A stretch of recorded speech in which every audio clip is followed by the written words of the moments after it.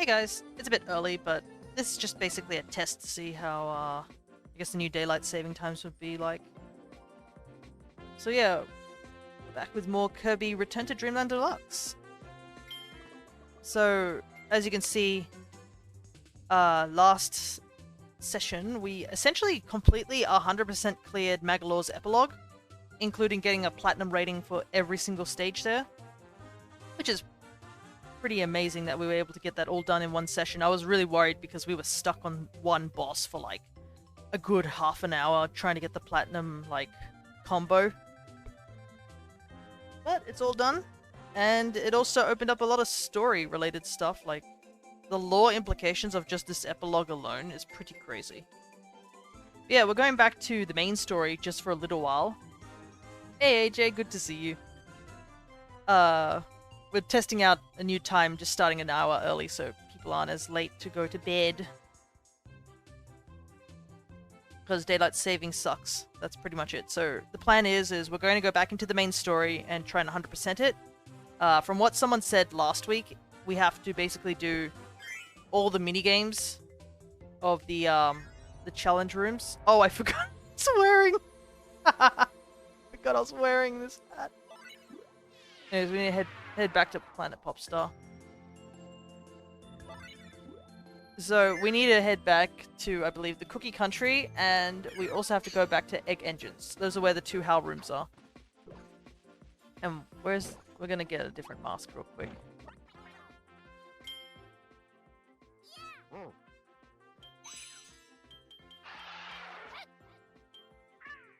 There we go, we got the interdimensional Magoland for our troubles.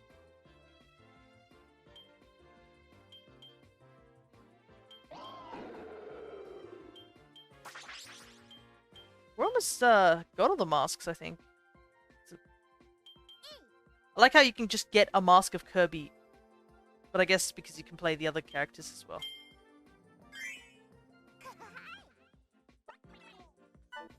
Alright, so we need to head to stage 4, which is apparently where this room is.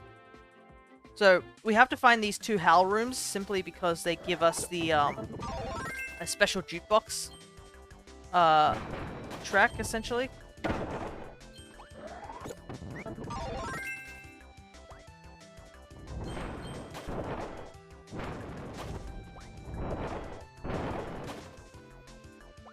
Back here. This shouldn't take too long, I don't think. And we also have to do, so it should be right here, I believe. That's what I remember reading about.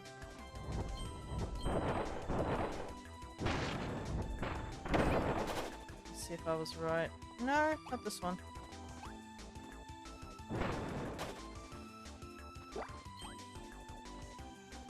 It is in this level, though, I believe.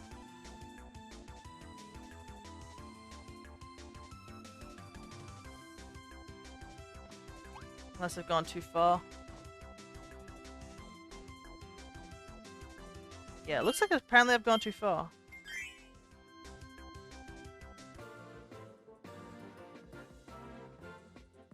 Let me try again. Let's double check all the areas.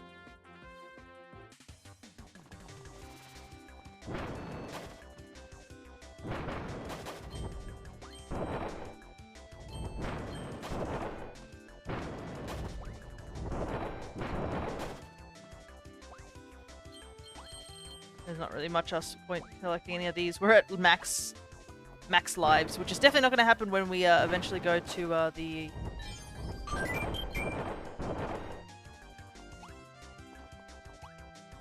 So this should be here, unless I'm in the wrong stage.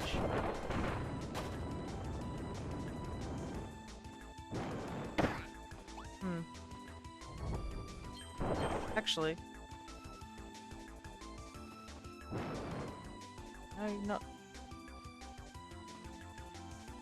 Oh, wait. And then... Aha!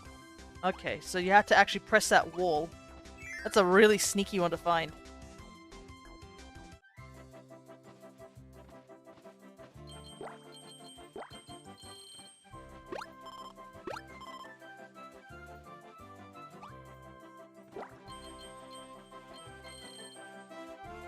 So it's an orchestrated version of the first level. There it is. We found the first Howl Room.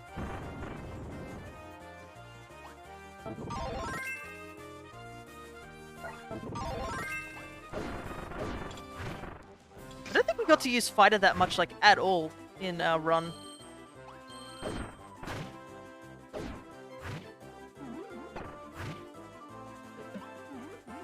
There we go. We found the first Howl Room, and I guess we should just complete the level now.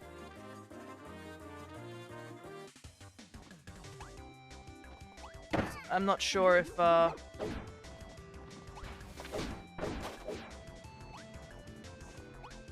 we need to complete the level to technically say that we've visited the Howl Room, but, you know, better safe than sorry. Luckily, this is also the first dungeons, or first few dungeons, so it shouldn't be that difficult.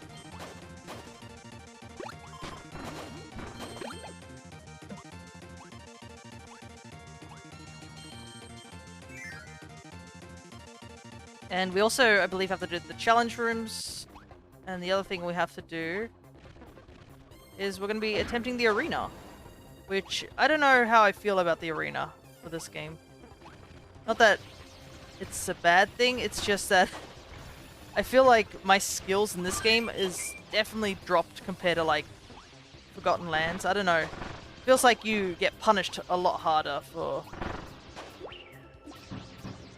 essentially taking damage. Like, I feel like in this game you take a lot more damage than you do in Forgotten Lands, so I guess we'll see.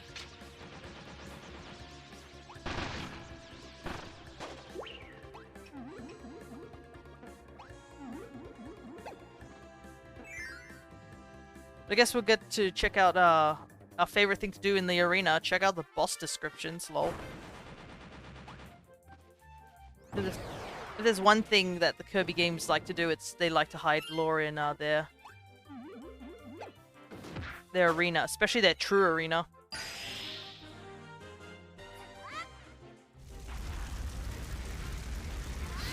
I kind of miss the old Kirby voice for Return to Dreamland when he got the supers. In this one, he just makes a different sound, but in the original, he'd say something like "Hiya," which was very, very cute. And him trying to be very intimidating, which is funny because you look at Kirby and he's like the least intimidating thing around, but at the same time, this man just destroys things. Like, he doesn't need to act intimidating. Like, his skills alone are pretty intimidating.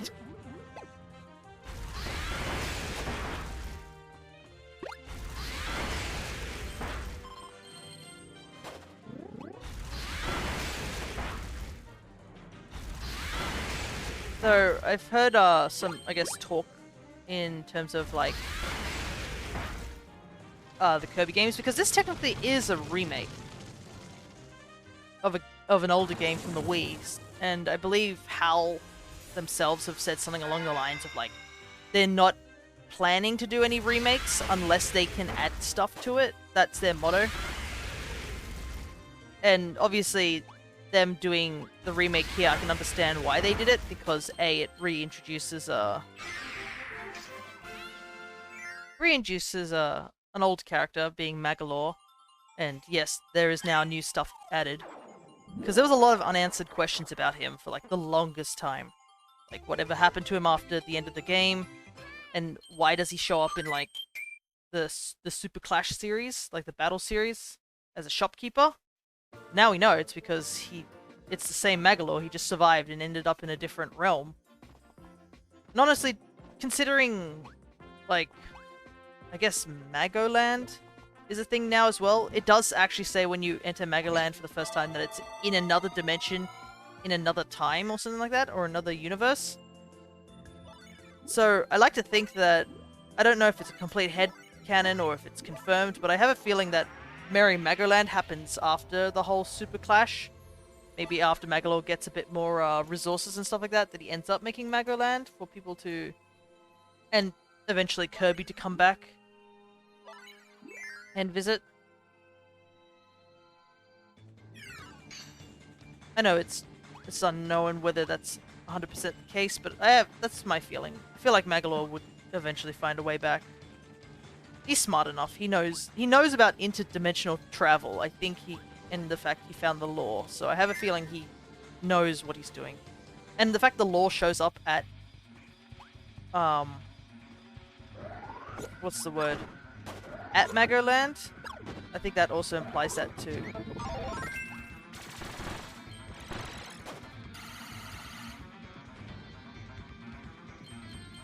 Oh, it kind of sucks it's this level that we have to do because this level kind of sucks.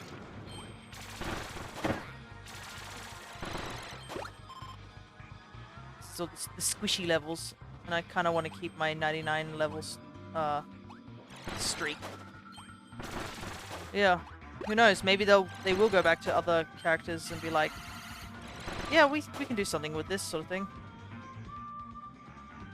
Kirby's a whole beast of a character, yeah. The fact that, like, I think even Sakurai himself was just like, yeah, in World of Light, out of all the characters to survive Galeem's initial assault, the 3 characters that came to his mind was literally Bayonetta, Palutena, and Kirby. Because Palutena is a goddess, Bayonetta is a witch who's able to use time magic, and then Kirby is Kirby. One of these things is not like the other, as they say. And then he was like, well, Kirby makes the most sense for a starting character as well, because it's not saying Palutena is hard to use as a character, but Bayonetta is a tricky character to use.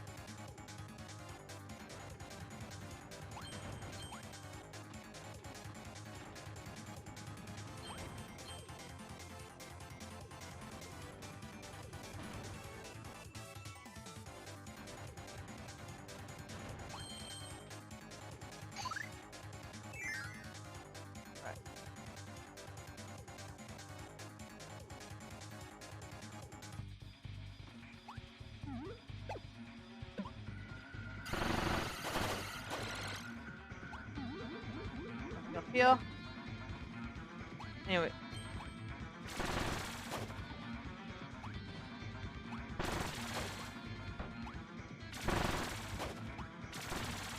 I guess also something I could bring up, because I guess this is just a random thing that's been happening recently. I think I mentioned it briefly in my other stream that I was starting Pokemon Home. Maybe not, maybe, I'm not sure. But yeah, I recently was mentioning how, like, I've been considering doing a living dex for Pokemon Home. And I literally spent all of yesterday just organizing most of it. And goodness, that was a trek. I didn't realize how much of a trek it was going to be until I started doing it, essentially. But good news is that I'm halfway there. Okay, so this is the place we need to be. So we just gotta wait for all these enemies to just chill on by. And you can see right there, there's a little weird black void-like thing. Just go up here.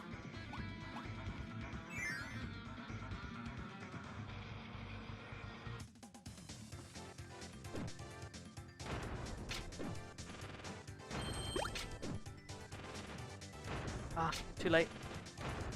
Too early.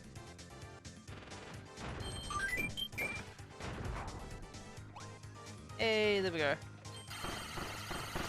And here's our second Howl Room.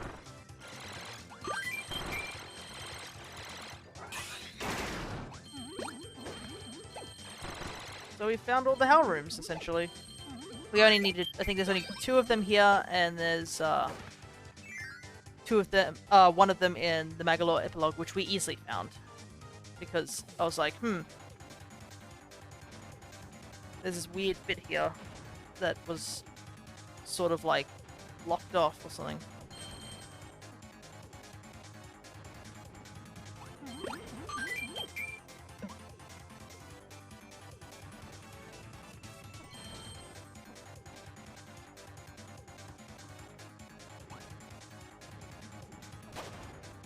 Poor enemies. They don't deserve that. They just get crushed to death.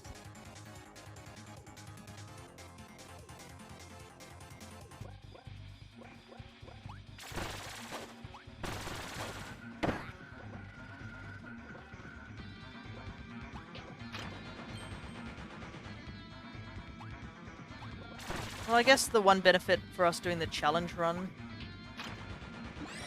will be that,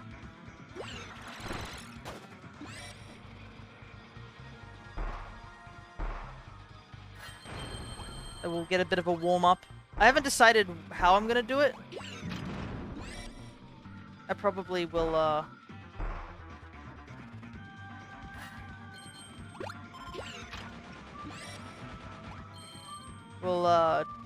go Plasma, I think, for now. I haven't decided what ability I'll use. I know Hammer is often considered OP, but I've always preferred Plasma. My timing with Hammer has never been entirely great.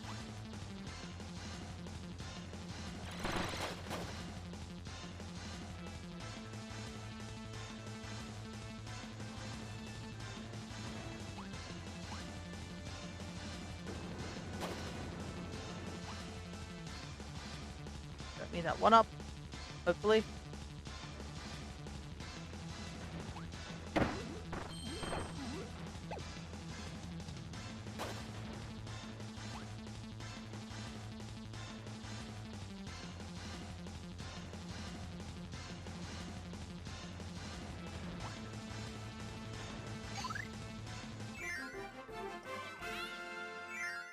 Alrighty, nowhere. There we go. And that's both, how rooms found. Just had to focus a little bit there just to make sure that it wasn't...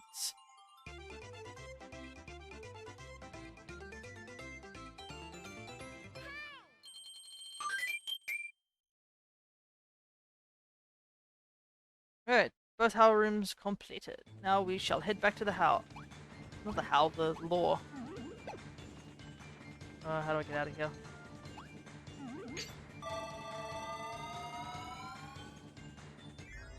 Alrighty, so all that's left is to deal with the challenges. I believe we don't have to get a perfect run on them or anything like that. We just have to complete them at least once to get the time.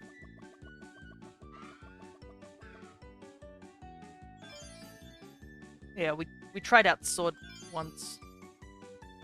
Sand, Whip, Super Jump, Bomb, Mecha, which is new, I guess.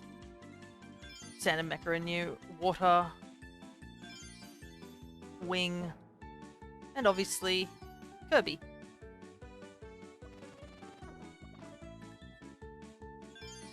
I don't believe we have to play these minigames to get the 100%. These are just here because they can be. Because you could do all this in Magoland, so I don't think it would make sense to have them do them here. I guess it's just for easy access so you don't have to go to Magoland. I'm so not looking forward to having to try and complete the Samurai Kirby. My reflex timing is not that great. Alright, I guess we shall try sand first.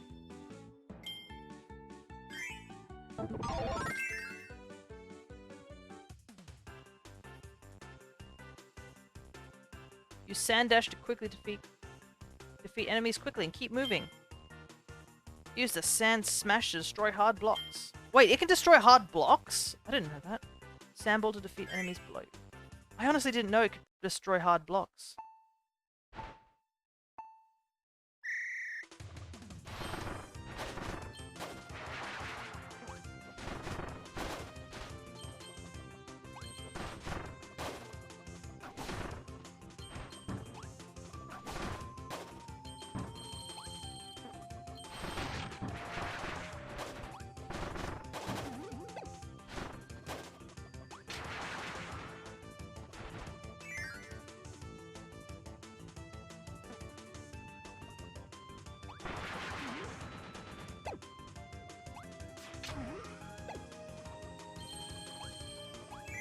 Okay. Oh, down.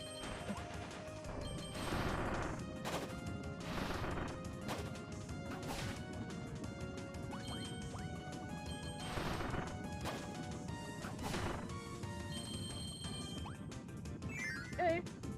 Let's do this. Good.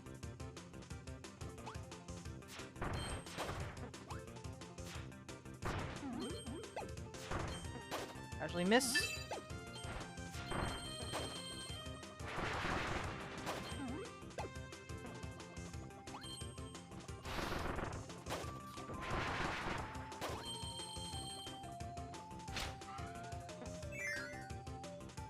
No, I'm going to be a little bit quiet for these because I'm trying to...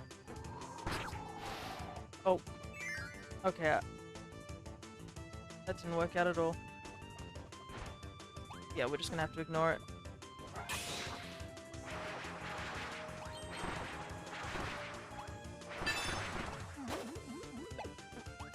Seeing that I didn't realize we were already out of time.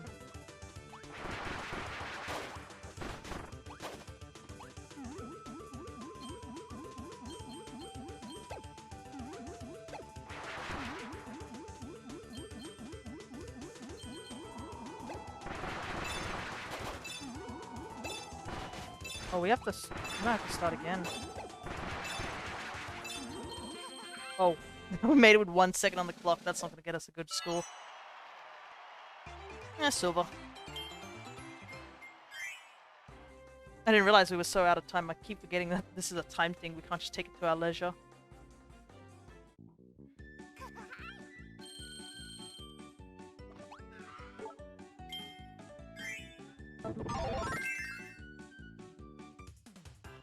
Right, whip challenge. If you hit an item with the whip, the item will be pulled towards you. Hit enemies or items above with your ceiling strike. Do a whip tornado to grab points as you fly up.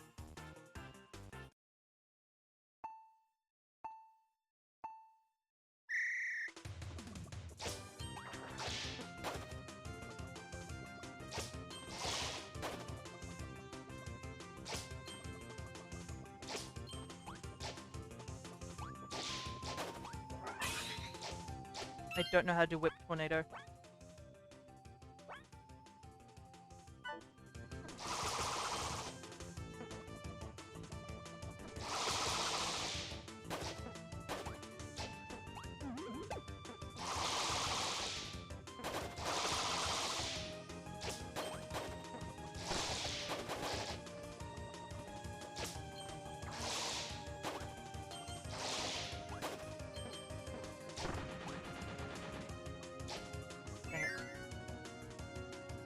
Not fast enough!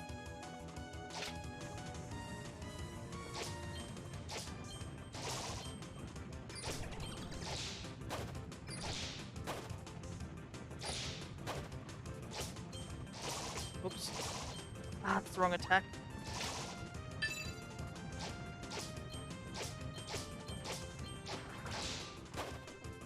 Oh well. Can you tell I'm not proficient in some of these particular abilities?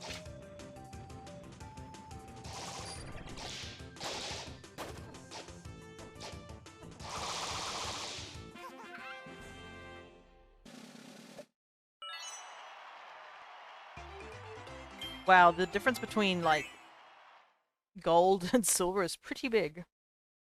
I'll take the silvers.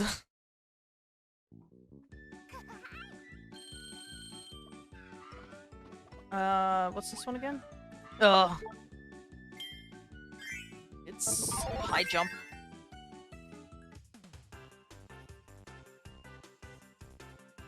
You can maneuver during a high jump. You can even perform a high jump in midair. A rocket dive is an effective way to move downwards quickly. Just in case you couldn't tell that high jump doesn't have much to it.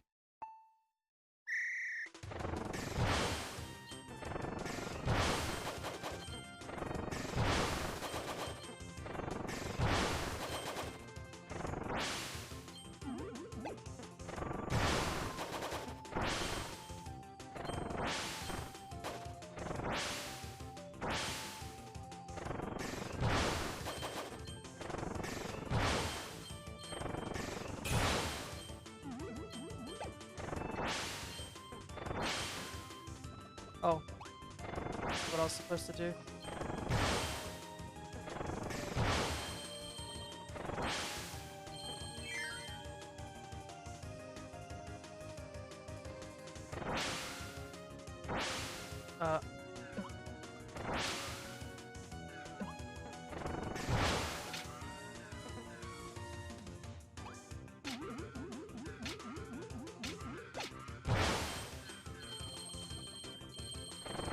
probably not what I was supposed to do, but I take it.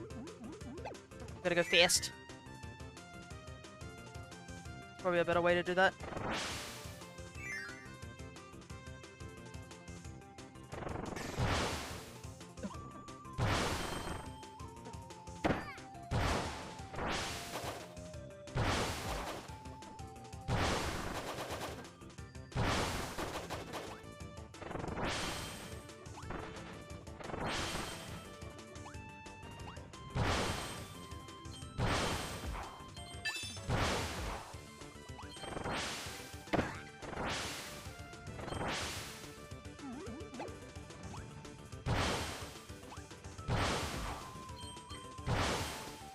Oh!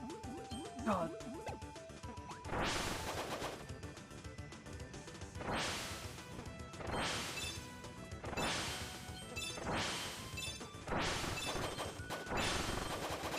Okay, we'll just have to take it.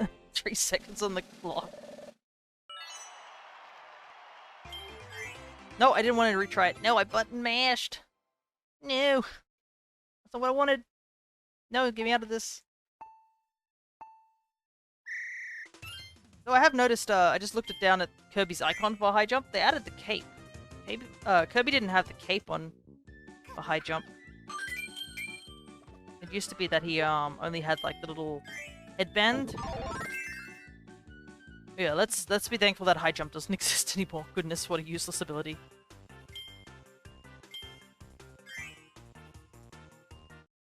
I guess it doesn't really work in the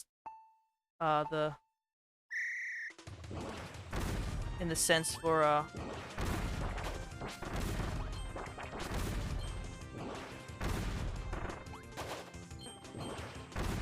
the 3D world that was, Forgotten Land.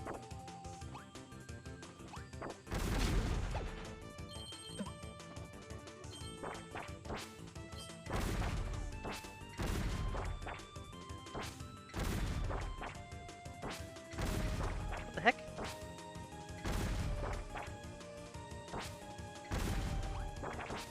Oh, I could have easily done that. Whoops. That was a huge waste of time.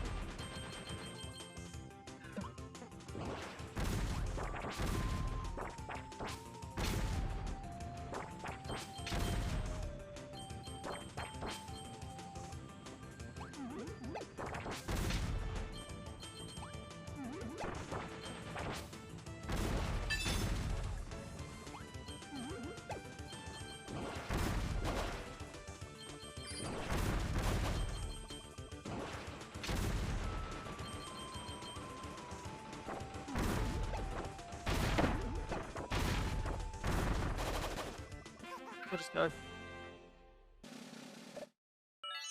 Oof. That was our first bronze, but it's probably because we wasted so much time. Yeah, we took a lot of damage too, but we wasted so much time stuck on that previous level. But it should be okay because we only need to actually just play them at least all once to be able to consider it completed.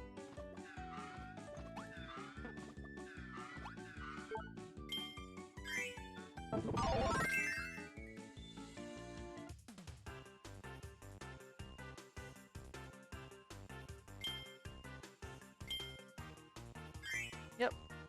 Thankfully this ability is not too hard to tell what to do.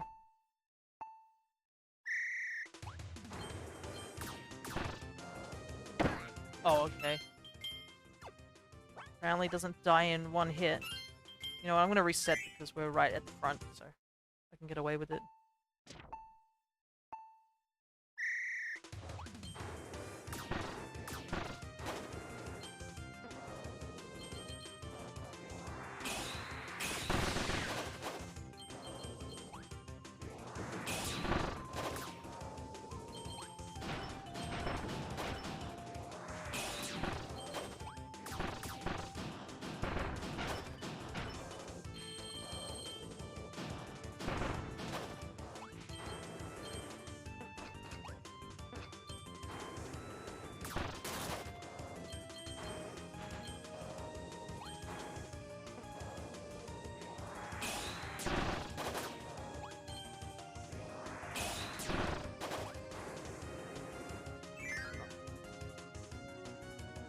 Because this is a new ability, like...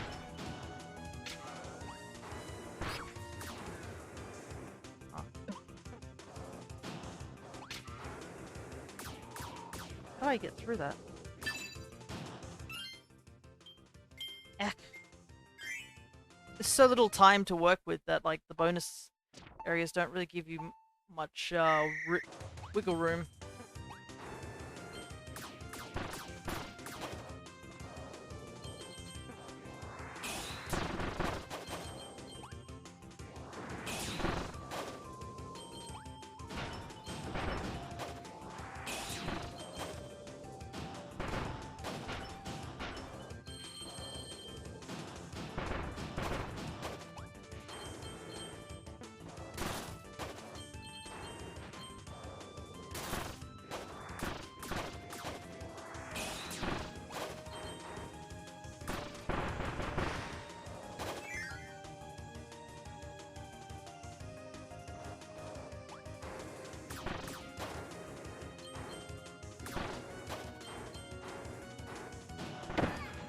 I should have taken out the Waddle Dee first.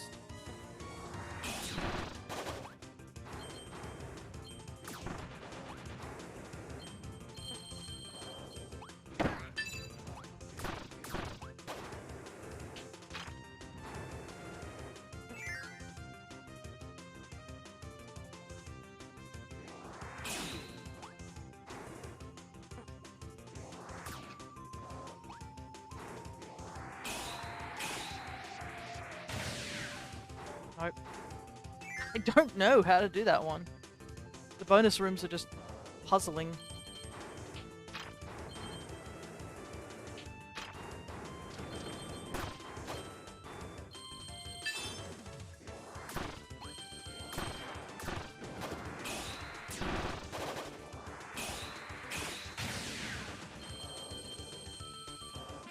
We'll just leave it there.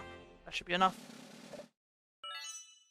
Unfortunately, I didn't know how to do those puzzle rooms, so I couldn't do anything about them, which really sucks. I just looked at them and I was like, yeah, I don't know. It probably doesn't help that I have not used this ability, like, at all.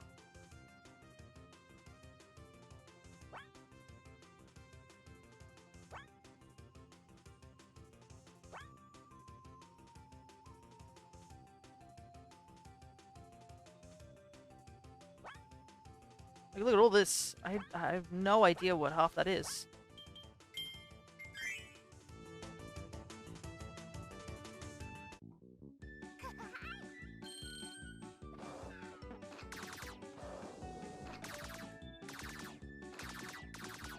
Pew pew pew pew pew.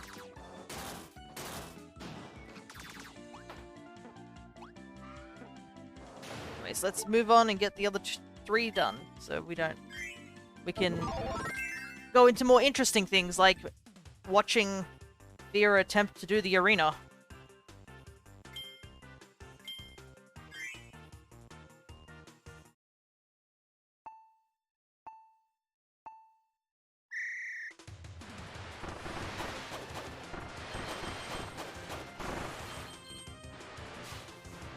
Oh.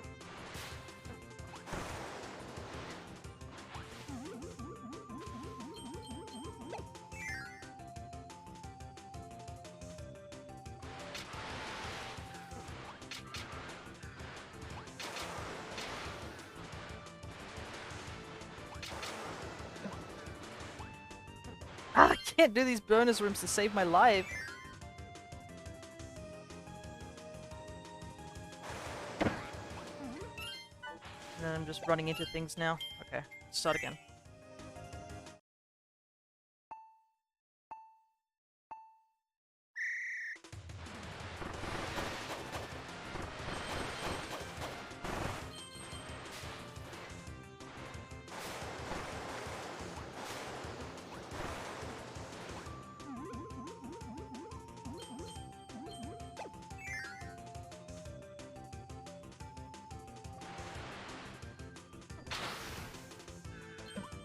There we go, that's what I wanted to do, or should have done.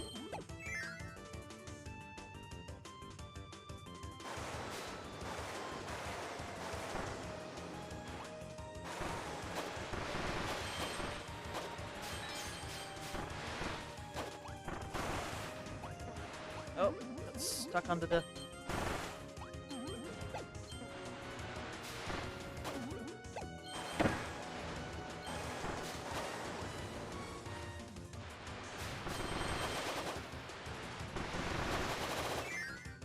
Go.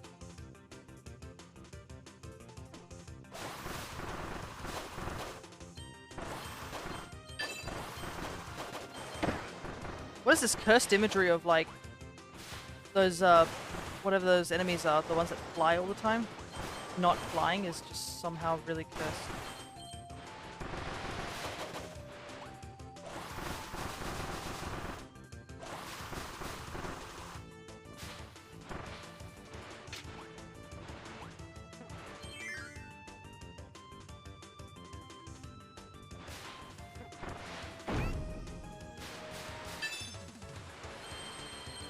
Didn't realize I'm almost dead. What the heck?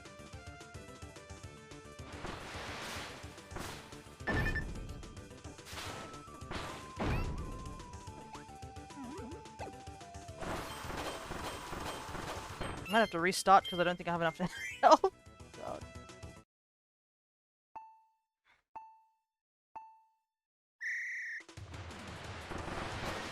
I guess because these are the later levels, these ones would be a little bit more difficult.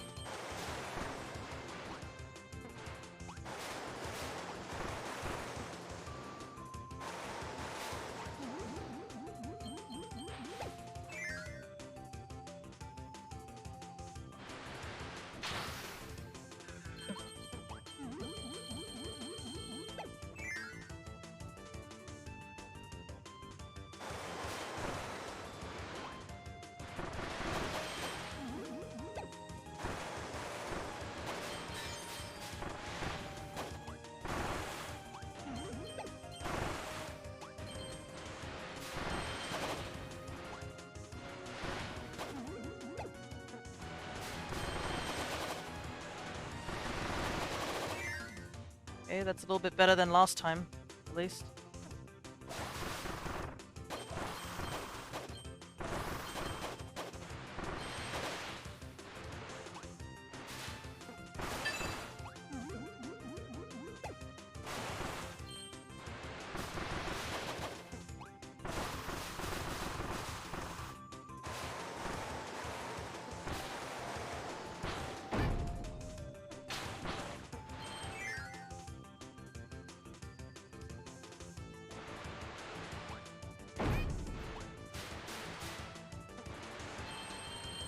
Pretty sure that's not what you're supposed to do, but I wasn't sure what I was actually supposed to do.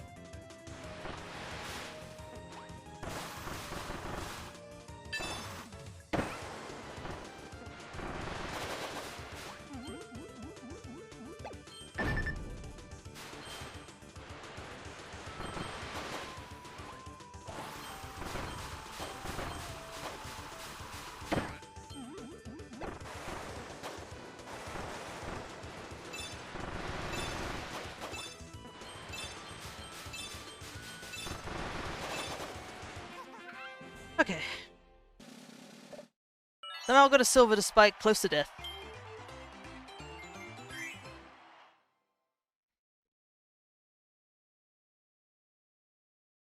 Just come out completely battered and bruised, but like, I did it!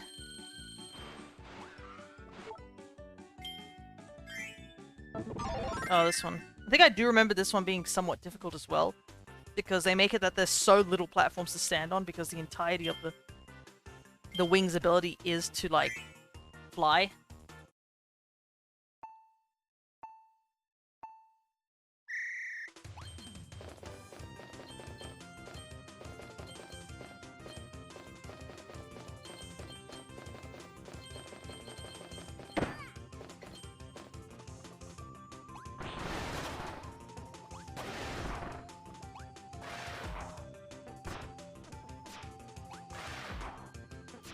Right.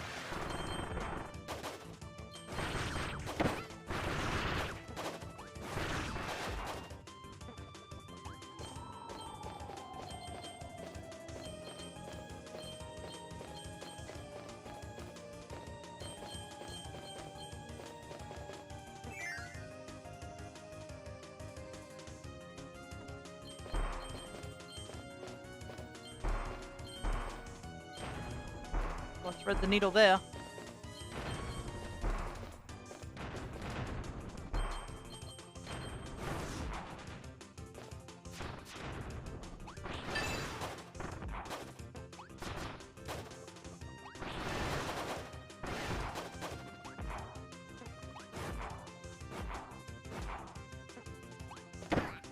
It's stuck.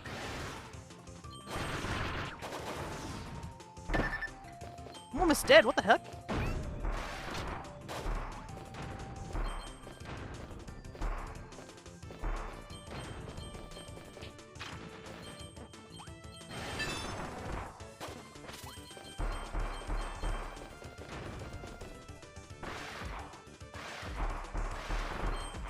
Goodness gracious, that down air is so hard to control.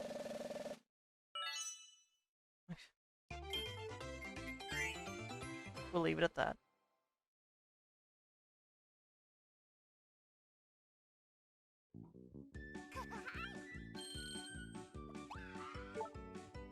Alrighty, let's get this item, the item challenge out of the way. Your reward for collecting all the energy spheres is an item challenge. This challenge is all about items. The time limit is 3:30. The item challenge is a true test of Kirby skill. Go for the goal. And we're starting with Key, which is fun.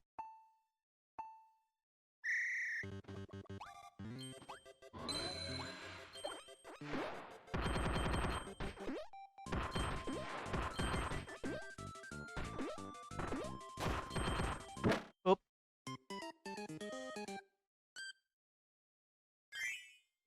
That's a great start, isn't it?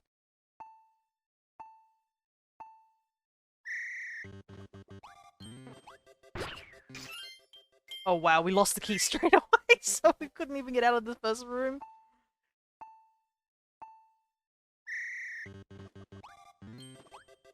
Honestly, this is all Magoland needed to do if he was going to conquer us.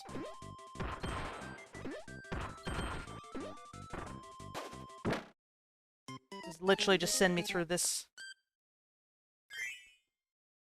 Oh boy.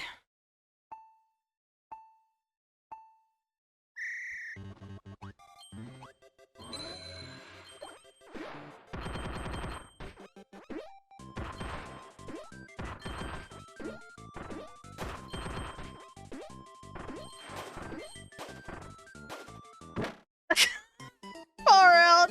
Why? I hate the boot so much! I just wanted this over. I want to do the arena. It's so much more interesting. Instead, we're stuck with the boot.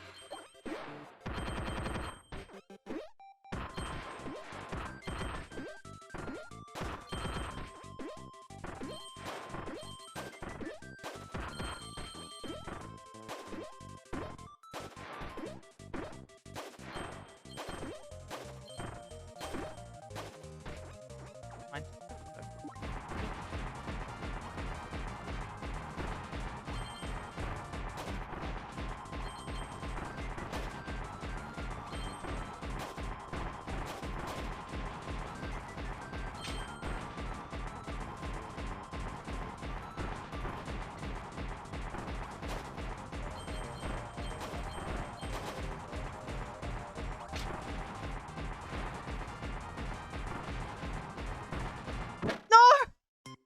Around. This is tough. What the heck?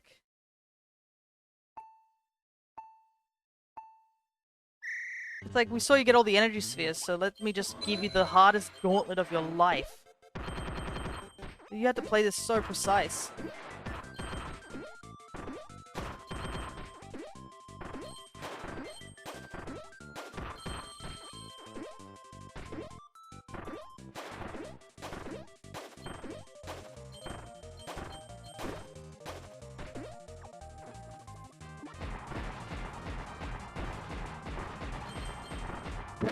And I missed the jump. Yeah, no. I might come back and do this in my own time.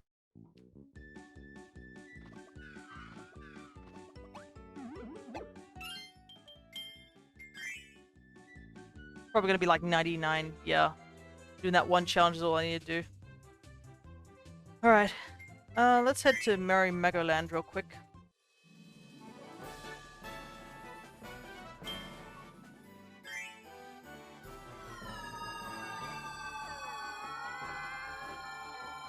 Been a little while since we've been here.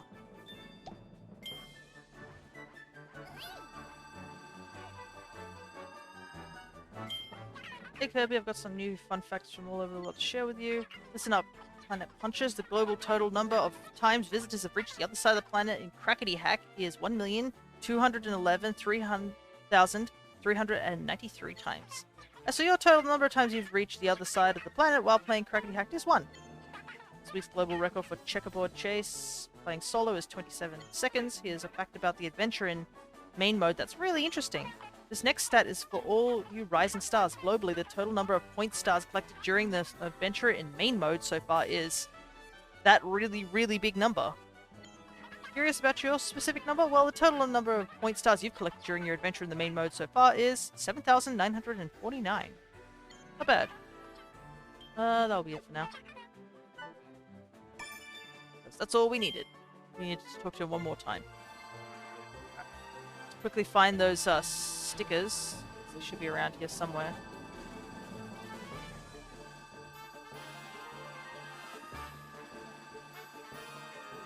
Oh, there's one.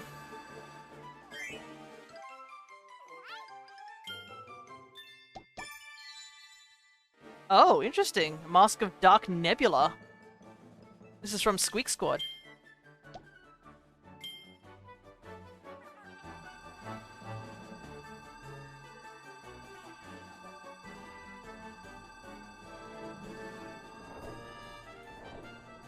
Landia's here, I didn't realize.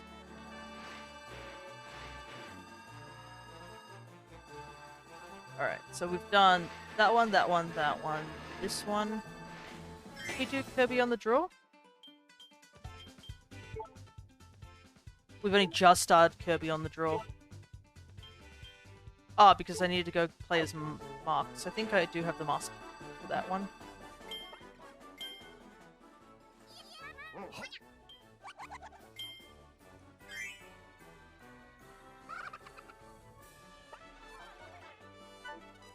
Alrighty, let's get this over and done with.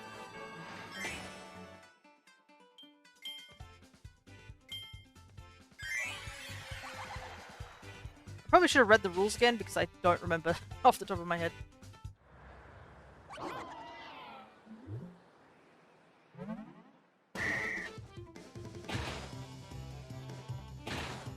Oh god, the night is fast.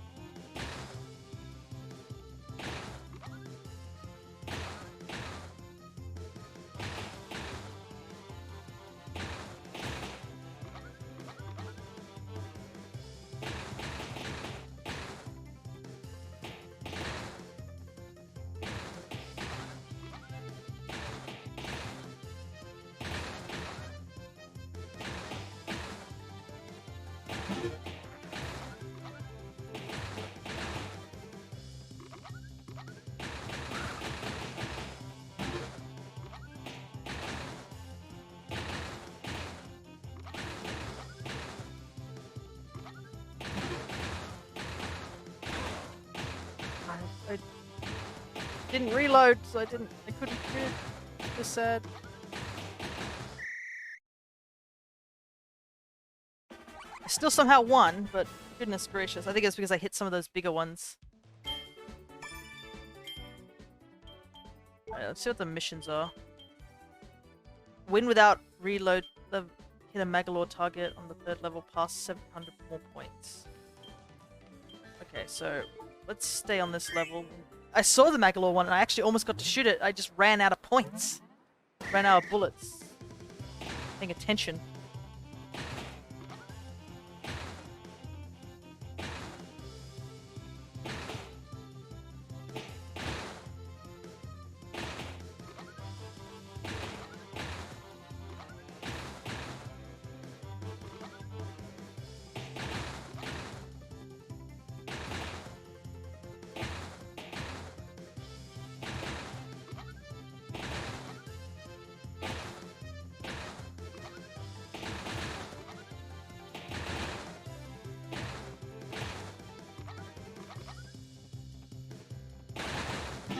Oh no, I ran out of bullets again. No! Okay, let's just go for the Magalore quest line then.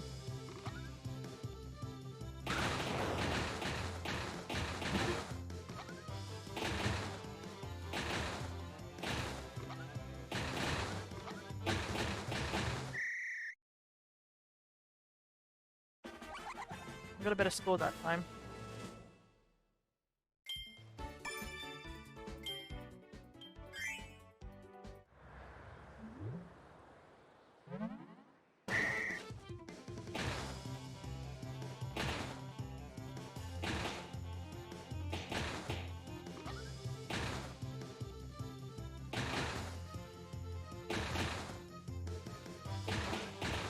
Sometimes I feel like the CPUs are faster than me.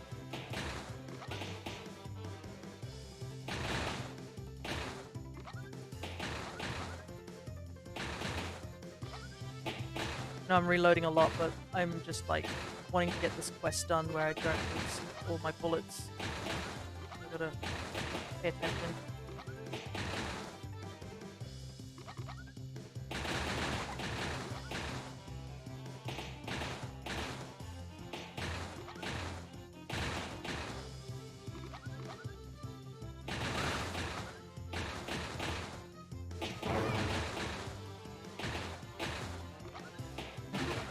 I ran out of bullets because I wasn't paying attention! Oh, I got panicked after I hit that bomb.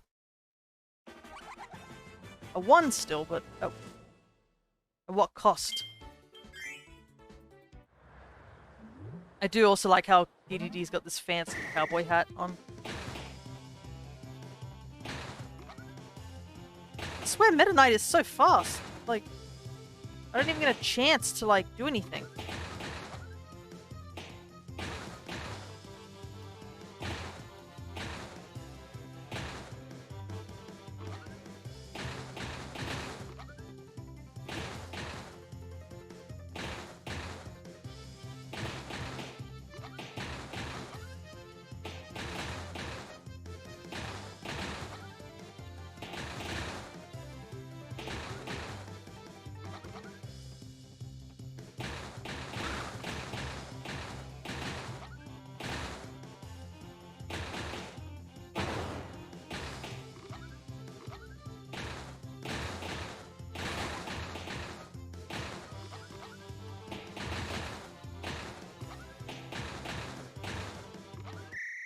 Okay, I didn't run out of bullets at the time.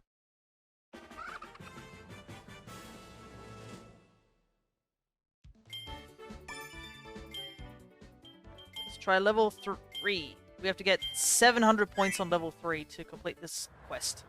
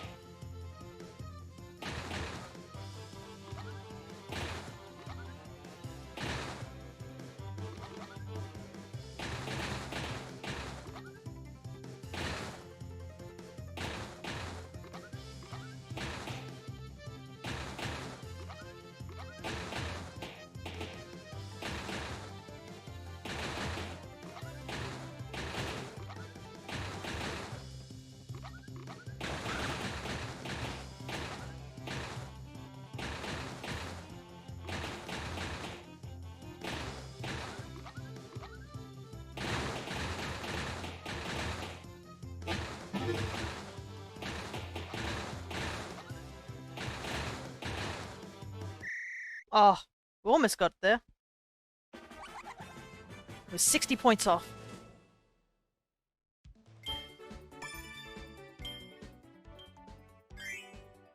This also will help us get that total of amount of targets shot done, so...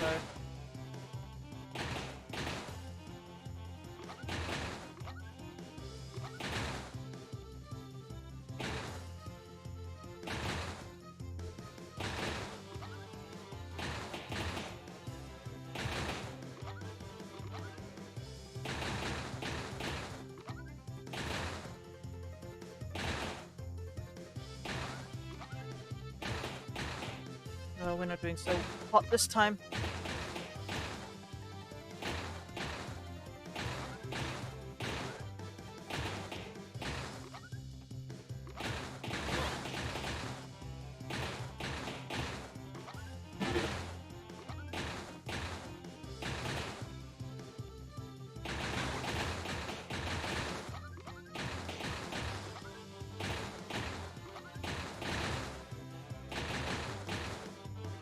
Yeah, we didn't do it as well that time.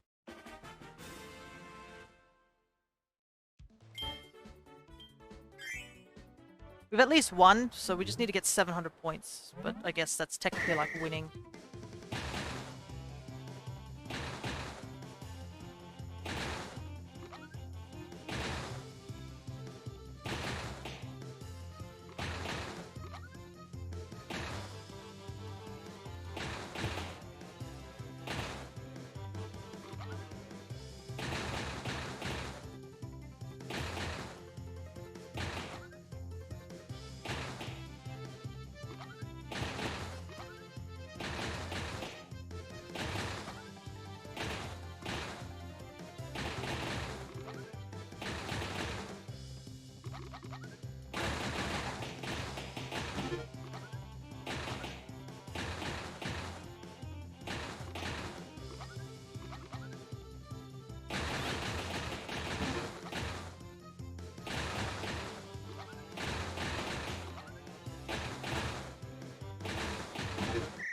Yikes. We did even worse somehow. It was so close earlier at the 640 and now we can't even reach it anymore.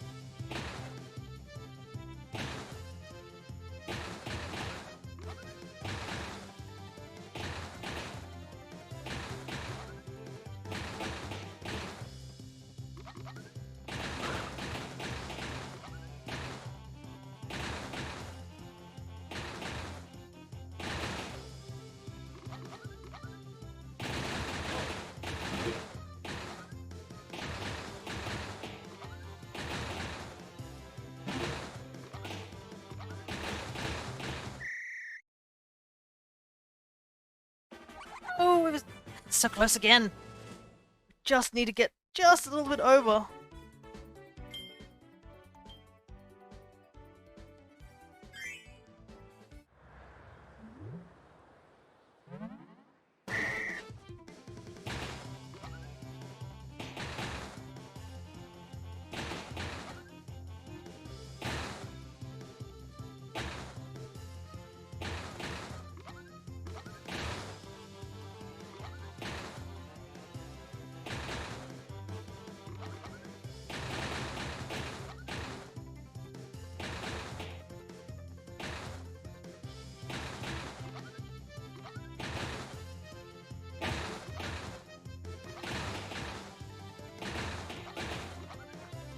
Keep missing the targets just by a bit.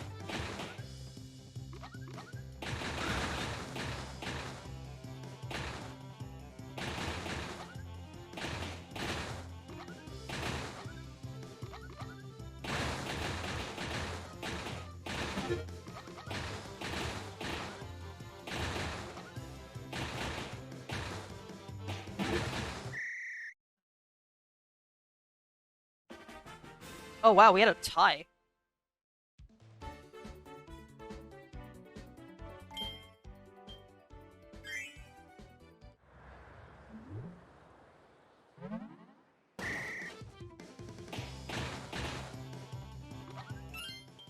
I feel like if I don't get at least a couple of targets at the beginning, I just can't win this.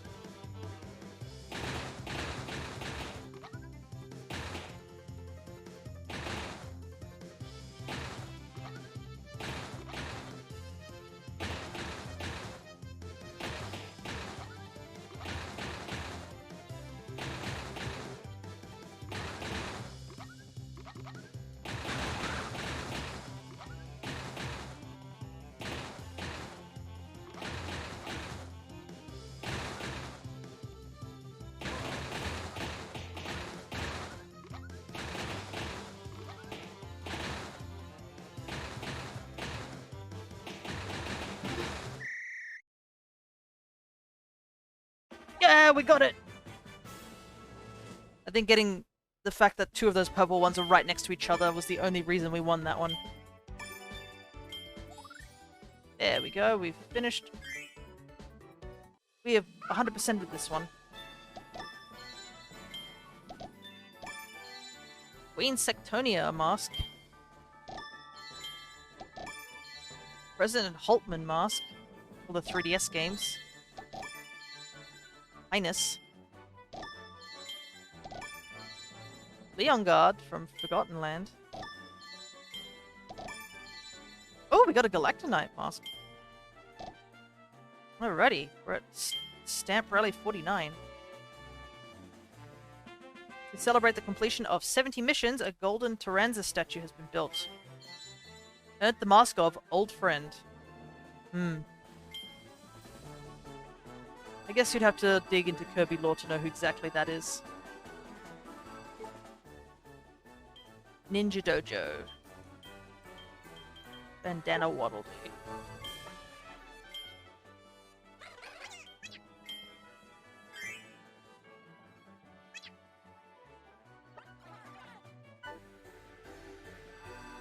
I guess we'll give this one a go. I think we've done Bomb Rally, we've done this, done this.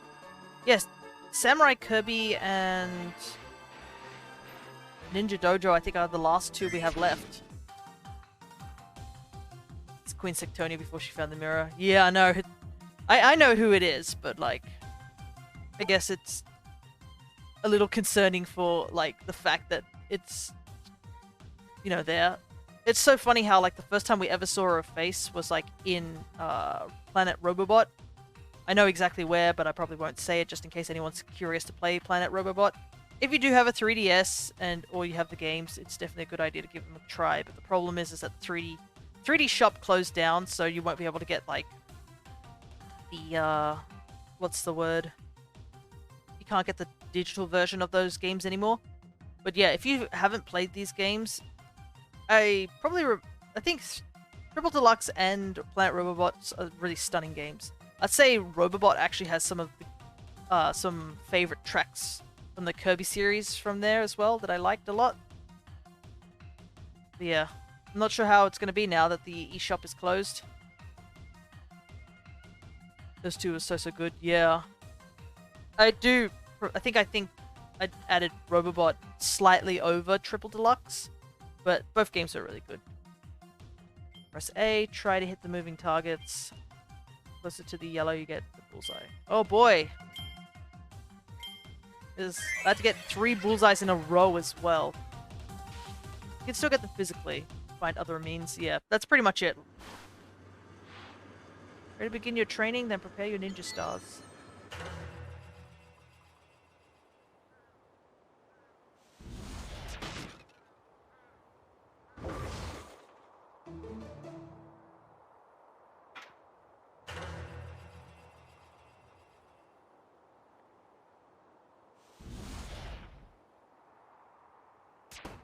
Ah!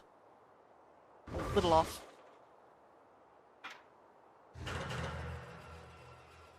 It's probably best to do the...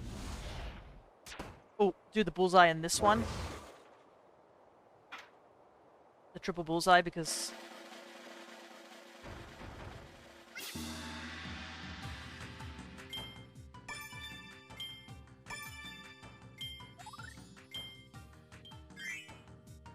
And I believe it's the same pattern each time, so...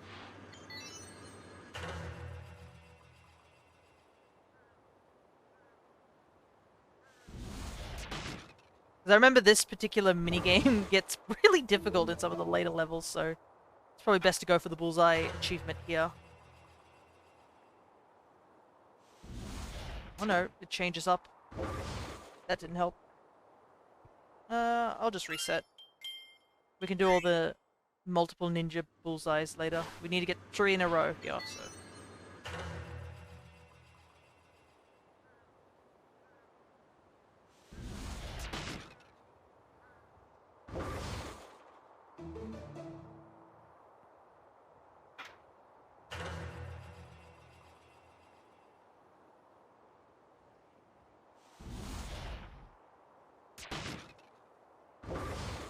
Oh, that was really close bullseye.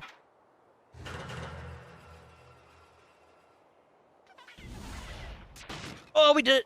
Also, there's just casual ninja Magalore. Right. Alrighty.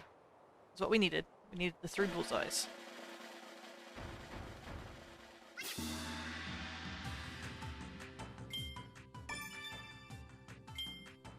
Alright, let's see what we need to also get. Hit one of Magalore's targets with a bullseye on warrior difficulty. Earn 1,000 more points. Get a total of 30 bullseyes. Oh my goodness. This is gonna suck. Alright, here we go.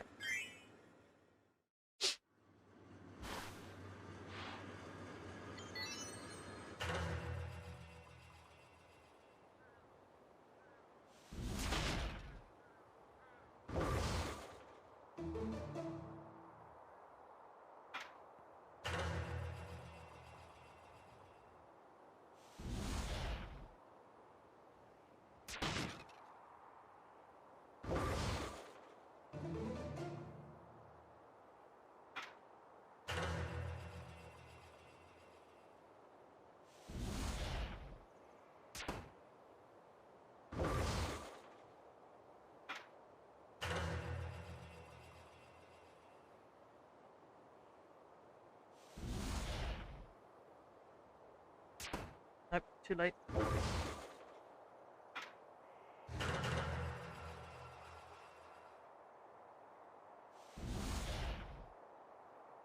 What? I may have gotten slightly distracted by whatever that was. I was like, huh? But we hit all the targets, so... Yeah, we're gonna have to get a lot of bullseyes just to get...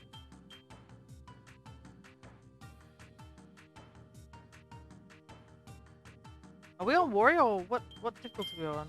Yeah, we are on warrior, so... What does it mean by... Hit one of Magalore's targets with the bullseye?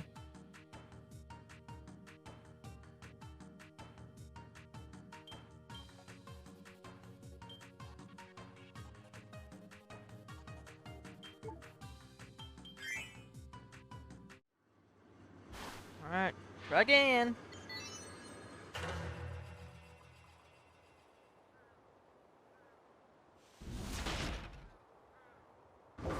First one always feels like a warm-up. At least I'll be able to get to the 30 bullseyes if I have to keep doing it again over and over again.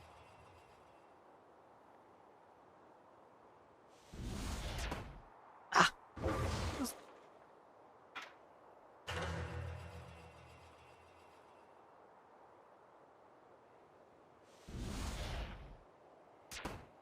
Really?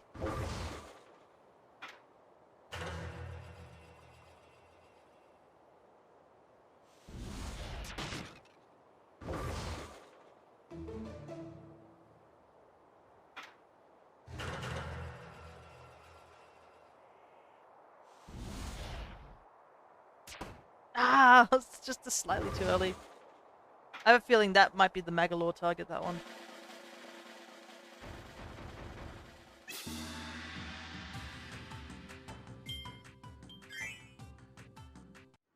I'll do this a couple more times and then we'll move on.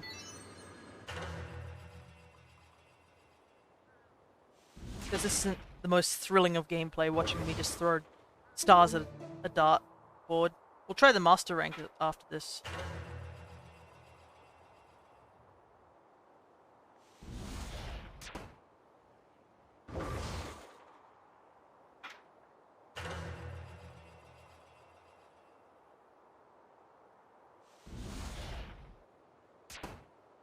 Ah, that was not a bullseye? Oh my god, look how close it was.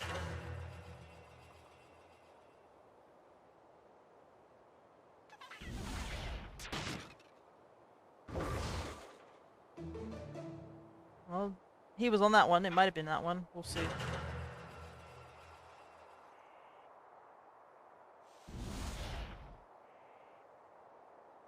Nope, that was way, way, way too early.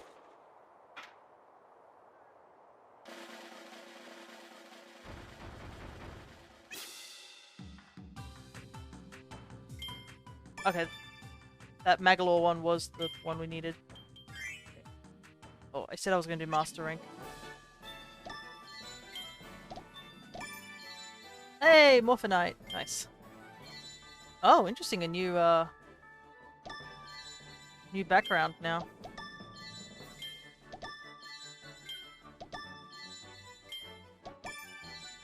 Dress up Mask of Magalore. You just completed card number 50. You've earned all the dress-up masks you can get from Stamp Rally. Okay, so now it's gone back to the beginning. Play Parks a sub-game attraction at least once. Complete 50 Stamp Rallies. Alright, so we've done all the Stamp Rallies now. Obviously there's still things we've got to do. We still have to do, Magalore's Tome Tracker. Let's see what the extra ones. Complete all attractions at every difficulty. We have to do the tour. Do the 100 rivals. Or place 20 or higher for Samurai Kirby. Goodness gracious.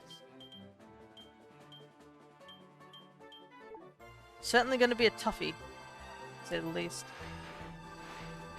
We'll do the Master... Do the Master Ninja one. And then we shall attempt the arena.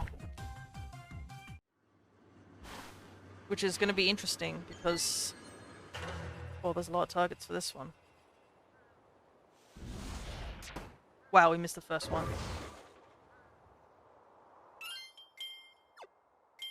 Not a good omen if we missed the first one.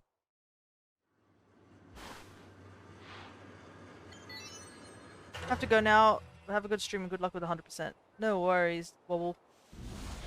We're probably going to be dealing... It's going to take a while before we reach 100%. We've got a couple of things to do still.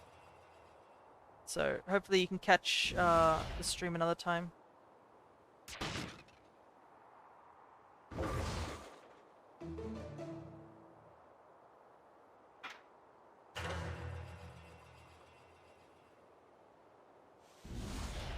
Oh, that was way too late.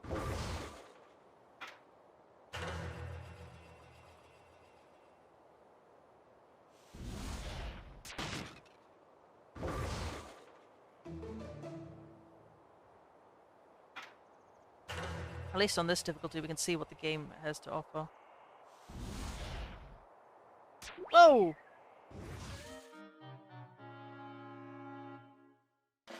I wasn't ready for that, goodness.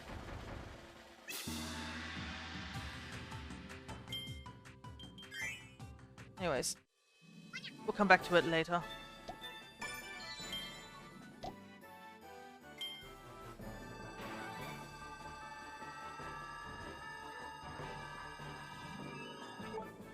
Let us switch over to story mode.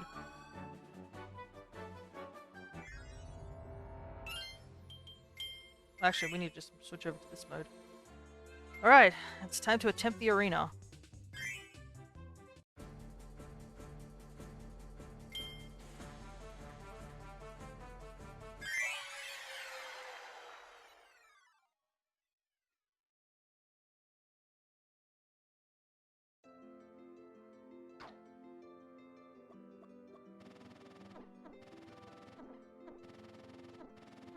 See, they give us all the abilities that possible.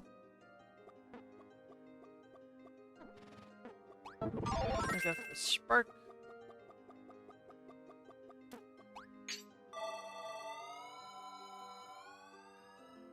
Alright, here we go! I'm so sick of this monkey already.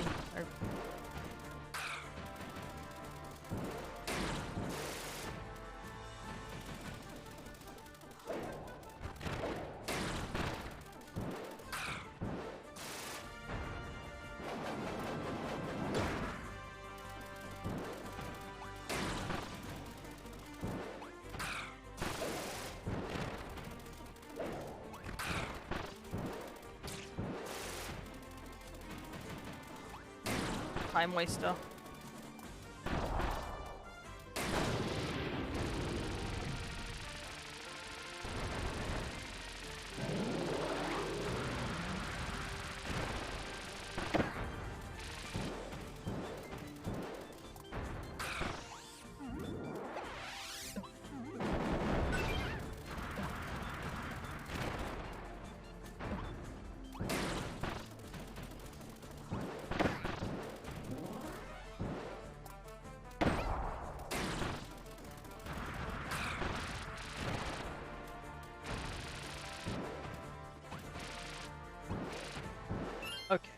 I just realized we're almost already lost all our health in one go.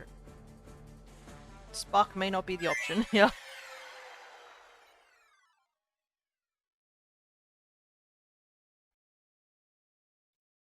It didn't help that also we were thrown against that goddamn monkey.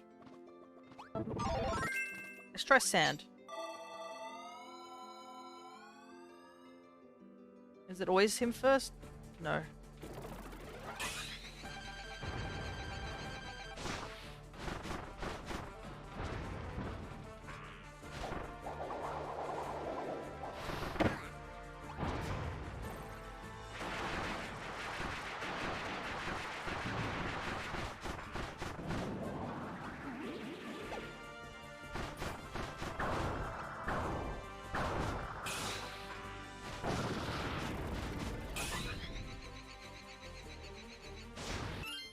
Curious about something.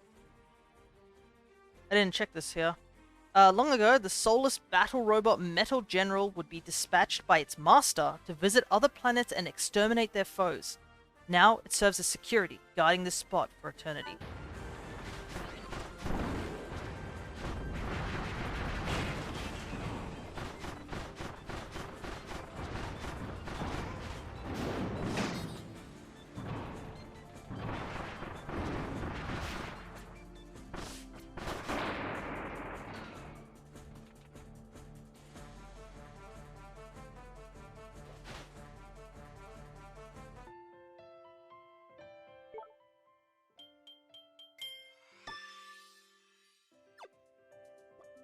Alright.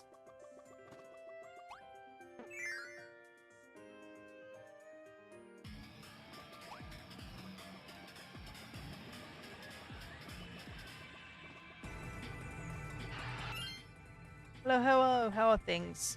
We're doing alright. We're doing some more Kirby Return to Dreamland. Trying to 100% the game. And we're attempting the arena right now. So we're up at the second boss at the moment. So versus Grand Duma. It's the boss of all Dumas, the Golden Grand Duma. As the skies over Nutty Noon begin to warp, this fearsome foe swoops in to claim the spheres and their dimensional traveling powers.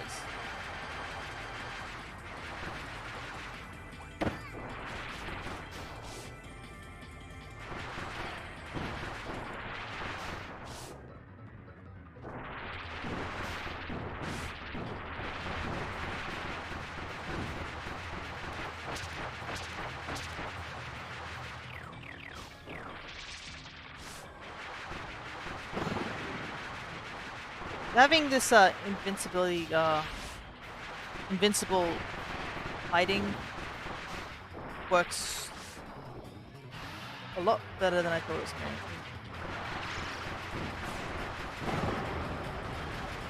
to. Man, we smoked him.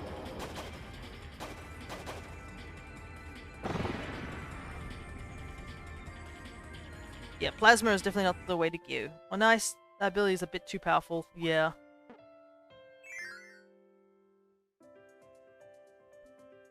Sometimes you just need to use the OP ability so we can just get out of this rut.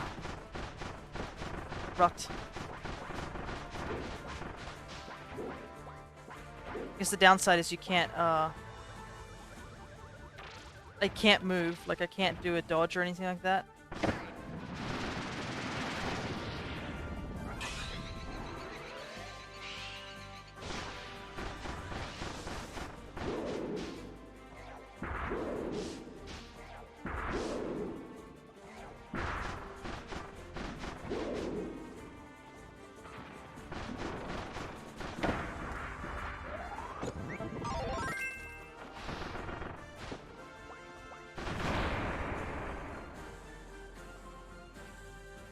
And we're gonna have to do the true arena, I assume, as well.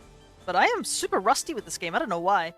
I was okay when I was doing it with, Forgotten Lands, but here I'm just, like, completely garbage at the game. I also forgot to check out that description for that guy. Fatty Puffer, ahoy! Fatty Puffer, a glutton of the sea, has surfaced. As he inhales, he'll puff up to a massive size. Oh, and it looks like he swallowed a ship part. Maybe that's how he got so strong. I guess these are the descriptions from the main game that I didn't check.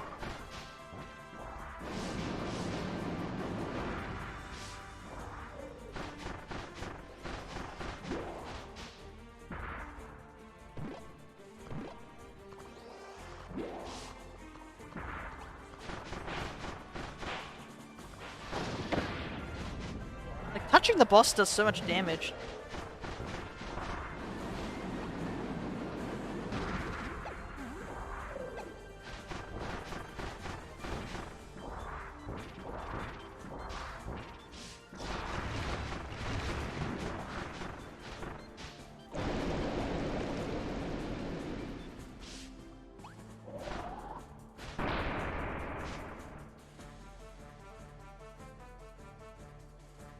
I can hear someone decided to mow their lawn just outside my my room right now. Oh, nice. I didn't know that the arena had its own description. When the pink hero takes flight, when the blue knight slices, when the bandana wearer kicks, when the king's hammer swings, lesser warriors become dust. That's such a nice pull to each of the heroes that you can play as. Mini boss time.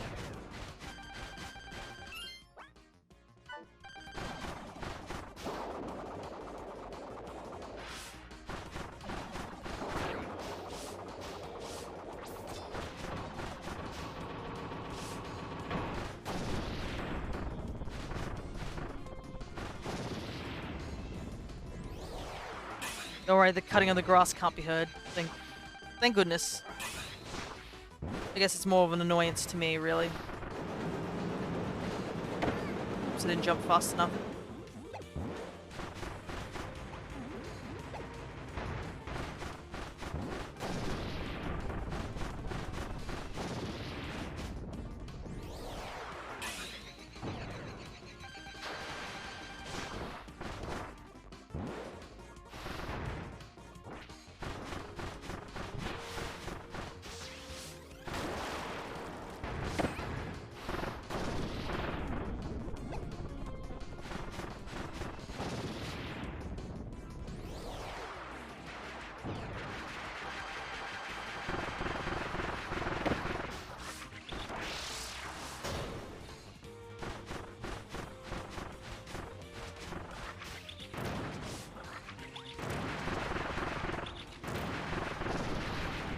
These bosses are so cute.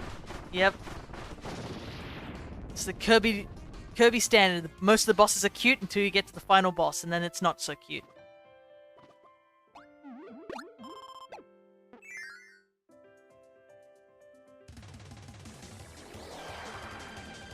Sphere Doomers! A super ability helped you enter this strange space, and a Sphere Doomer has flown in from a different dimension as well. It won't let you steal the energy of the spheres, so brace for an attack.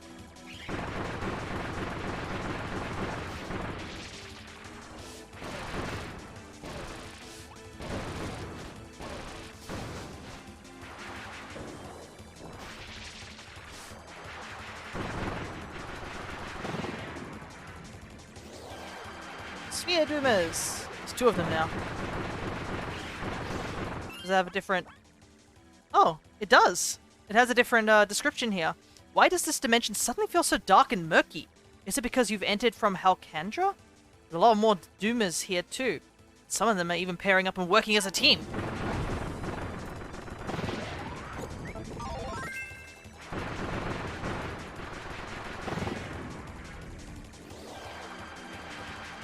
And it's the Ice Doomer left.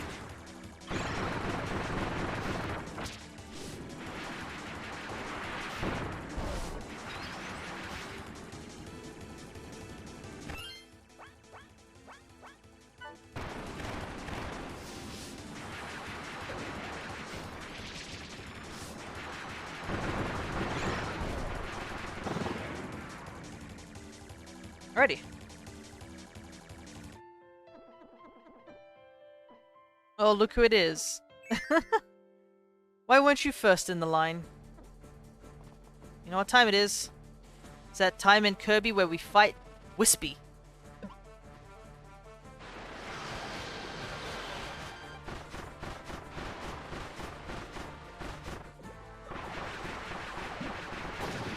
this up here does a. What does Wispy Woods want with the ship piece it found? Maybe because it's so shiny? Whatever the reason, the Guardian of the Forest does not want to share it with Kirby.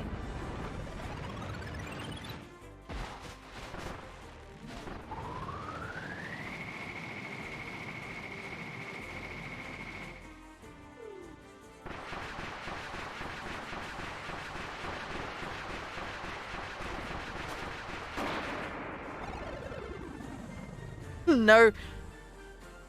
No mercy for Wispy. Alright. Landia. I also, I think when I was playing the main game, I forgot to read all the descriptions for each of the bosses, actually. Yeah, Tree doesn't have anywhere to run. That's the only problem with Wispy. Except in Planet Robobot, then he had places to run, and that became a lot more terrifying. Landia, the four-headed guardian who sleeps in Haldrea Volcano, has been revered as this planet's protector since ancient times. So why is it awake now? And looking this way so angrily? Eep.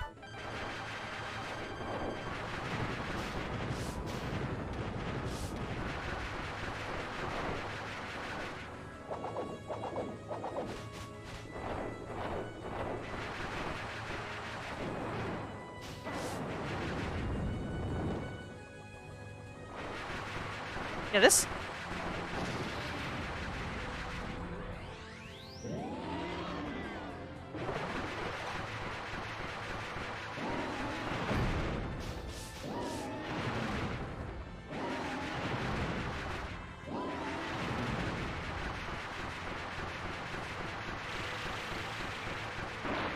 Wow, sand just destroys Landia.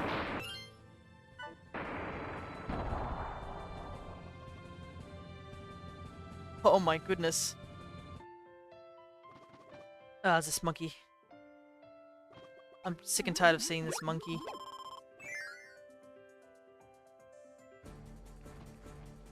We had to fight him so many times over in in the Magoland epilogue. I'm so sick of seeing him. The snowy mountains are Goriath's home.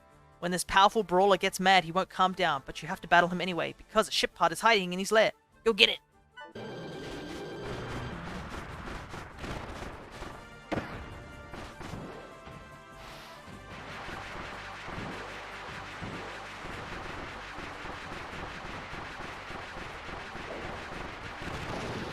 Yeah, this does a lot more damage. Now he's gonna go Super Saiyan.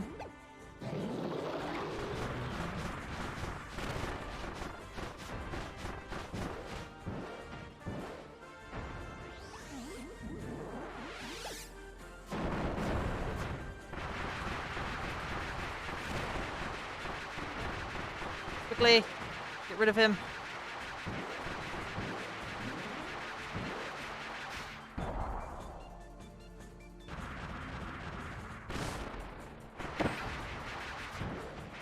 Snowy Rajang.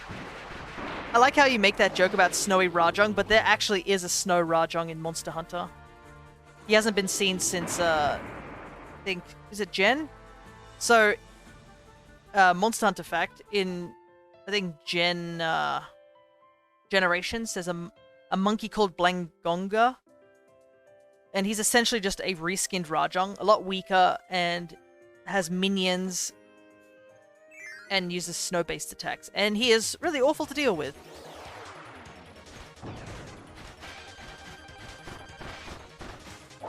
Ow.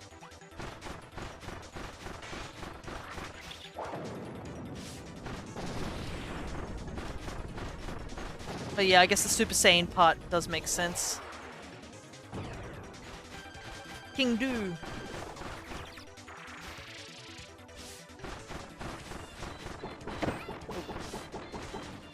Ready for him to run at me really fast.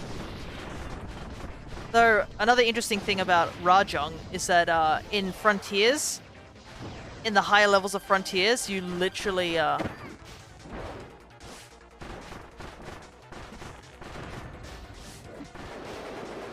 I remember him, but he doesn't go Super Saiyan. Yeah, only Rajang does.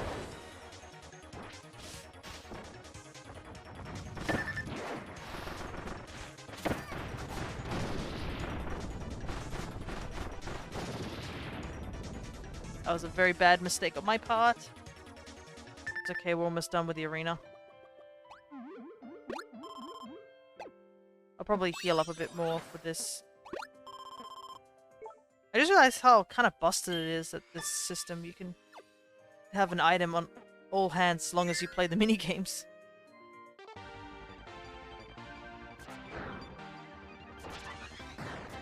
Alright. Landia comes to the rescue and planet Popstars know the entire universe's time of need. The dragon joins the battle with Team Kirby.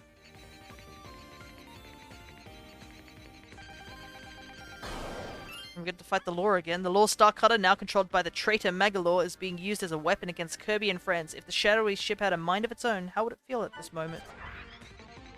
I guess the worst bit is that it is confirmed that the Law Star Cutter may have a mind of its own. So yeah, it's being forced to do something it doesn't want to do.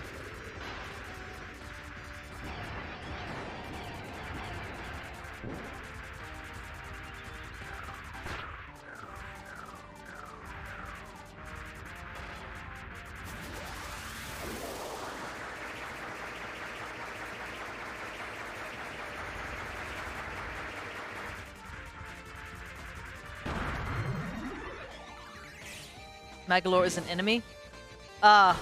Here's somebody who hasn't watched my main playthrough of the game.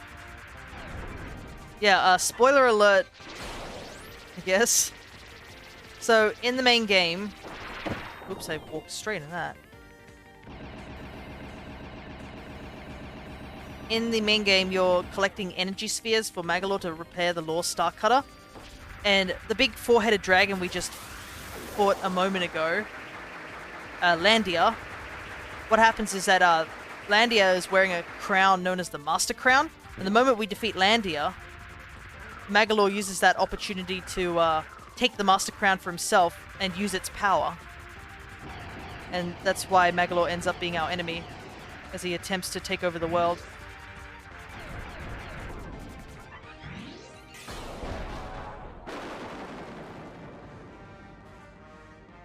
I missed it, yeah.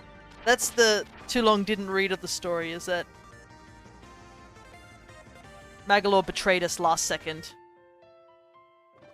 in order to, I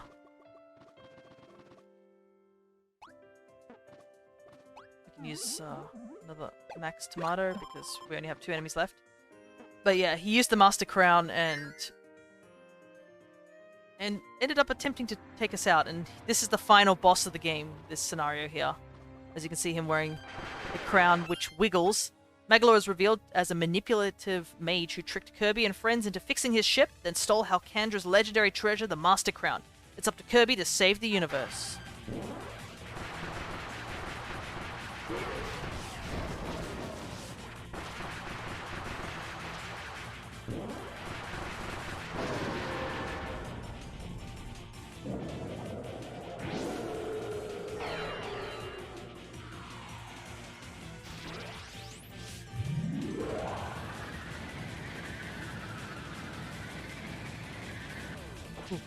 Was almost a bit too close for that.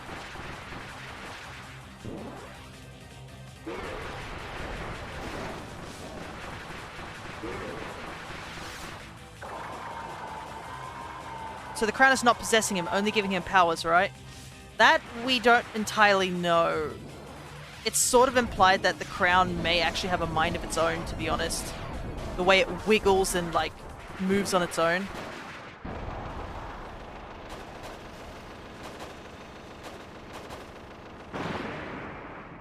It's kind of really odd. We didn't take any damage in that fight, goodness. So after you do defeat Magoland in that form, this happens.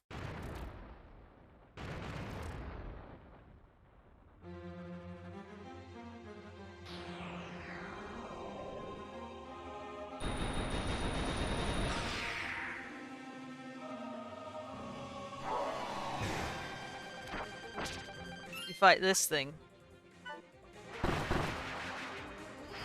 which is Magoland, but God knows what's happened to him.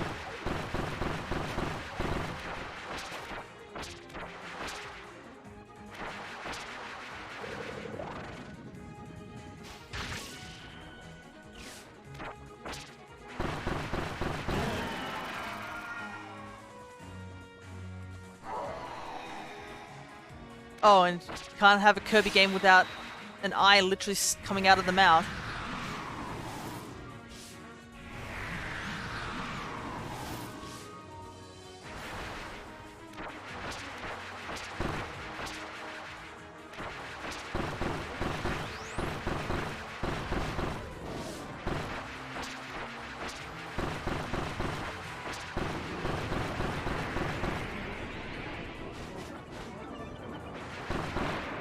Yeah, let's not wait for him to do whatever attack that was.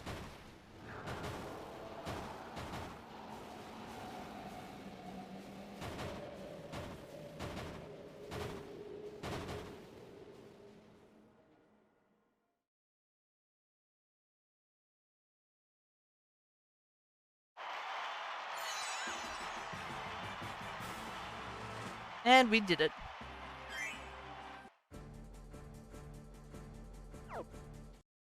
That's not all. Player 1 can now select characters other than Kirby in the arena.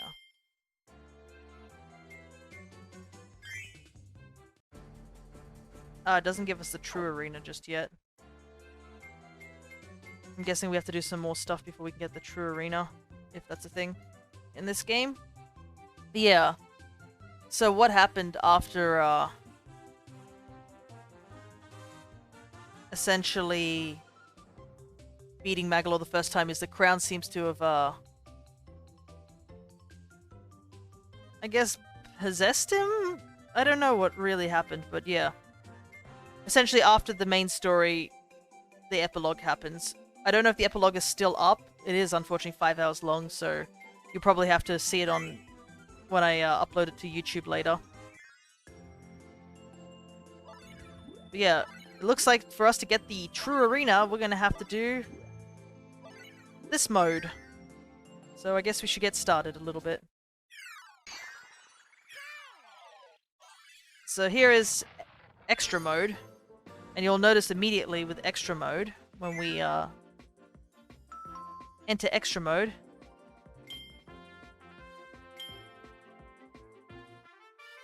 is we have half a health bar. So yeah, we will die a lot quicker in this mode. Oh, and you can see the little star icons seem to be a different shape. They're hollow now.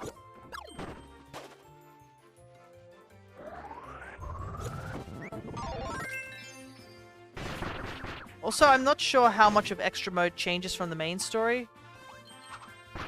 So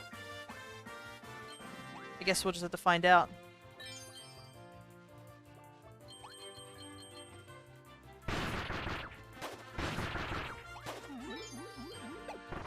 I've noticed all the enemies are massive for some reason though. It sees you caught the star, AJ. Nice. I've been thinking of editing that star in some way. How long is this game? Well, I think when we finished the main story mode, at least it took us 2 sessions. So we did it in less than about 10 hours, but wow, we're almost dead, goodness. But we also interspersed it with the whole Merry Magoland. Wow, that does not heal much at all.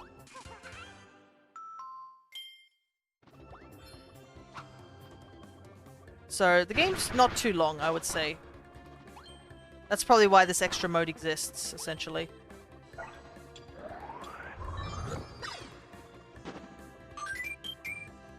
But it looks like we have to do extra mode if we want to get the true arena. And as you know, true arena is very important. That's where all the lore is hidden in Kirby games. Plus, it'd be nice to go and fight a certain somebody who made their first, I guess, 3D appearance in this game. And we haven't seen him for quite a while, actually.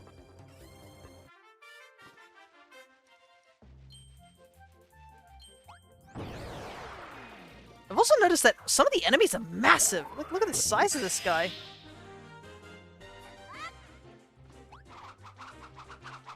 Anyways, I'm not sure how different I guess hard mode is compared to the regular mode, but I guess we'll find out. I don't have any idea who you're talking about. It's so exciting. Yeah, I'm excited to see him too, honestly. He is such a cool character that we get to check it out. But I have a feeling we won't be getting to do the true arena anytime soon. Because we have to complete the main story first.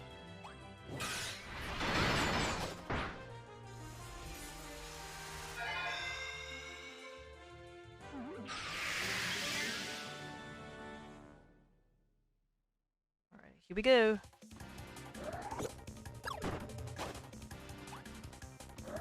I didn't realize you can do that to like slow down the wall of death, I guess is the word to say it.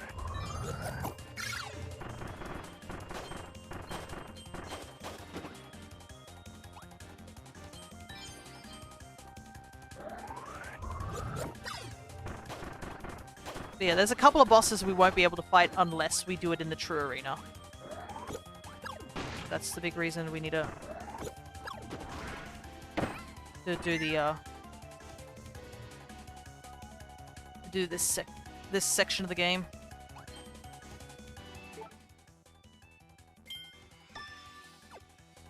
Just gonna hold on to that for now.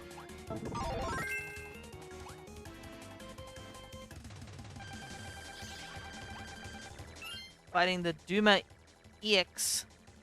The portal into this different dimension was opened by a super ability. With this space closing as time passes, one single spot holding the spheres now remains, along with the Dumas circling above.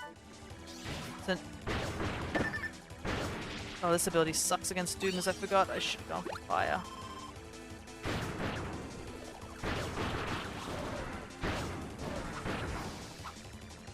So you can see the difference in this, the Duma's attack pattern is slightly different.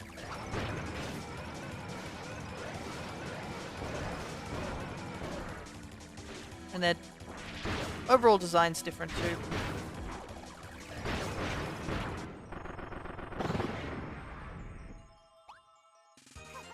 There we go.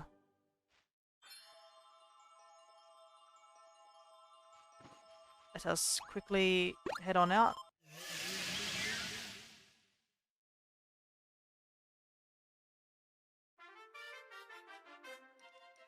Before we continue, let me just kick that bot from our system. Because I just saw something join and I was like, that definitely is not a human.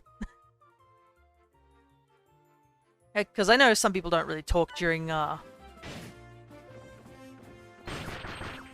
gameplay, which is fine. I don't mind them just chilling in the background, but there are some... I don't really like the idea of bots hanging around. Just gonna get rid of them as soon as we can.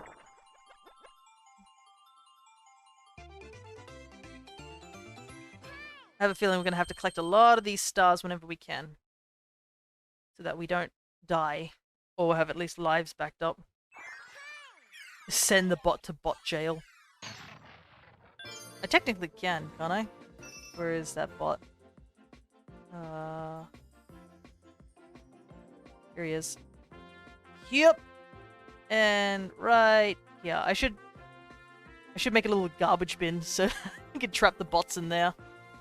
Is there a reason you don't like bots? Well, they just sort of sit there and just make you think that there's people there, but I believe some bots can also be harmful and spread to other locations. And then I know I haven't had any of those bots, but there's a small group of bots that like spread very hateful messages and stuff like that.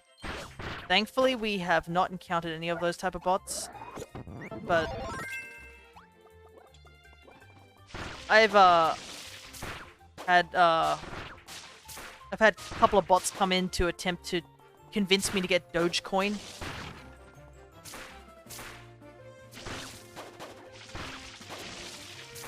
You know, that sort of stuff. Yeah, the enemies feel like they're massive in this mode.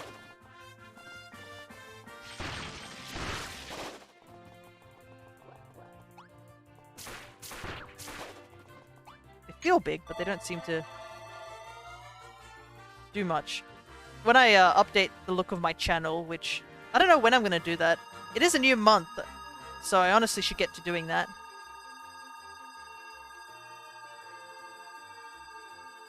And, seeing that... Oh, I can see the mouse showing up on stream avatars. You can see that too, right?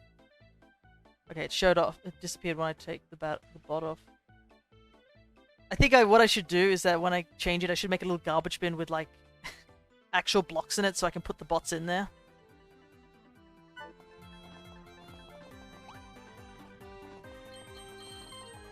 I think that'd be a little funny.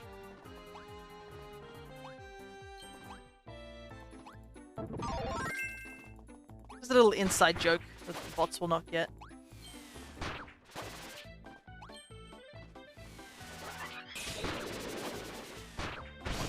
Spitters. Up there.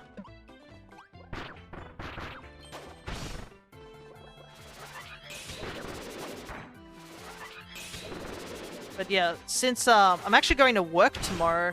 Usually I go on Fridays, but because it's Easter Friday and whatnot, I have to go to work early, essentially.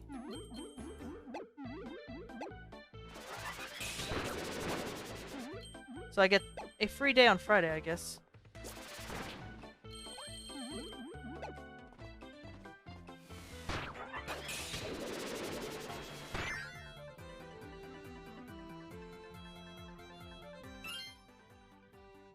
Seriously?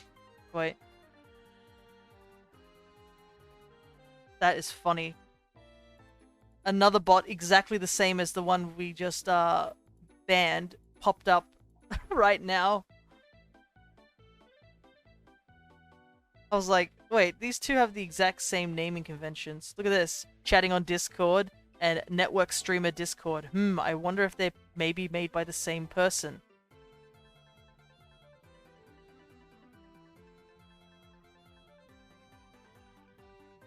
I can't imagine that.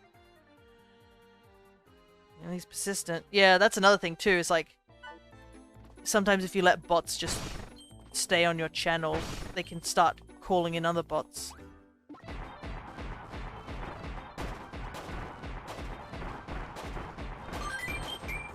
kind of don't want that as well, you know. I like talking to real people. I don't even mind if they're aliens, as long as they're not bots.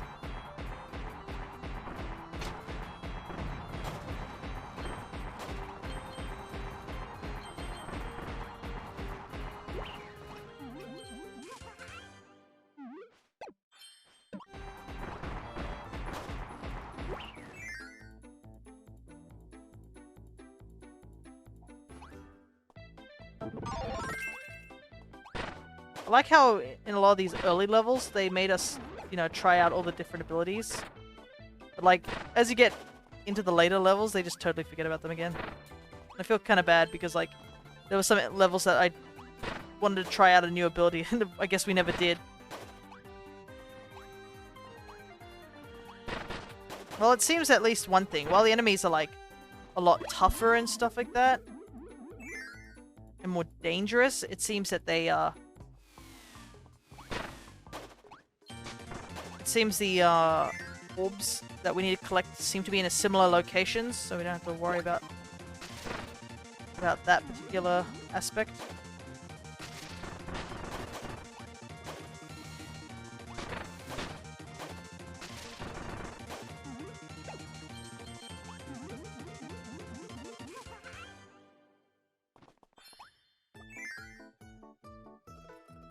I just gotta remember where they all are from our playthrough.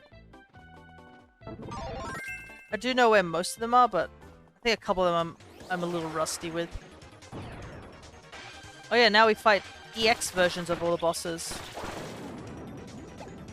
So the bosses we just fought, essentially, in the arena are no longer... Whoa!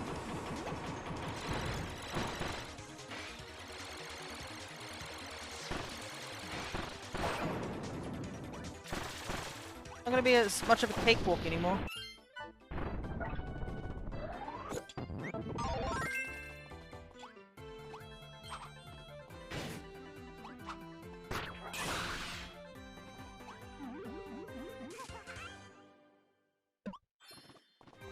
I guess that's the reason they want us to play EX mode, is because all the other bosses that we will be encountering in the true arena are going to be EX bosses. Every single one of them. Hence the reason why the true arena is a lot harder.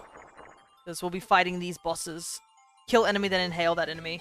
Yeah, that's usually a very logical thing in Kirby games. Like, even back at the beginning, a lot of puzzles that happen afterwards will often all have things related to whatever the ability was of the boss, most of the time.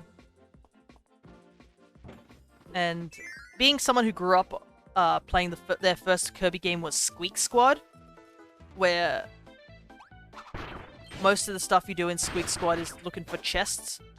A lot of the bosses had gimmicks behind them.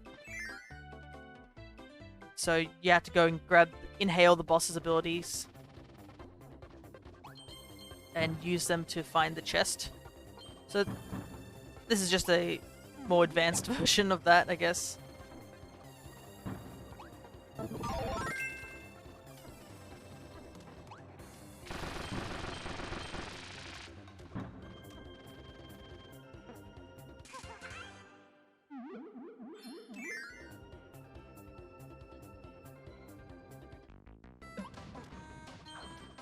Though I do miss some of the abilities in Squeak Squad.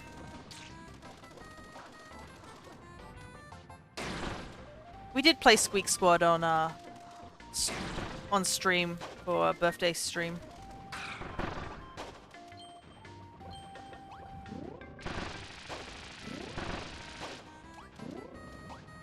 Perhaps I should go back and play some of the older Kirby games as well.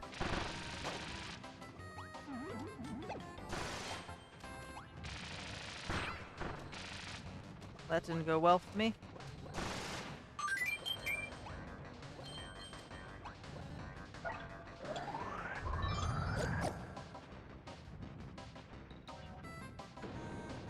Wait for it to go back down again.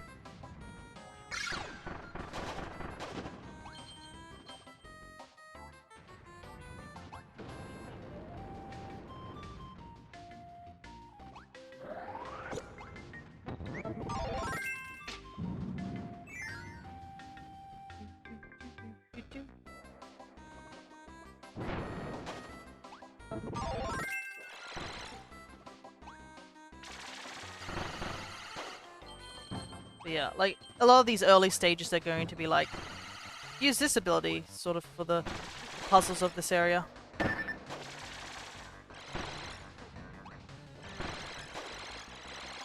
Oh, are you serious? I really needed that.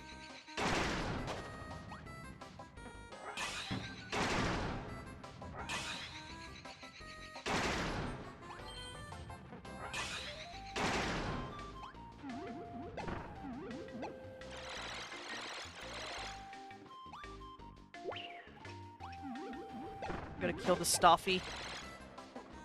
There's such pains. Especially when you can't attack.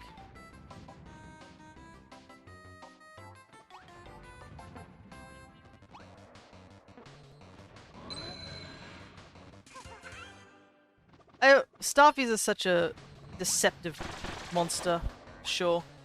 They look all cute and, like, innocent and they don't attack you, but you can't inhale them.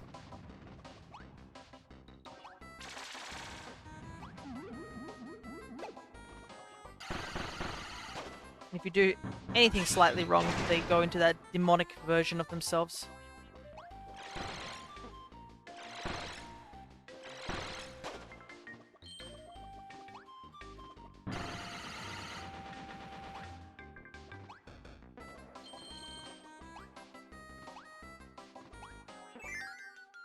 Well, I guess, oh, man.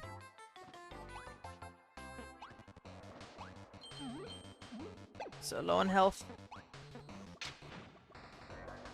Oh boy, I have to run this while being so low on health.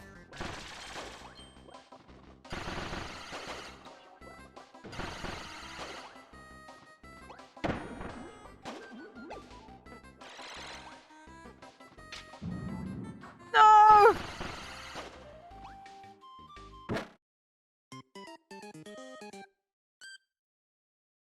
I'm just gonna take the L there.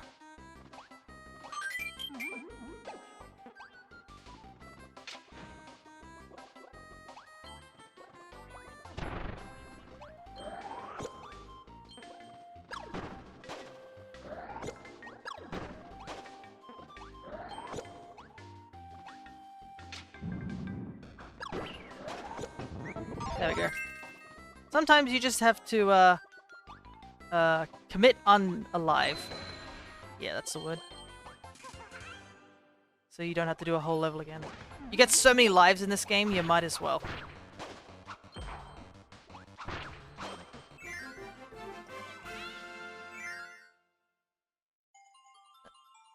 I mean, like, when we played the main game, we got up to, what, 99 lives, and we were still collecting lives as we were going through the levels.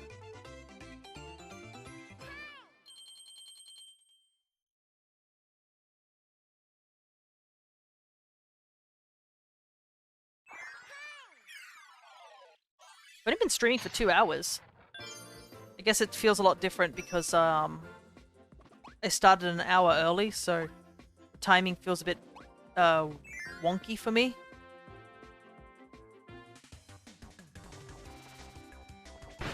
So if there's one thing, I do feel a little bit peckish. I don't know why, I thought I ate decently well this morning, but just feeling hungry at the moment. Maybe it's seeing all the food that's in play.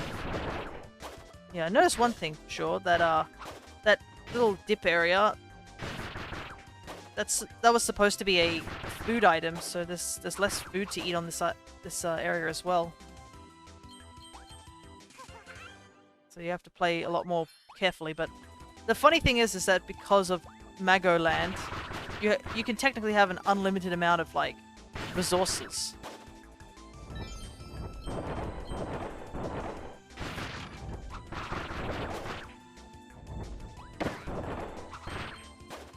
Now, just curious. So touch that wall, go back. Okay. The Howl Room is still here. So it's hard, but no crazy hard. Yeah, that's the best way to describe Kirby games. They're easy to complete. Like, they're easy to play, but they're difficult to complete. Like, actually going through and, like, getting all the completionist sort of stuff, that's where it gets hard. But if you just were playing through the main story, like, and such, and the epilogue is a little not too hard. It's a little difficult in places, but I wouldn't say it's not completely undoable. Like when we were doing the epilogue, we stayed a little bit longer because we wanted to simply because we wanted to get the all platinum.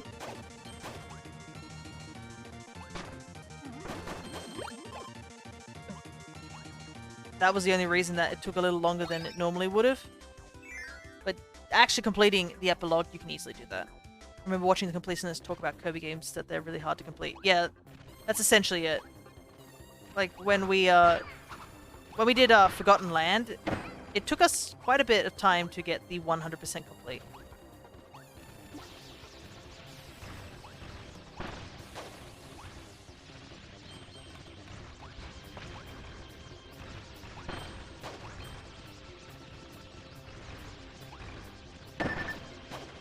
Waddle Dee being there when not there in the main game.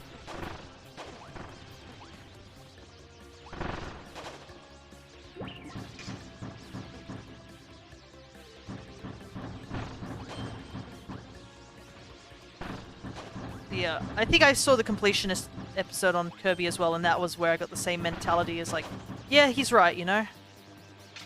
Kirby games are indeed difficult to complete. Difficult to complete, but easy to play. Like, mechanics, simple. Absolutely simple. They even taught you, like, in the first level of the game how to do all the mechanics. So they're really easy to do. But, as you probably saw me struggling with the couple of things in the Magoland. If we're going to go for the 100% in there, it's going to probably be a little tricky. Especially with, like, Samurai Kirby and whatnot.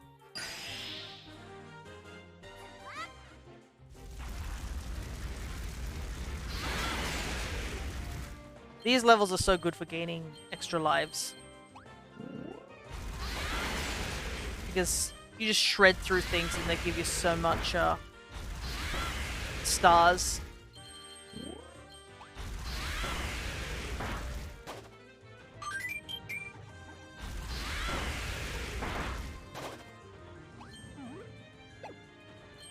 I believe we started on 7 lives. We have used up a life, but we're up to 13 like already within like less than an hour. So you never run out of lives for sure.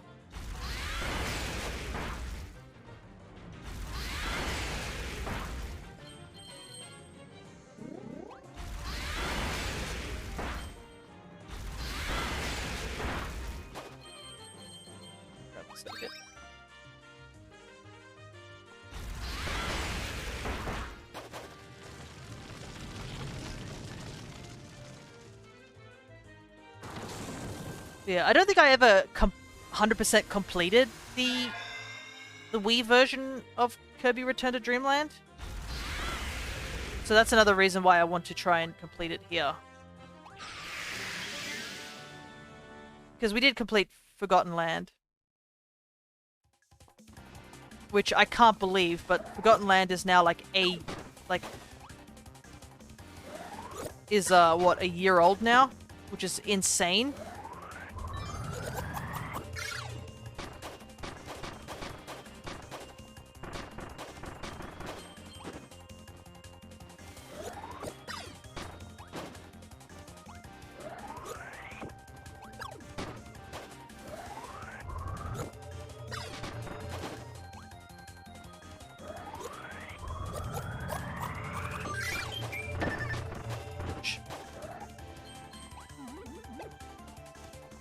Lack of food items here really makes it a lot harder.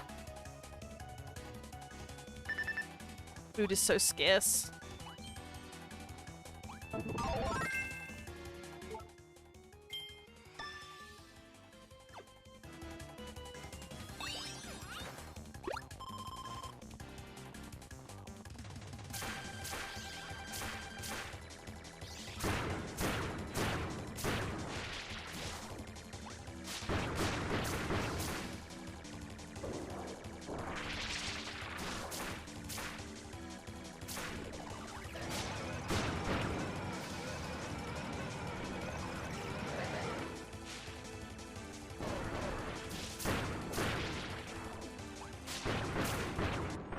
There we go.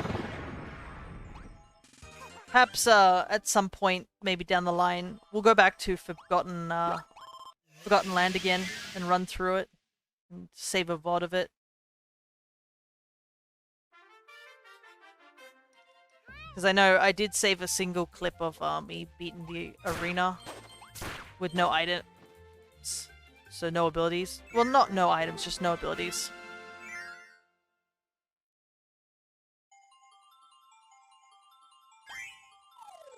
I haven't finished Forgotten Land yet.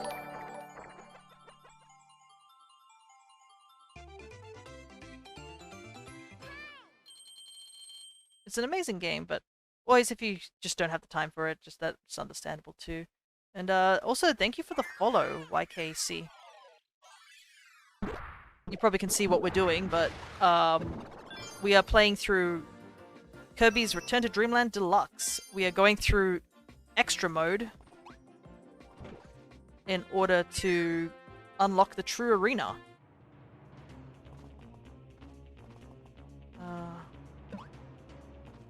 Probably Beam. Beam's pretty good for this fight.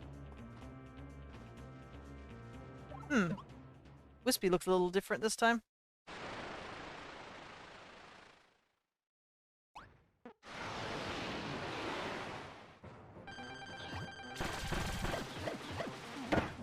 Wow, we lost our ability straight away.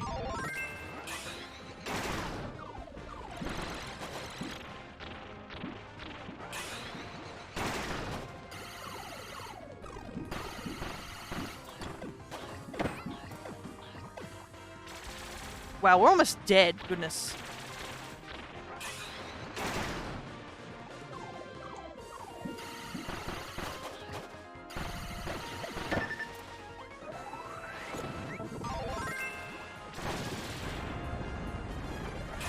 Might have to start this again.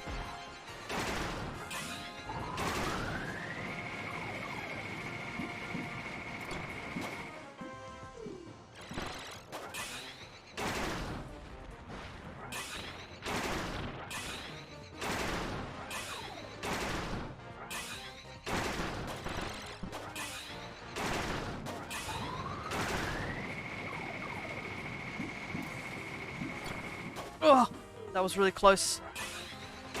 Literally 2 hits away. 4. Oh, I forgot to mention about this bit here too. Versus Wispy Woods EX, just before we leave. Look out, EX means the bosses are extra strong. Wispy Woods EX can launch whirlwinds and drop poison apples. Don't eat those apples, Kirby. They'll give you a bad tummy ache.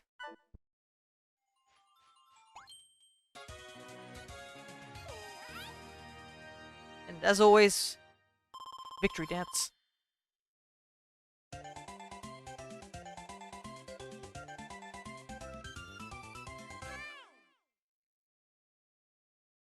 Alright, that's the first boss done. Another 7 more to go.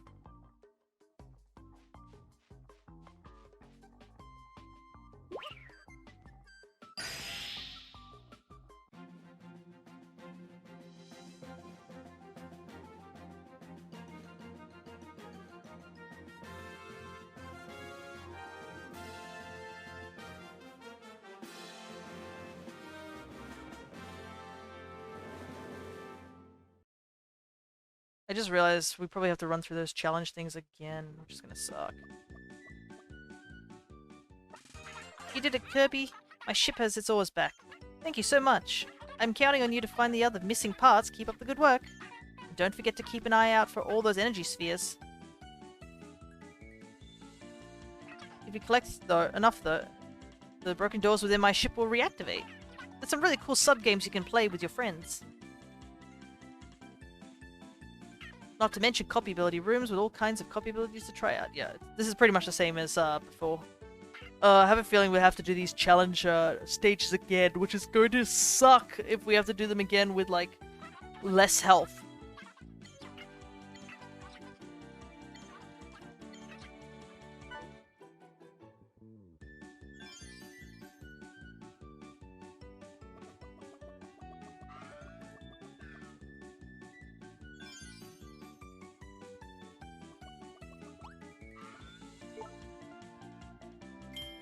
Alright, let's just check and see what's going on here.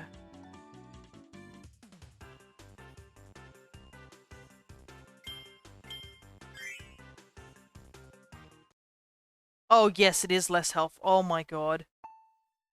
We only squeezed by some of the later stages simply because we had enough health to tank through things.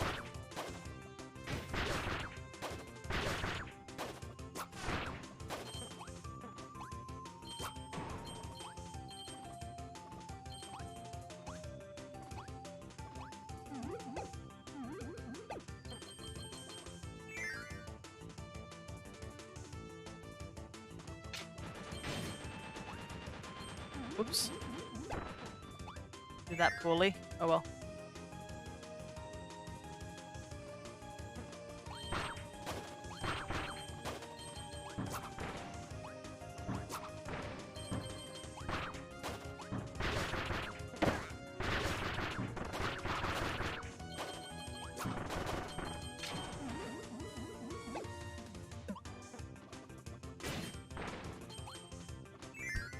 Anyways, we just have to finish the challenge, even if we do poorly.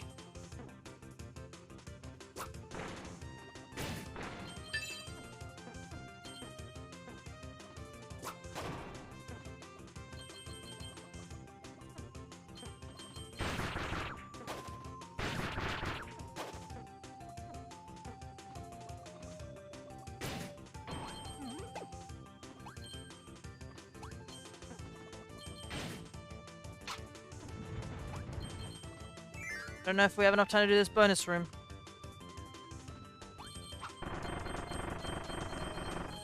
Oh, never mind, we do. But we gotta get moving.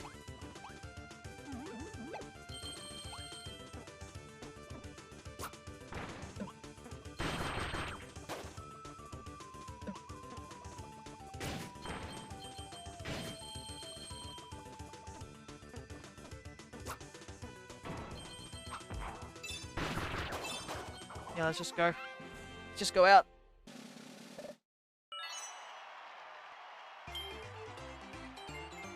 I think if we did the bonus rooms a little bit better and killed off all those enemies, I think we could have gotten a gold there, but yeah, it looks like we have to do these challenge things again, but at a lower health threshold, which is gonna suck.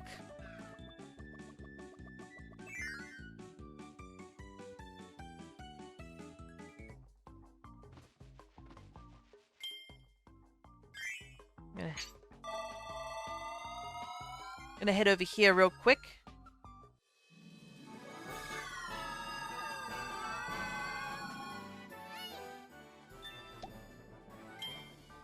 Alrighty. And a dress-up mask, Wispy Wood EX. Okay, so it looks like some of the masks are locked behind EX mode as well. That's probably why that's here. I got a lot of masks to pick up by the looks of it.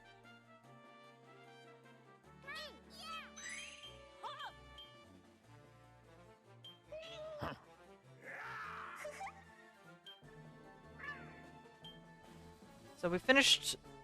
Looks like we finished the top rows. I guess the top rows are all like based on the mini game sort of thing.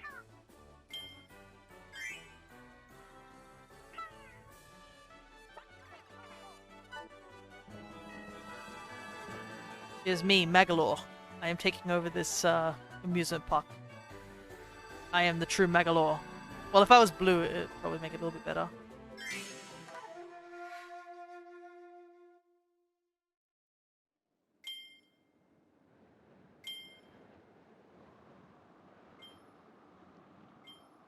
Yeah, so this is something we're going to have to do in the online. We're going to have to do Samurai 100. As you can see by the hundreds of Samurai Kirby.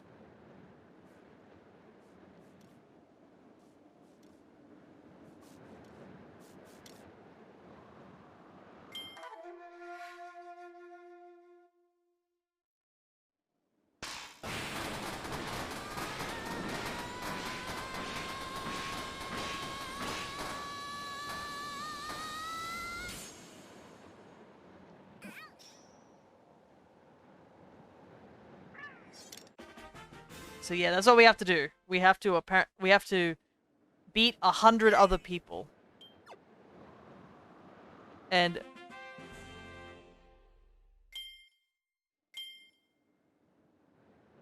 oh my goodness, we have to do this. We can only do this once at a time. Oh, we better get in the top 20. Goodness. Uh-oh, that's a lot of Japanese people. Oh no!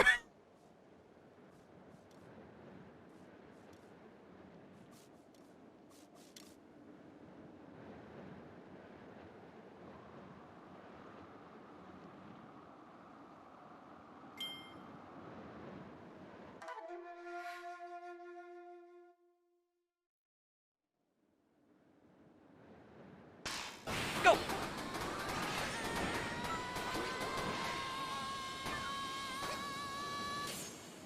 Yikes, we only beat 23. We need to get to the top 20! How are we gonna do that? That's gonna be the hardest achievement of them all.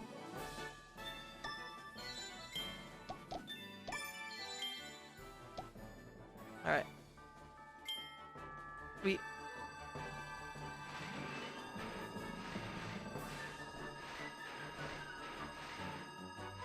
wanted to just try out the 100 Kirby thing.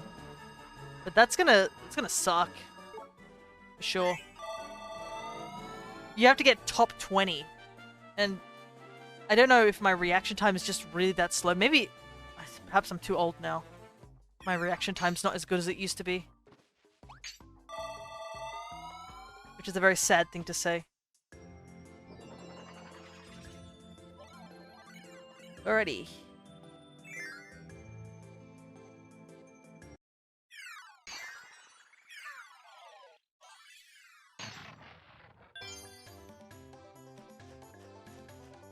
Okay, before we continue, I'm going to quickly take a slight break, and I need to grab something to eat, because I am hungry. How old are you? Getting into the late 20s is probably the best way to say it. Which is a weird statement to say. I feel a lot... I don't look that old, I don't think. I don't know. But... I guess I can't complain. My dad's still playing video games with better reaction times. I've got to just get better, I guess.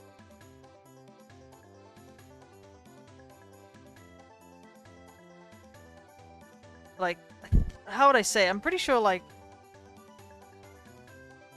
I'm trying to think of what games came out around the time I was even just in high school. I know Brawl was just opening up back when I was in high school.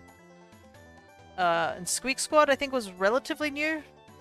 I got to see the DS for the first time during high school in that chunky DS. Ugh. Goodness, I do feel a little old when I think about some of the old games in the past. Anyways, I'm just gonna take a quick break here, and I'm gonna go grab myself something just to nibble on. And I shall be back, and we will continue on with this journey. Such a peak. Oh, I've got 3 years or something. I've got a couple of years before I can no longer play Samurai Kirby. Oh no.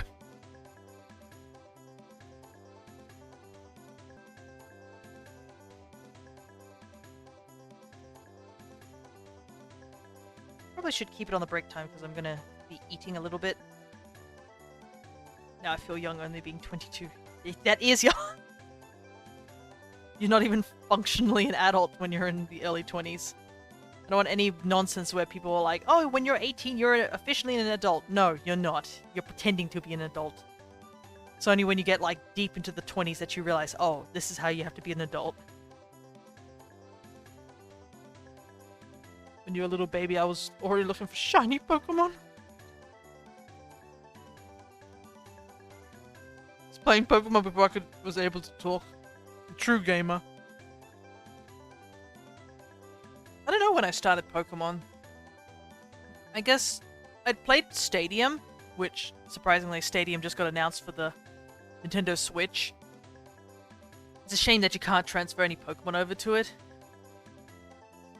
Because the rentals in Stadium make Stadium even more challenging than it really needs to be. Stadium kicked your ass. And it was unforgiving. The big reason my dad never plays Pokemon now to this day is because Stadium just was so ruthless to him.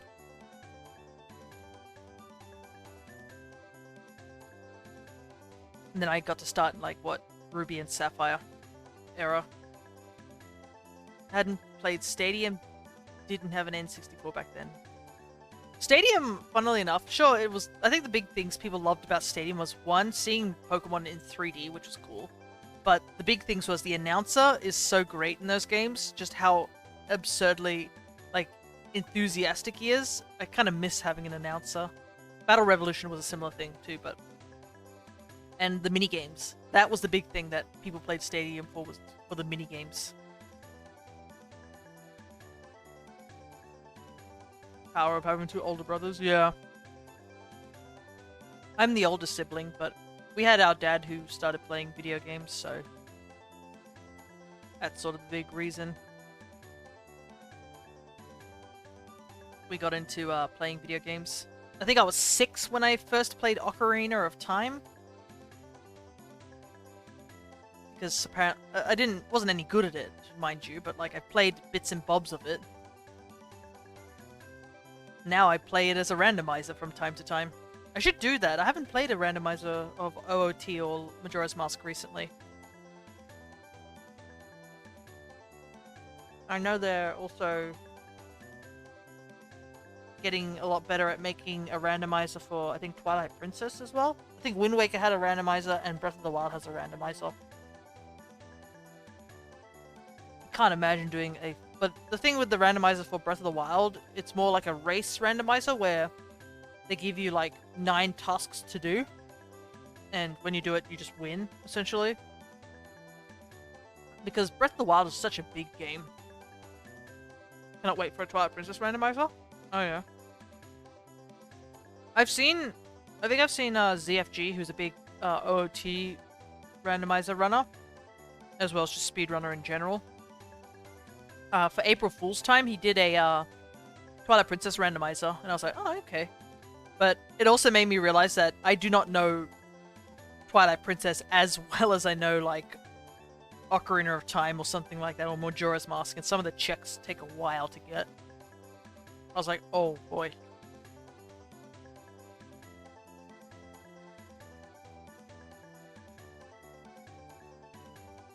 So they had a lot of quality of life changes, such as like you can use a fast spinner, where it basically means that the spinner never runs out of power. If you do find it, you can change into Wolf Link at any time. You don't have to hide it. Nobody, I think, freaks out unless you directly talk to them. You can also do essentially what's like the Sun Song, where you can just change it from day to night. And I think you can also get most of the warps. I think you still have to unlock a bunch of them, though. So, but I think you can warp immediately once you do unlock warp locations.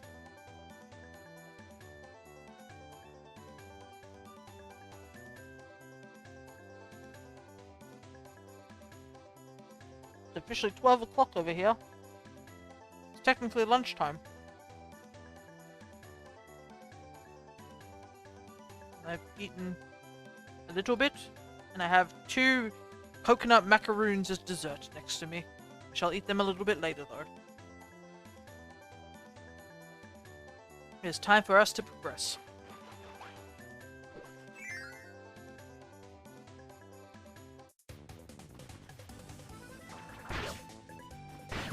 But yeah. I don't know, I think A Link to the Past is also another game that gets a randomizer, but because I grew up in the OOT time, I'm not as familiar with anything, like, earlier than that, essentially. Whoops, I jumped straight into that, I should have just waited. Got impatient.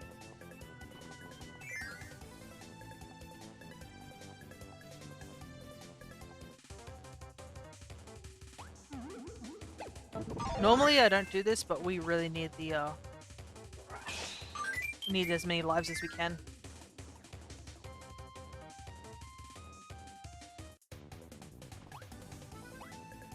Wow, that's a big Starfy.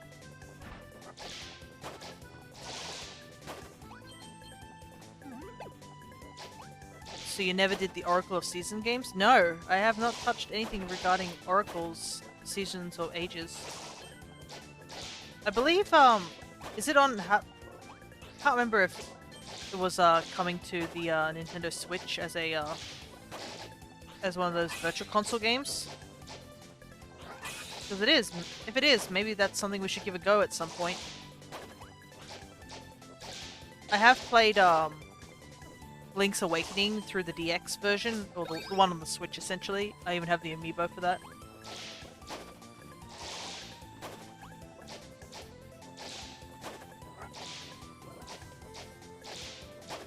So yeah, I have to figure out this whole Nintendo Switch Online thing so I can play some of the N64 games and whatnot.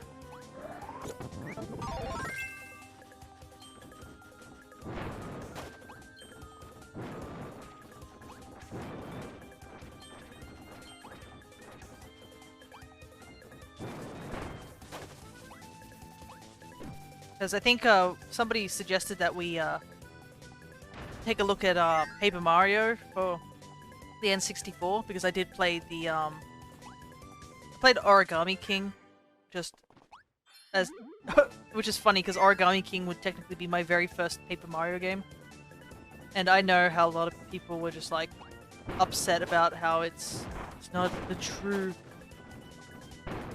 Paper Mario experience sort of thing. But it's just, the only reason I even got Paper Mario and the Origami King was literally because I saw Origami and I was like, heck yeah, I like Origami. That's literally it. No other reason I got Origami King except for like, ooh, origami, I'm gonna get it.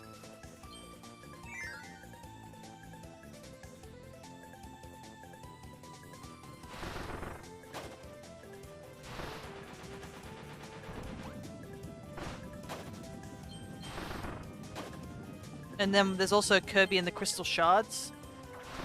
So we can play that as well.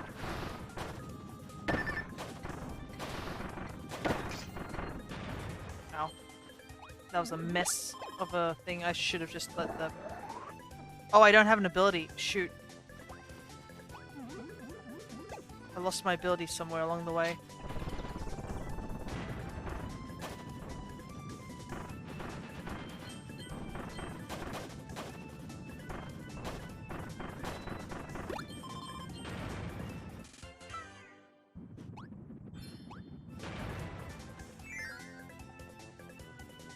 There's a lot of games we can go and revisit, I guess, at some point.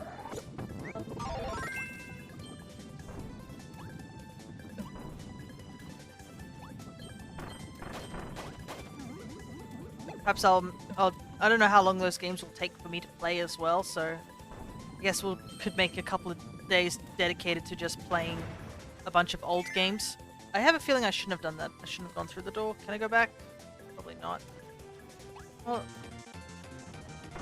I feel like there was something hidden up at the top there, but...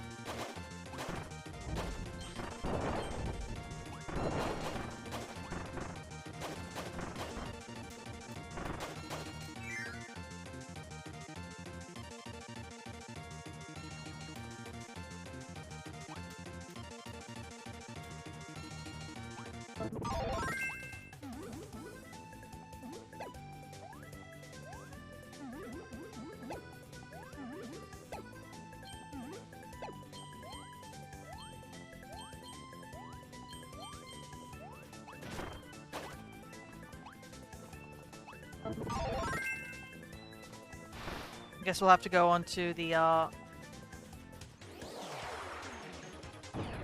I'm curious about something here. Does this guy have a different thing? No, he doesn't.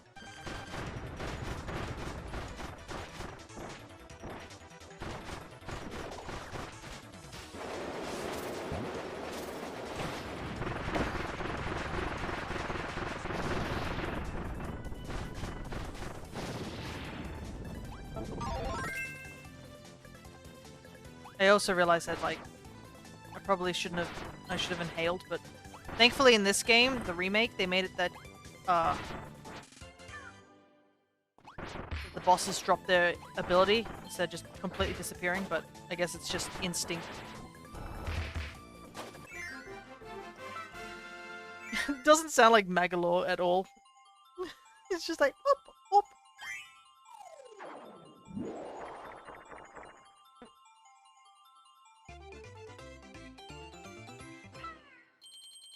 It sounds like Kirby pretending to be Magoland, which is probably what it is.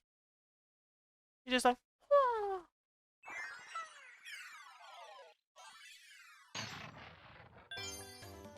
Either that or Magoland is stressed out of his mind constantly.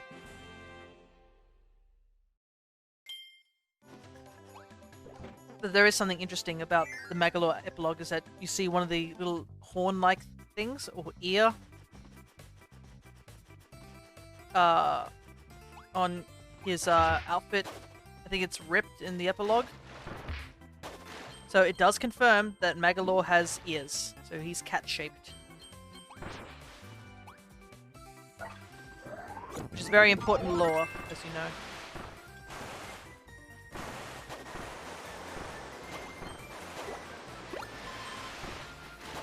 Very super important lore that you know that Magoland is shaped like a cat and probably acts like one too. Knowing his behavior towards Kirby and whatnot.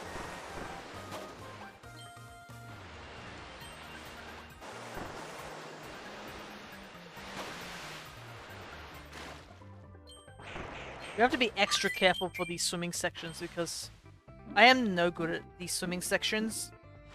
Now that we have the issue that we can die in a couple of hits, I'm gonna have to be extra careful.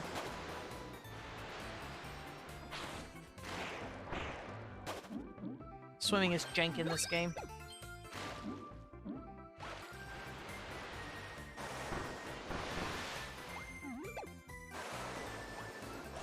Thank goodness I didn't actually run into him because I actually hit the wrong button. I fat-fingered that one.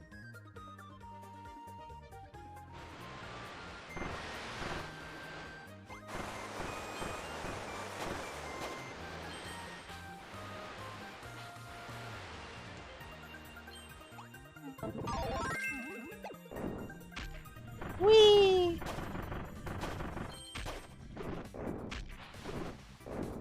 There we go. Remember this particular thing?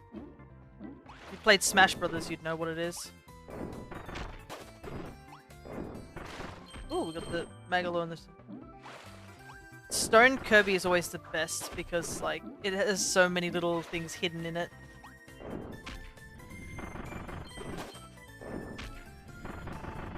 I don't know what the percentage is, but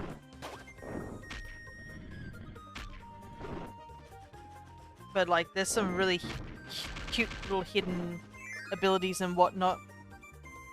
Though, it's kind of funny how,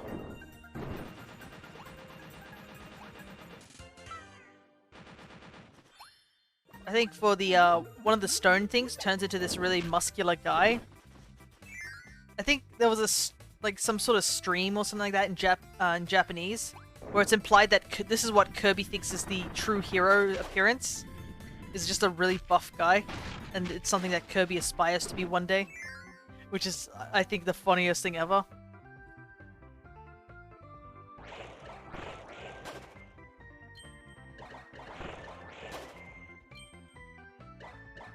Like, Kirby's already powerful enough, he doesn't need to be a buff man.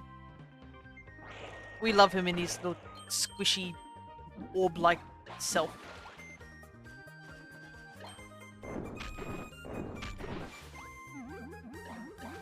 I can't even really take care of this enemy.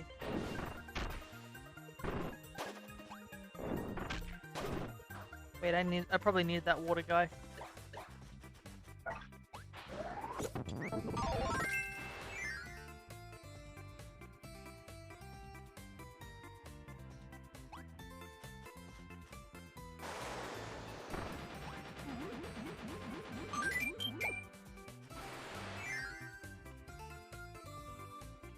But, like, I remember, I don't know what game it was, but there was, like, one of the games had, like, all these crazy, like, odds of getting certain abilities, certain appearances in the stone thing, and they're like, yeah, this one's, like, a really, really rare % chance of this one occurring, or this one's, like, a 1 in 400 sort of thing, and you're like, I just realized somebody probably went out of their way to do this.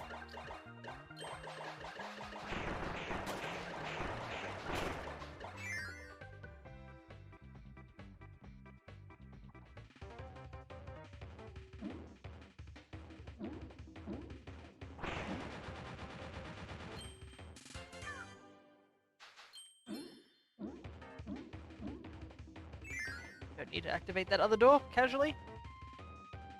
So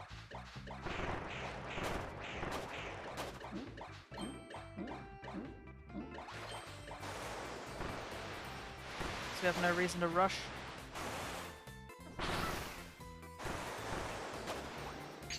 I always forget that there's no time limit in these levels. It's just I'm so conditioned to rush.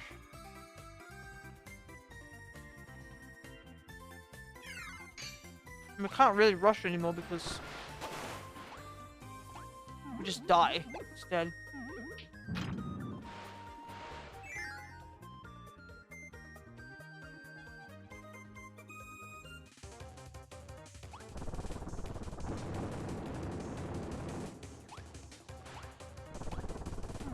Ooh.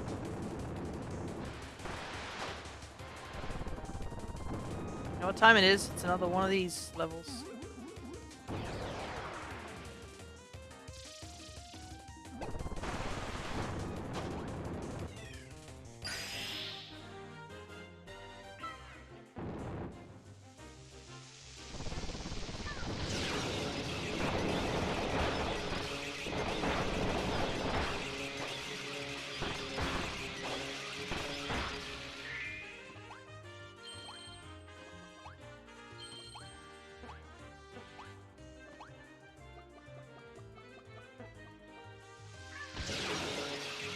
Look how just absurdly powerful this one is. This way I can just go through solid blocks.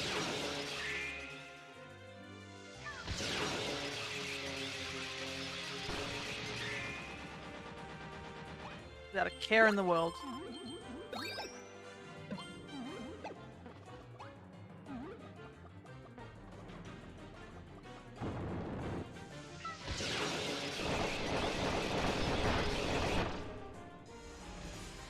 Yeah, there's a lot of games that we could be, I guess,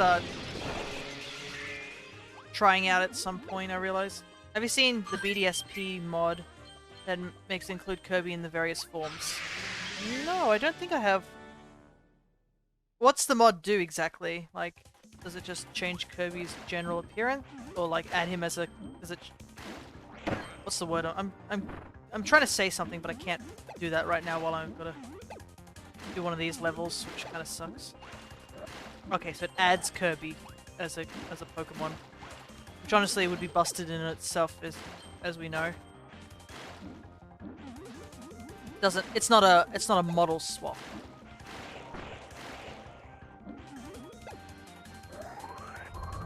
But you can also play as him, right?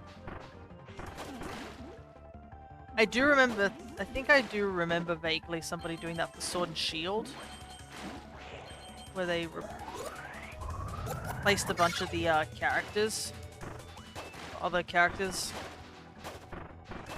Speaking of Brilliant Diamond and Shining Pearl, I'm actually planning to go back into those games at some point.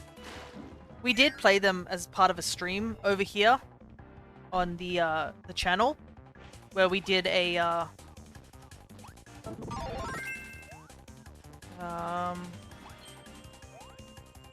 remember Umbrella not working well here. Red Duma.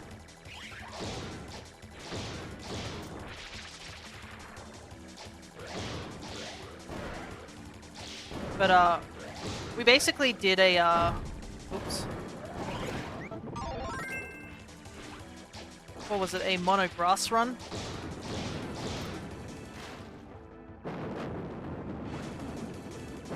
I can't believe that missed us. That honestly should hit us.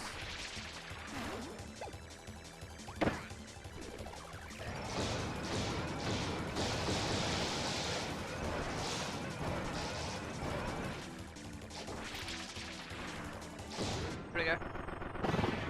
But I'm planning to go back into that game because of the underground. Because there's a bunch of Pokemon I didn't catch in the underground, or just I didn't complete the depths in that game, like, whatsoever. So, I kind of want to go back into that game and just collect stuff, because I mentioned earlier in the stream is that I'm attempting to do a living dex for Pokemon Home. And a couple of the starters are locked to that game, like the Johto starters.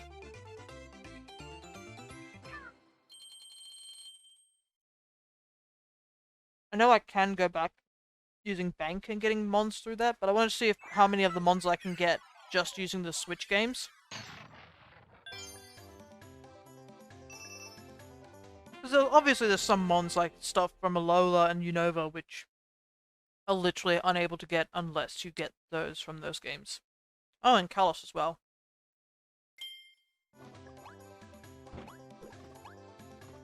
Stuff I've learnt about using Pokemon Home, though. Apparently, everyone and their mother wants Enamorous. If you remember from Pokemon Legends Arceus.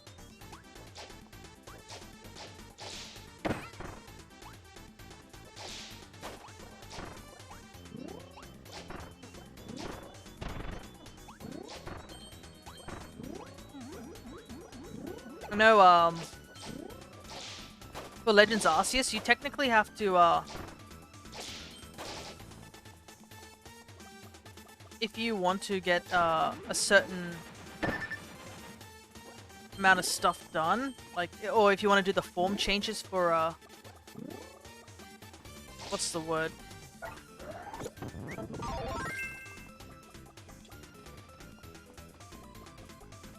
Wow, I just nearly walked straight into that.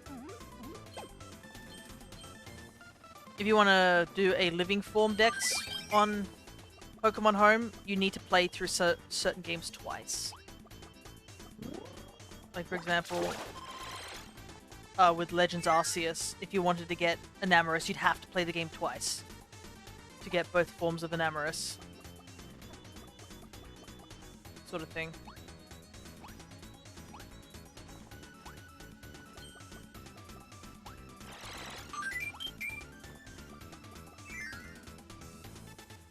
And I don't know if I'm going to do another playthrough of Legends Arceus. That's the problem.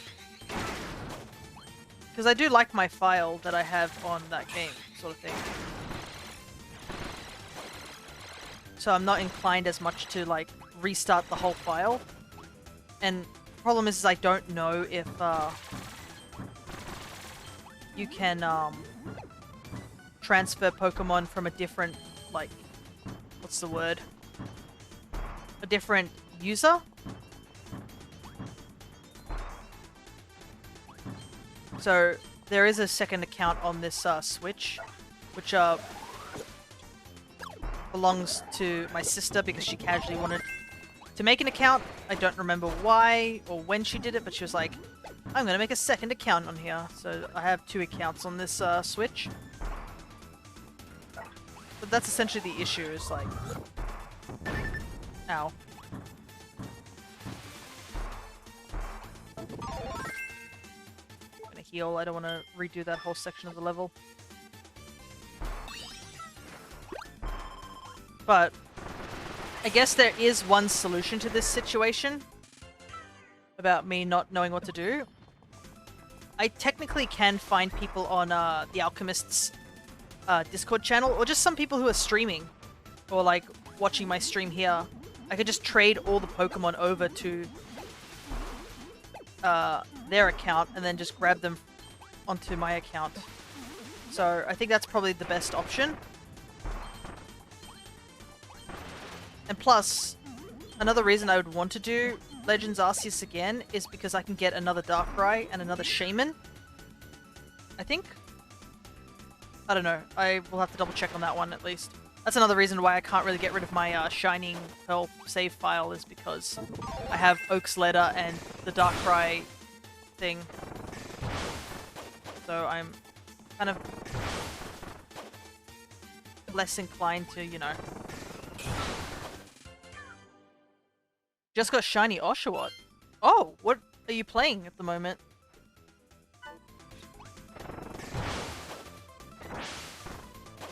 And also, congratulations. Just in case that part wasn't made clear.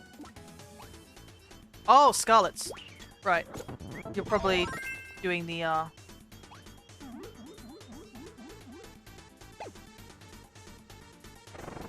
because the event just, happened. Congratulations, though, I gotta say.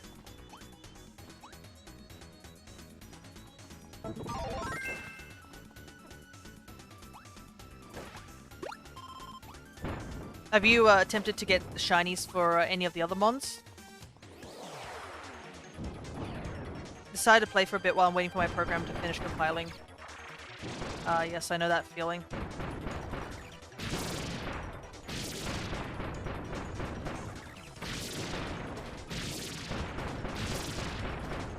But yeah, regardless, congratulations on the shiny.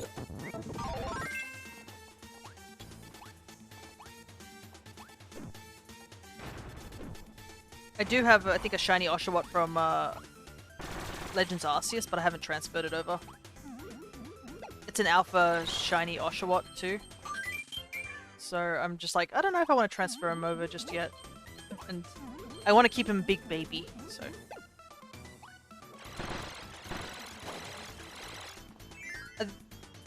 I only have, like, maybe, I think 3 Alpha Mons that are shiny. Everything else is just random, like, encounters, shinies. I have too many Starlies on there, that's for sure.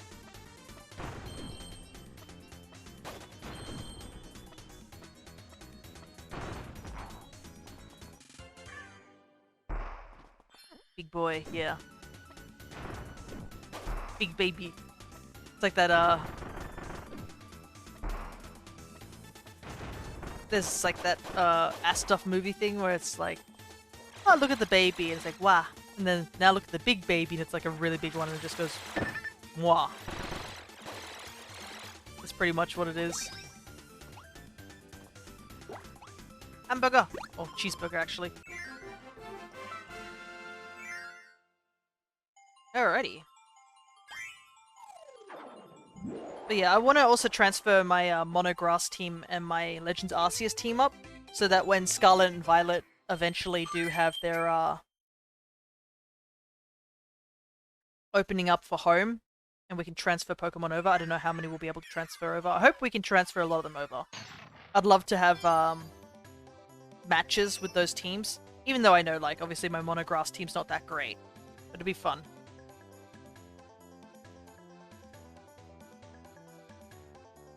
Oh, that's something else that's happening right now.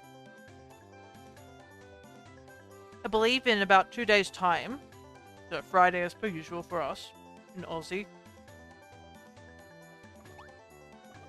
Don't mind me as I'm chewing on this coconut macaroon.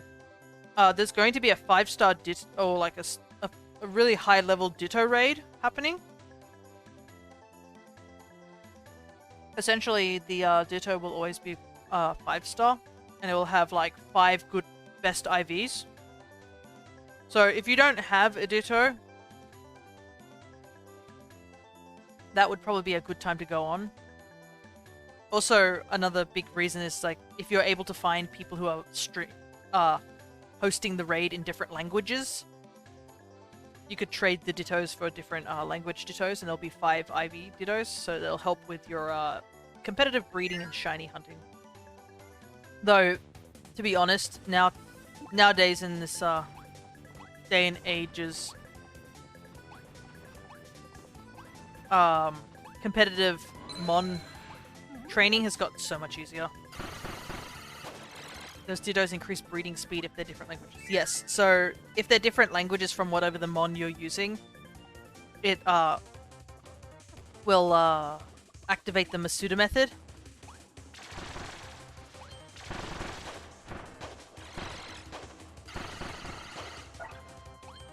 Grab sand. And it does increase it, the speed of the breeding as well, but it also increases the chance of you getting a shiny. So there's many benefits to trying to get a Ditto of a different language, which I was wonder trading, and I just happened to be incredibly lucky, and somebody gave me a Japanese Ditto.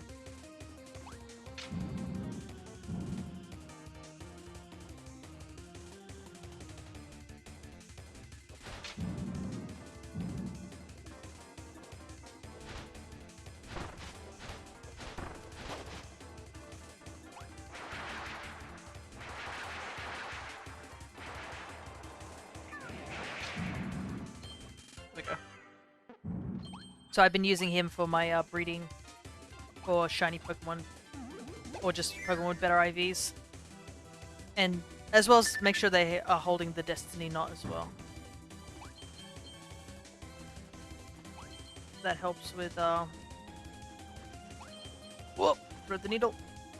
Helps with, getting the, best IVs to pass down.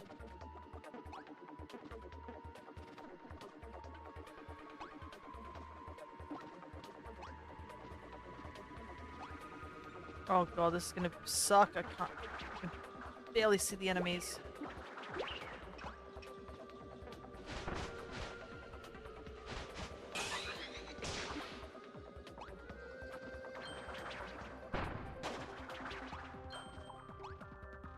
One hit will kill me for sure.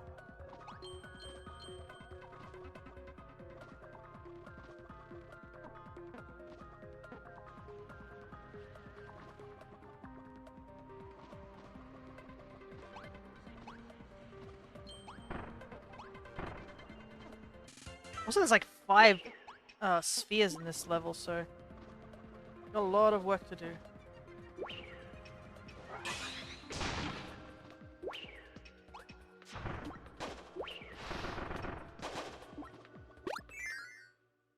Oh, I think I picked up a food item. I heard the sound effect of a food item.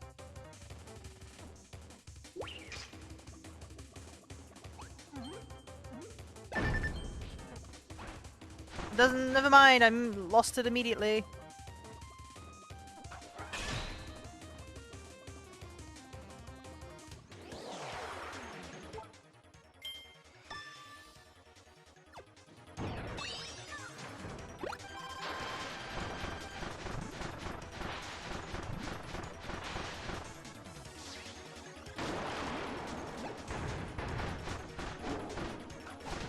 Oh! Yikes, that did a lot of damage.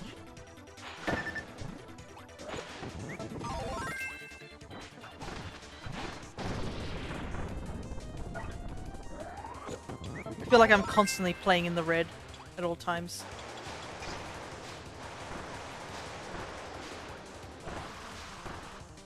Be super careful here because I'm pretty sure we'll just die if we touch the lava even once. And we can't lose this ability.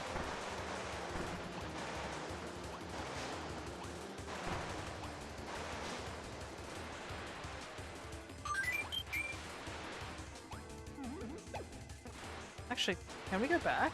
Because there was lava stuff over on the other side. Can we go back to that area?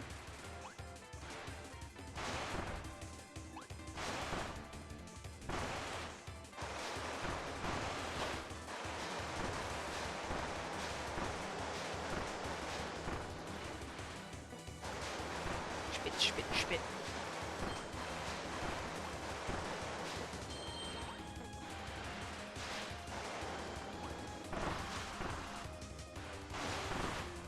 What is a ticket?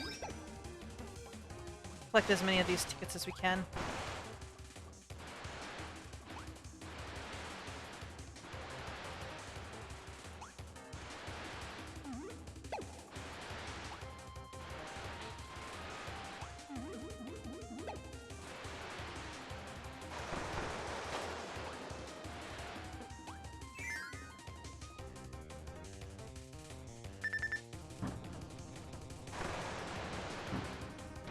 Oh boy.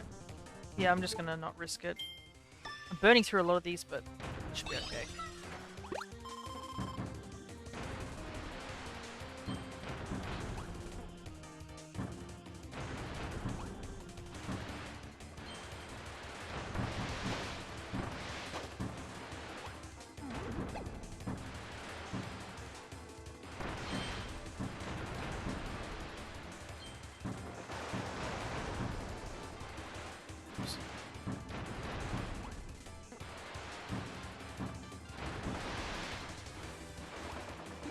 Grab the invisible shard.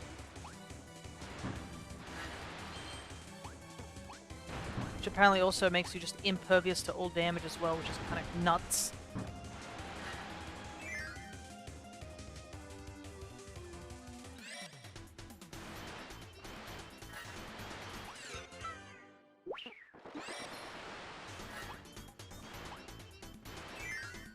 Pig bats.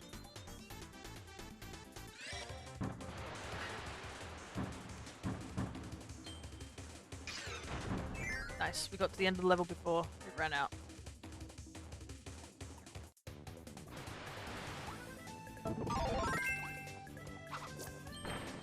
More sword-based.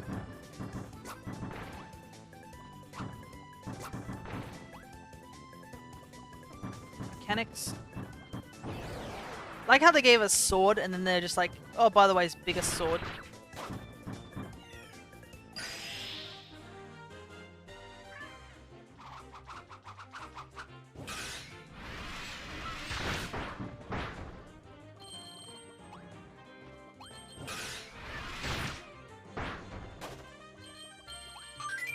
Get all those levels up again.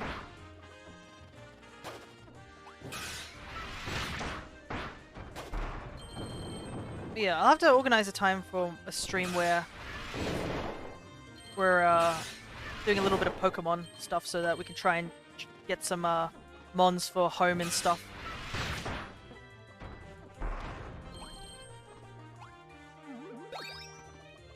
Oh, there's another thing I guess I could mention about home. Was when I went on last night, I was like, oh, I was just curious. I was like, oh, maybe I'll take a look for some mons. And I was like, well, I'll probably look for about Latios and Latias because I don't really have a means to get them at the moment because I'm... As much as I do technically have Sword and Shield to get Latios, I'm also like, I'm wanting to get a shiny Latios in the Dynamax raids, essentially. And I want to have just all regular mons over in my living decks. So I was like, oh, maybe I should look up and see if I can find a way to get Latios or Latias on home. And I found out, I was like, oh yeah, there's a GTS, like Global Trade Station. I decided to give it a go. And there was somebody who was like, oh, I want a Squirtle. The level 10 Squirtle. For, I'll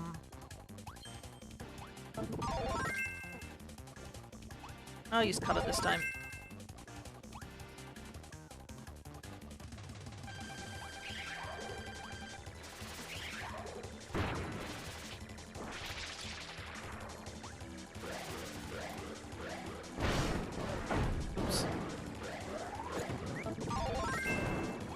Man, these abilities both suck for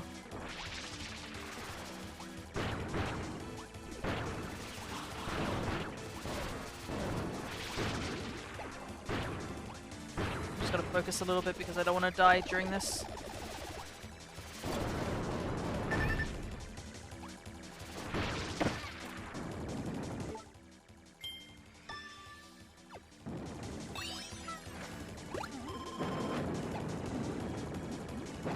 Oh, that's cheap.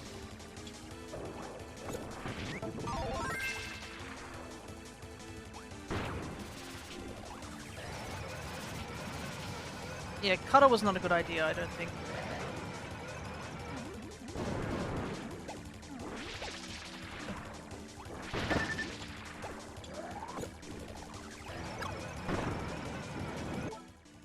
We are getting wombo comboed by this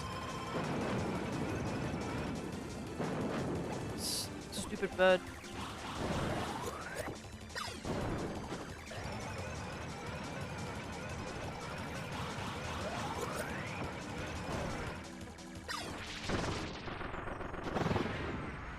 Should have used just Kirby's base abilities for this one. Just realized I got a Ditto who has 5 out of the 6 best IVs. Is it English or is it a different language? Mass. Because it's still usable in English.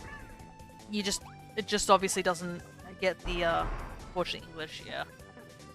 You could find someone who has a foreign Ditto, maybe, see if they want an English Ditto.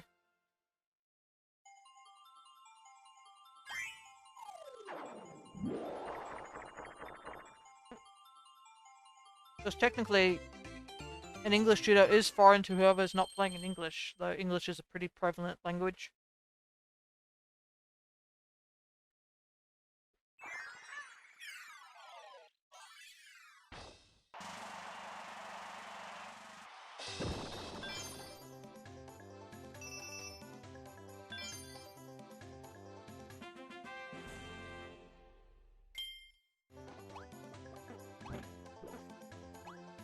This boss is gonna suck.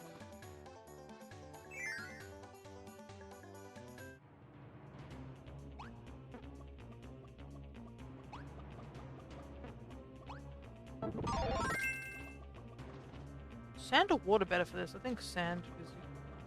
Oh, water might be though. I don't know, I'll try water.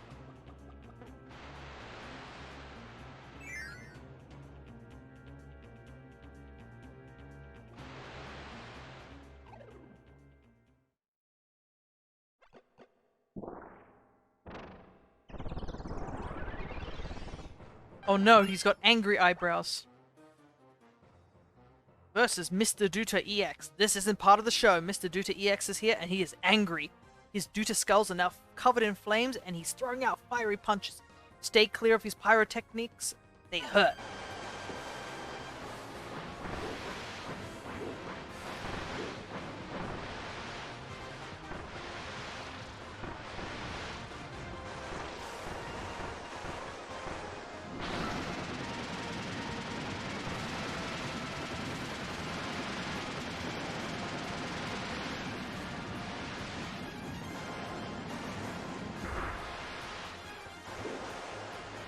I like how the difference is that he's got little angry eyebrows. That's literally it. And he's red colored. I can't remember if he has a mustache in the regular version. I think he does.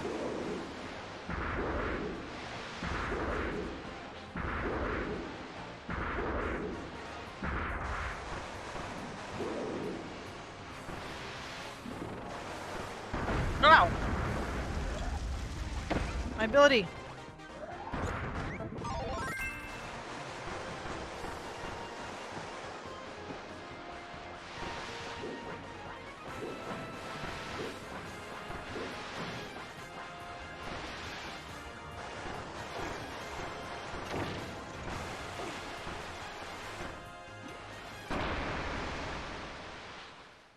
There we go. Thankfully, his juggling attack can't seem to hit behind him, so if you can just invincibility frame past him, it should be good.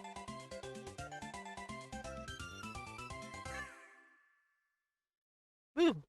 That's 2 bosses down. We probably can skip this cutscene because we've seen it before. Oh, okay, so the skip skips the us throwing it onto the ship, not the ship animations. Oh well. Oh, we got another part of the ship back.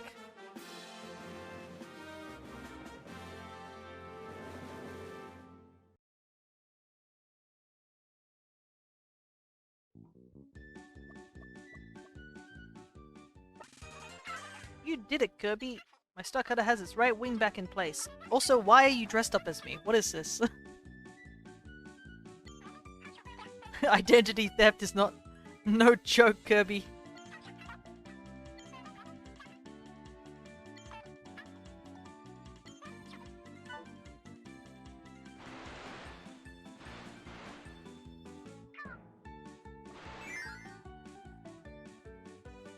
Alrighty, got 2 worlds done.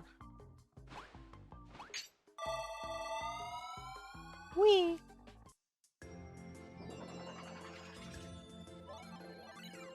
To the Onion Ocean.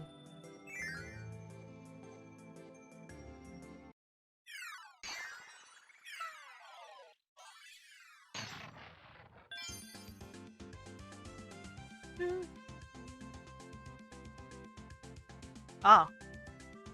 Okay. I thought that might have been a real person. That is not a real person. There is another bot. We've had 3 bots today.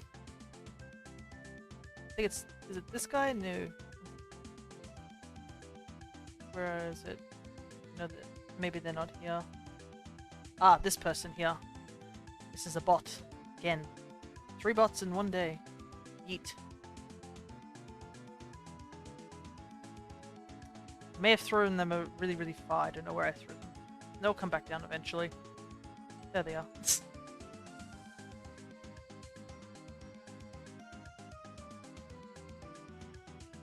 We really have to get a little bin section for the bots. I'll have to keep that in mind when I'll do that.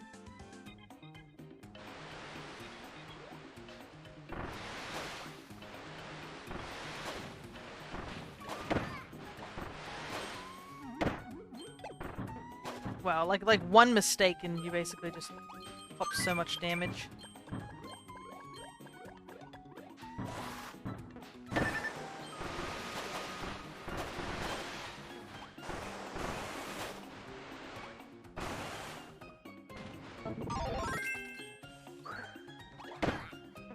Seriously?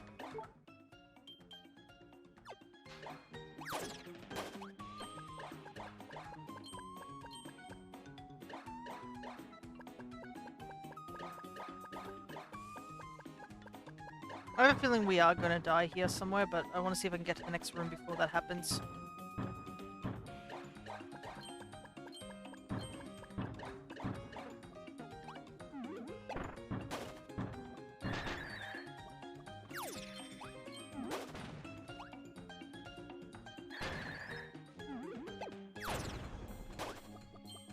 The ice physics doesn't really help with that. I don't want to waste too many of our energy drinks because we need them for, like, later levels in the game. Oh. What's our level count at the moment?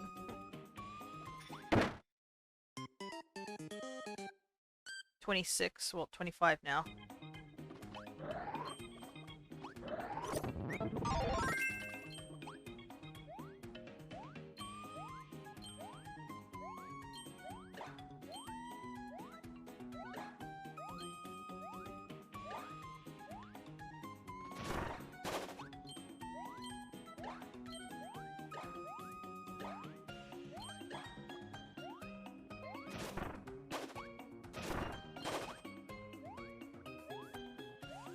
Just enjoying floating down.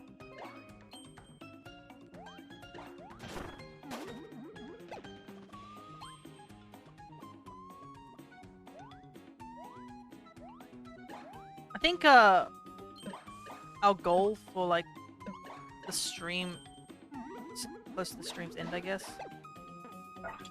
What time is it? We're at the 3-hour mark, so I think we'll see if we can get to the end of the 4th stage, or maybe end of even Dreamland. We'll see if we can get that far. And then we'll do the later stages of the EX stages at another time. If we're still a little bit over, we can always just do a bit more of Merry Magoland attempting.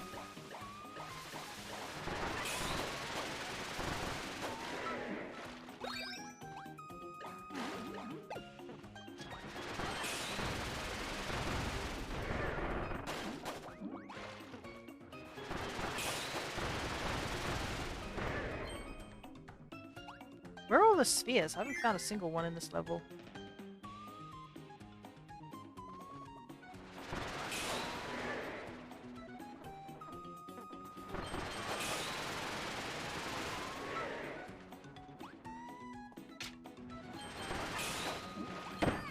Work in my favor at all.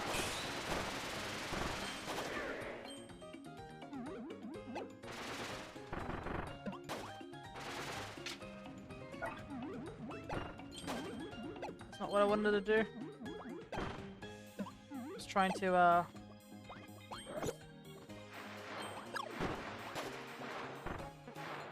oh wait, I needed whip.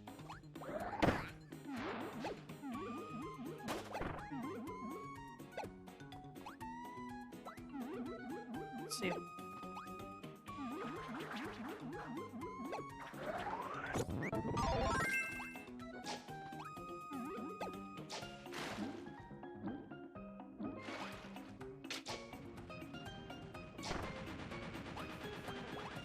There we go.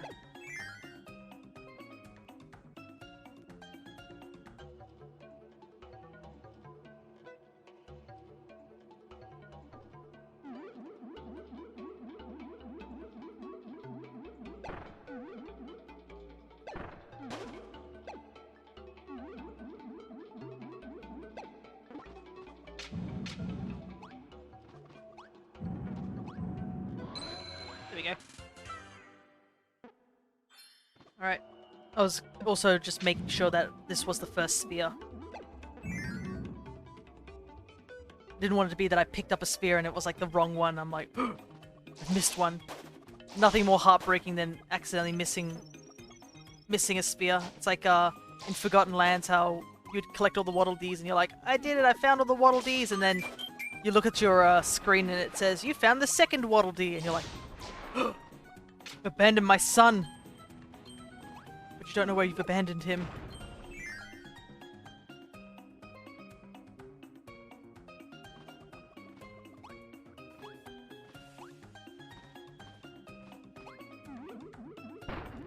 King of the castle. You know what time it is? It's time for snow cones.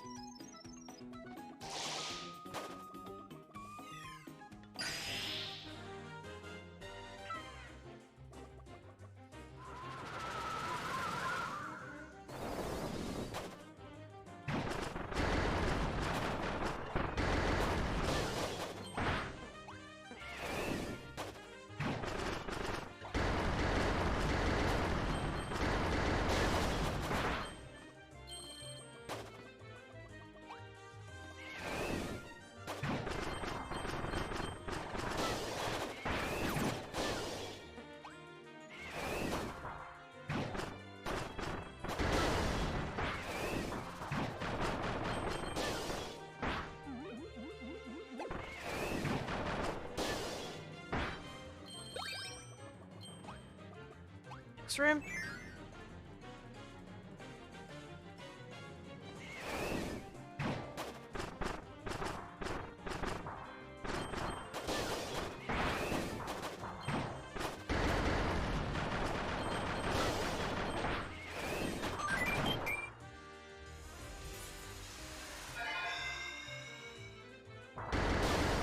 Let's get rid of that real quick.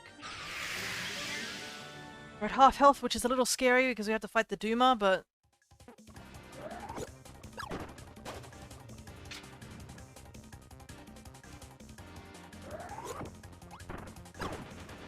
This looks familiar. I feel like we did this sort of level in the epilogue.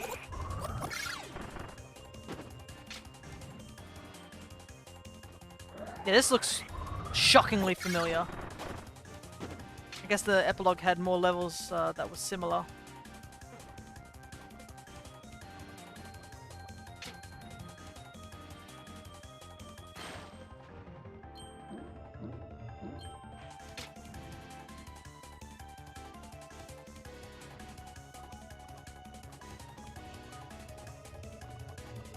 Oh, don't like that. That's too close. Yeah, this looks identical to that level. Ah, I swam up instead of down. I hate swimming in this game.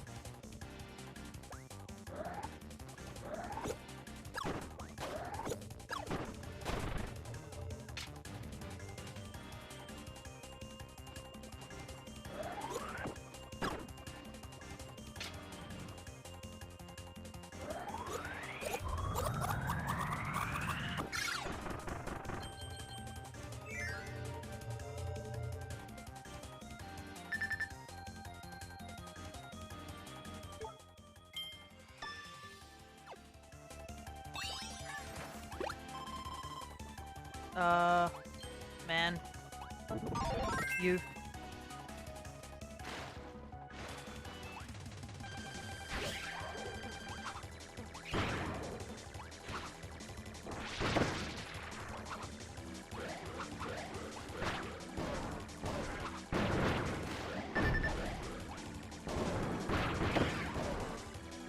We're almost close to death again. Nope, never mind, we are dead.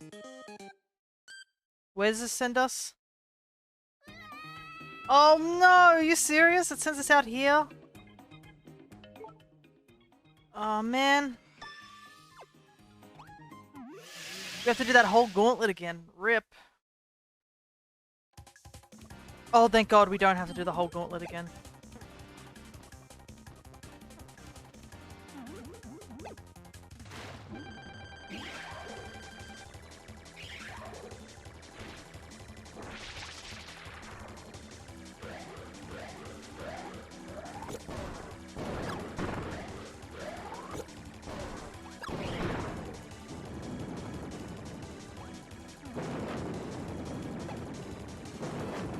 Pulling it for it this time.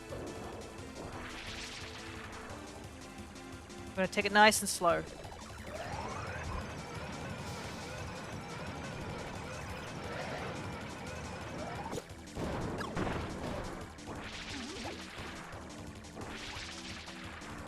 The sword does not work on this side.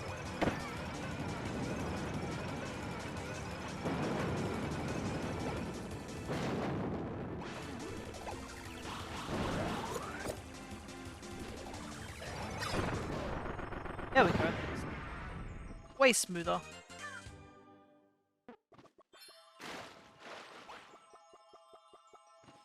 The Nappa. All we have to do is literally just go back to our basic form. Sometimes base Kirby is the best option. I think the big reason for that is because, I mean, the game has to be made to consider you may not ever use any of the copy abilities. So I guess it has to make all the bosses beatable without abilities.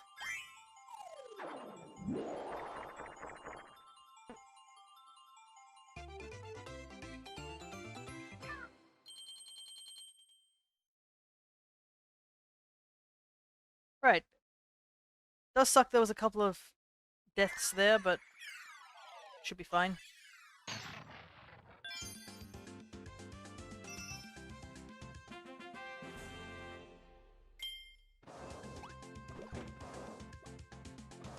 Though I am wondering, because now the levels are getting a little bit harder. I'll have the energy to do, like, the later levels in a row. Because we've done quite a few levels, like, done quite a lot of levels.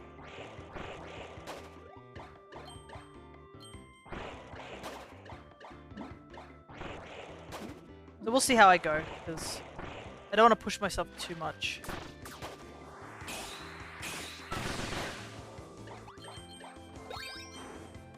Because we want to just do this game for fun. We are going for the completionist route, and it's going to take a while.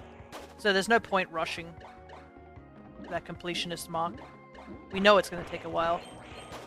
We don't want to burn ourselves out. That's the last thing we need is burnout. Because I've done that before where I became burnt out on a game. And then it took me like months to get back into it. And by the time I got back to it, you know, you've lost almost most of the skill you had. You lose a bit of it if you don't play it for those periods of time.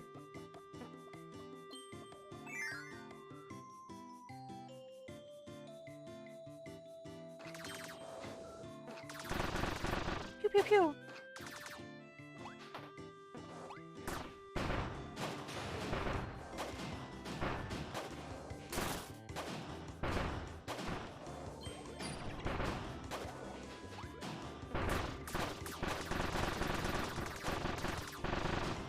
I didn't realize the down crouch was like that multi-shot thing. If I'd known that, it would make bosses so much easier. Because you can just crouch and go pew pew pew. Oh my god, it's the shiny kibble. Wow, he came at me fast.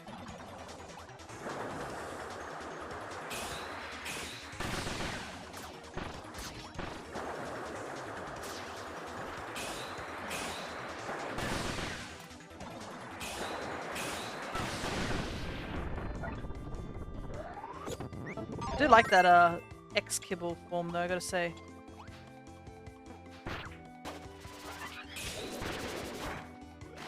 But, as they say, shinies look nice and black.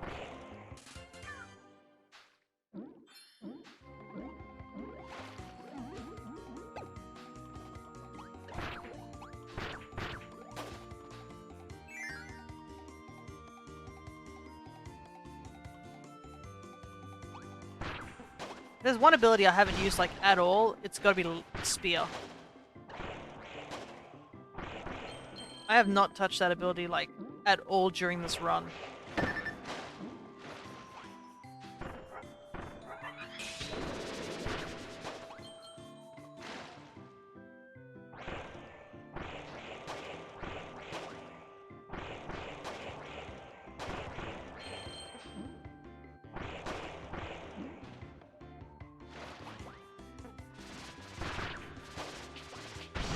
I guess it's also because those bee enemies that have the spear rarely ever show up.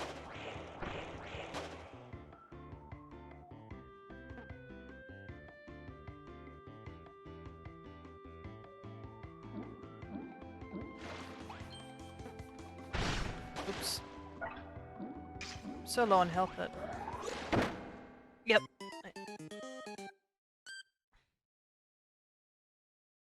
Good thing I'm not doing a death counter in this scenario.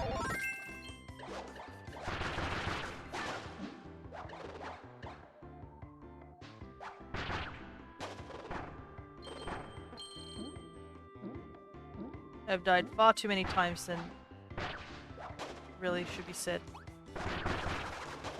Problem is that spear is okay. The problem is it's like it only goes in 4 directions. I can't do a diagonal spear attack, unlike with water where you can spit diagonal, and those fish track you, so they can be anywhere.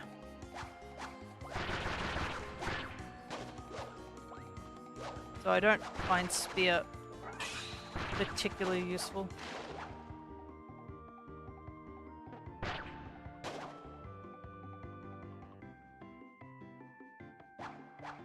Get back. You know what you're trying to do. This is literally all we need Spear for, is to open this door.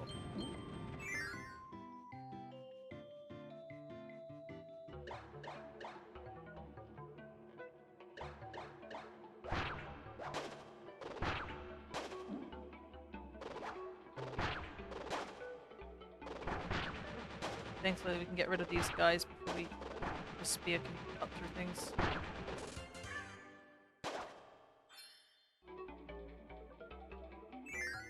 Alrighty.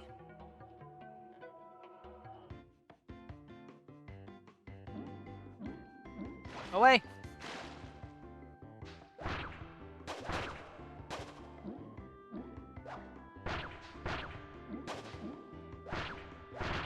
These turtles are cute, but they actually don't give you any abilities. A lot of the water mons don't really give you abilities, but that kind of makes sense because you can't inhale anything when you're underwater. So they just don't give you an ability. Though I feel like they should, because they can spawn on land as well.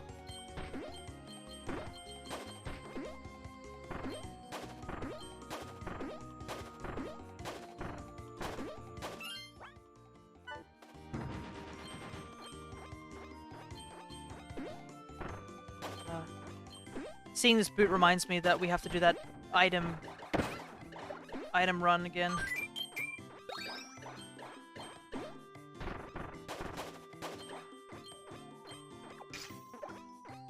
In the challenge room thing, we have to do it again, which sucks.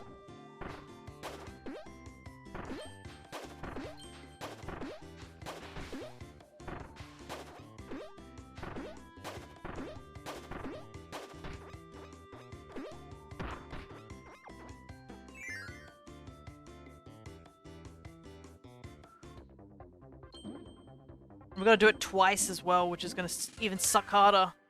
We're gonna do it in the regular mode and the EX mode. I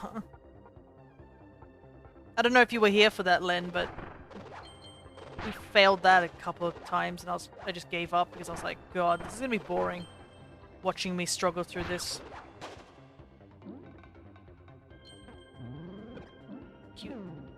Cute eels that do a lot of damage. That seems to be a majority of the enemies in Kirby.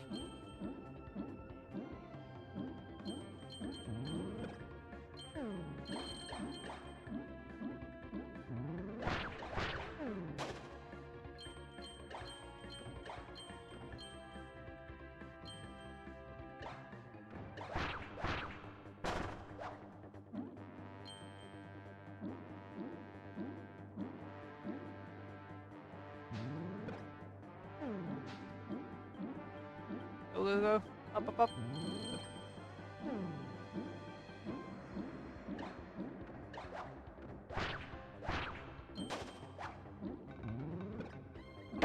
Just got too close. Oh, we got all the spheres here.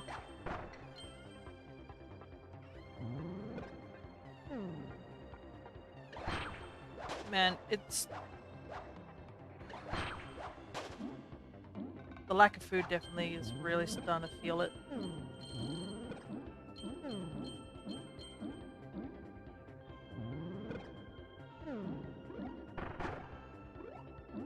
Thankfully the level's pretty much over. Imagine if that squid killed us right at the end. I'd been so peeved.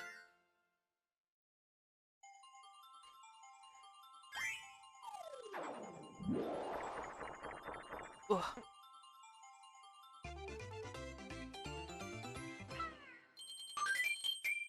Well, at least we got a healthy amount of lives, so we don't have to worry about that, I guess.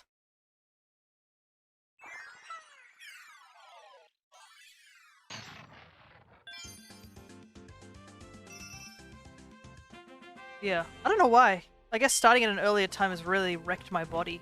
My body's like, oh god. Ah, it's this level.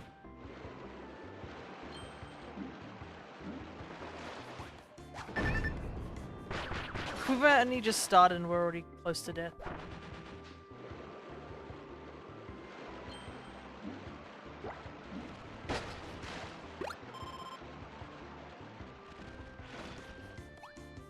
I remember doing this level multiple times ages ago to try and get the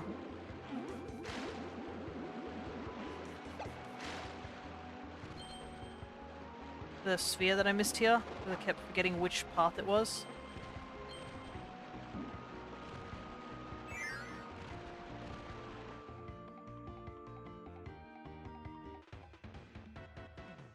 Probably still will get it wrong. Just casually. Oh boy. I have a feeling we're gonna die here somewhere. Just because of the water currents and whatnot. You know what, I'm gonna heal.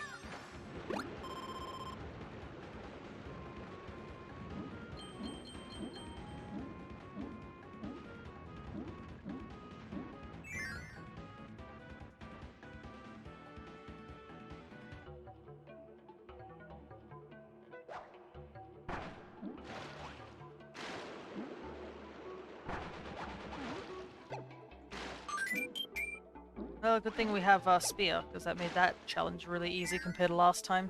I think last time I didn't have any ability that could have that much reach, so...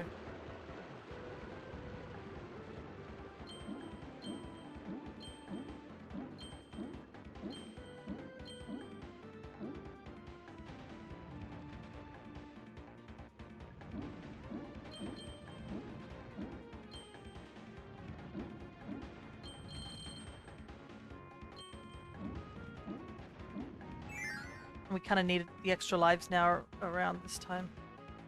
It's probably best we stockpile as many lives as we can.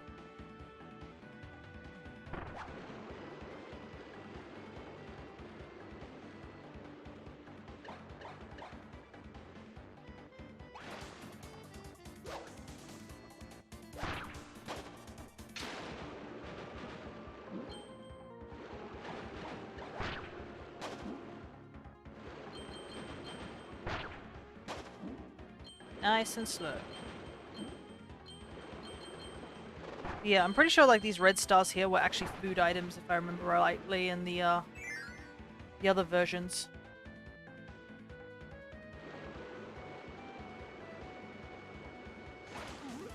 So food is really scarce in this dungeon. Mode.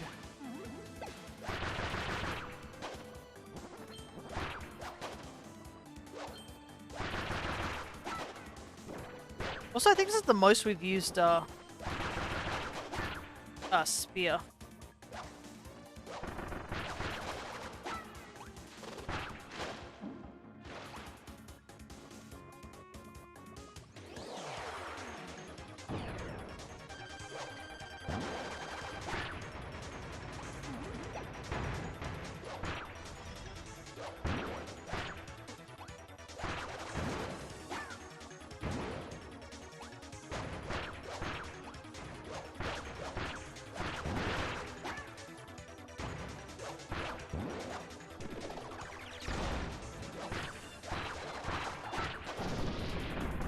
Go.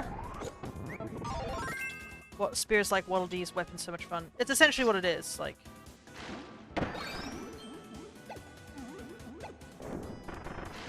Spear is essentially Waddle Dee's weapon.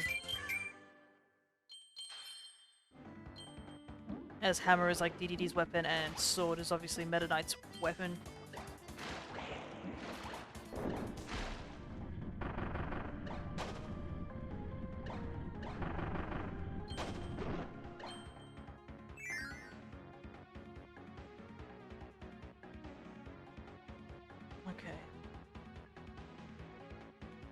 Right there in the middle. I bet you I'll still get it wrong, so...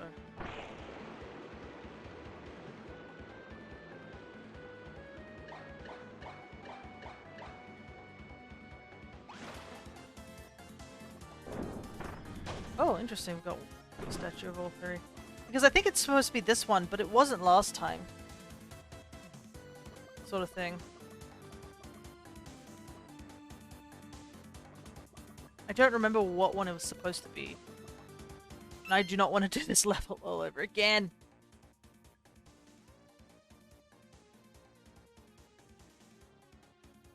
I'm gonna cheat.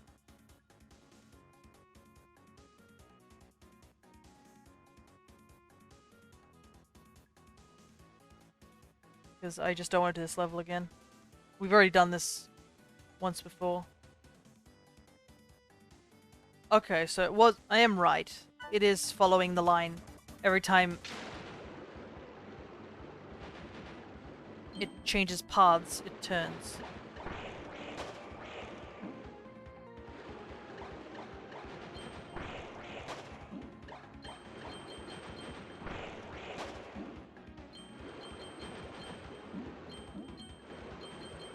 Once you get this far, I don't think it is cheating. Yeah, I've done this before. I just needed a reminder or a double check because I don't want to do this level again. I've done this level far too many times in the main game. I definitely don't want to do it with the issue of having so little health to work with too. Like, I touch one enemy and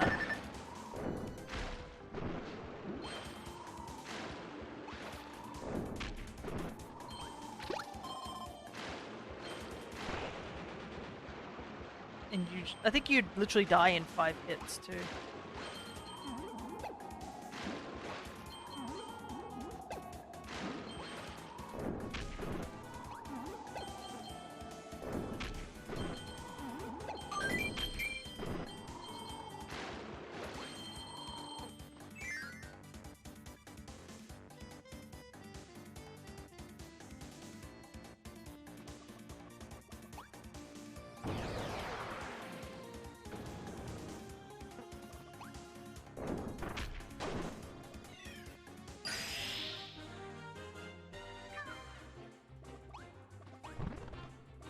Oops. Closed their mouths last second.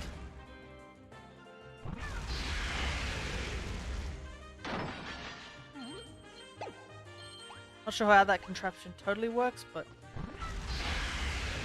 oh well.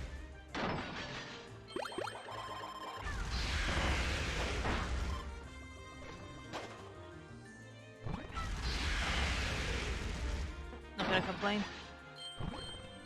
We need all the extra lives we can get.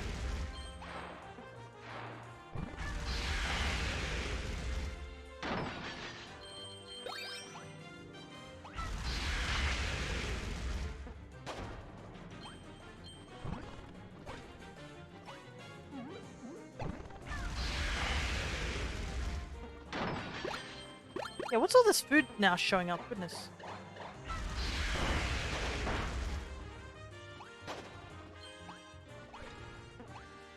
Oops, I didn't mean to use it there. Kinda wasted it. Missed one.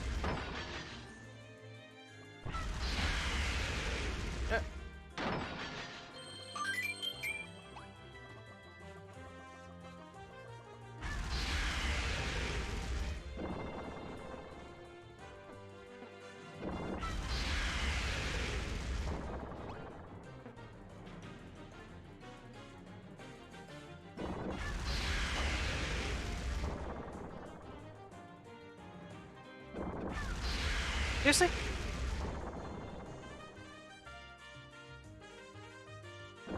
There we go. Cook the octopus. Ah, if only I made takoyaki.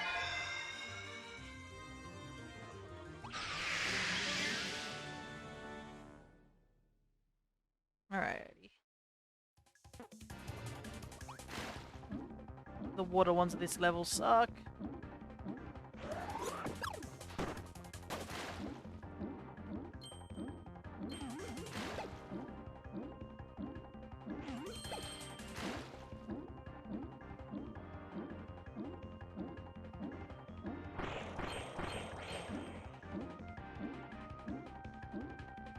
Stars.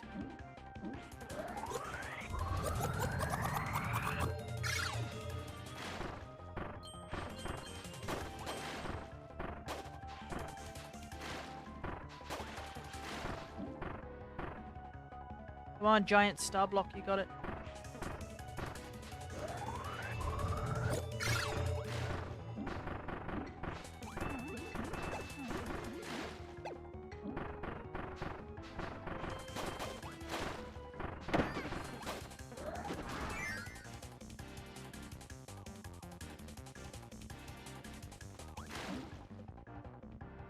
Well, I think we'll take Spear this time.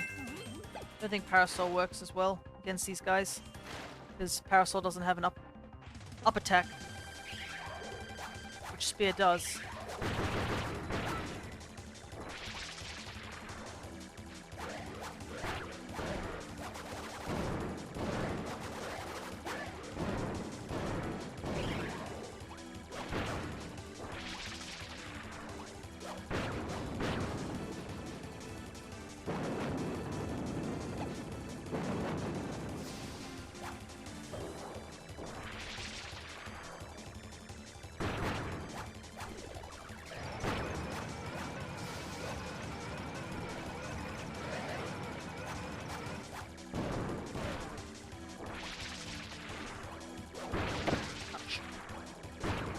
One more hit. There we go.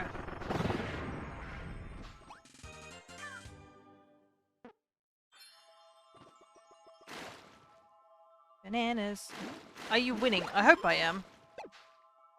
It's 50-50 of whether I'm winning or not. We're currently playing through the extra mode of Kirby's Return to Dreamland, where the difficulty is there's less food items to heal with, and your HP bar is cut in half. So we're going to die a lot more frequently, which we already have in the earlier stages. This is only level 3, but I was planning on doing this later, but you actually need to do this mode in order to unlock the True Arena, which is the hardest mode in the game. So we have to do this mode. Because we beat the arena, so now we have to fight the True Arena, which is a lot harder.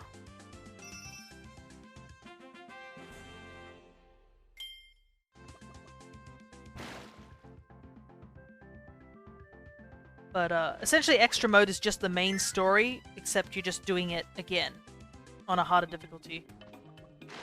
So enemies hit harder, you have less HP.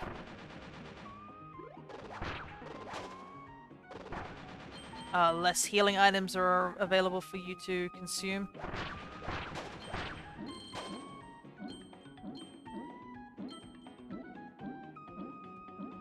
But thankfully all the energy spheres, all the collectibles are essentially in the same location. So 100%ing this shouldn't be too difficult.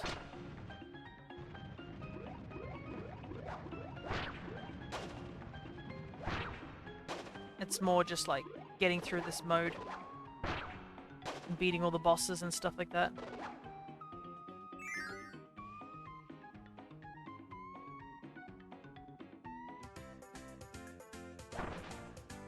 I can't get over how cheerful this music is as we explore an underground, well not underground, underwater temple with a bunch of spike traps. It's just a jolly romp through a haunted area. Ominous lighting.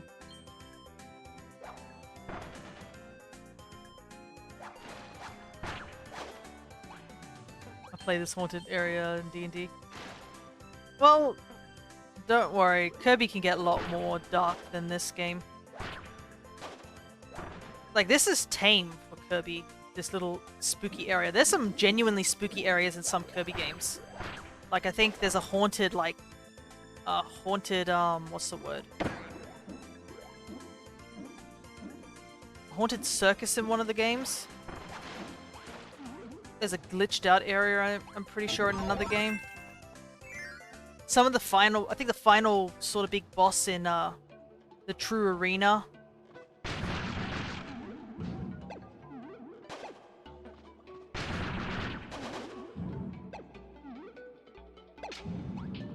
Oh god, my breath nearly pressed that button. Yeah, I think in Forgotten Land, the most recent Kirby game, they had a sort of haunted circus area, like there was in the dark with little cut-out alien jump scares that go wah, but nothing serious. No, the real horror is at the end of the game. That's just the warm-up.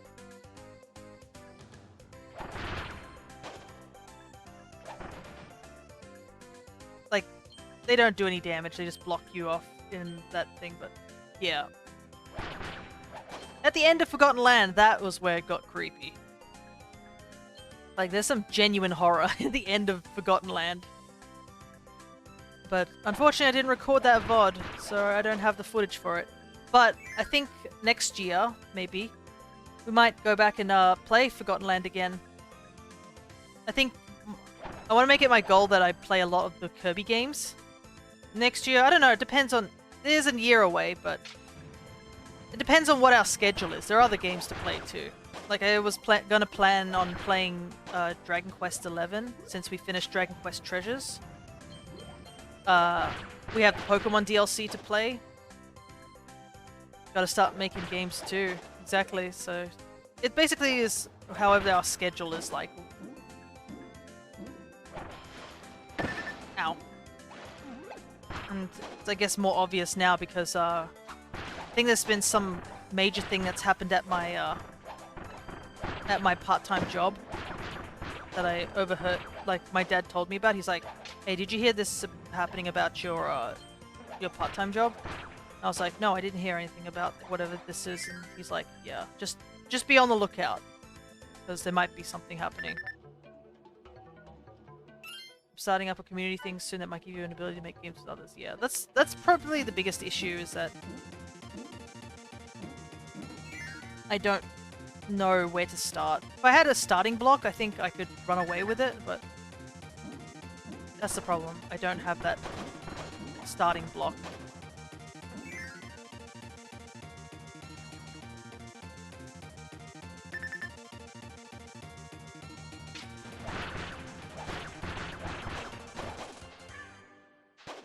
Yeah, the brainstorming is always the hardest part, and brainstorming by yourself isn't as fun. You can't bounce ideas off yourself. It's like trying to play catch with yourself.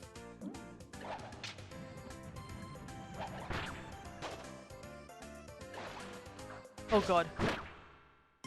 That's not how I wanted that to go. Yeah, for hiring managers. Littering managers want you to go through it. BRB pulled Tucker out of the oven. No worries.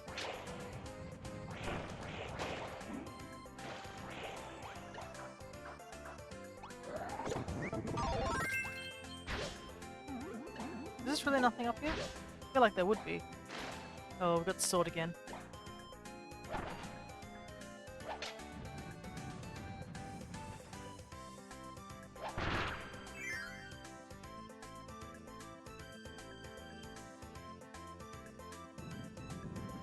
There's a lot of things I honestly should be doing. Keep putting them off.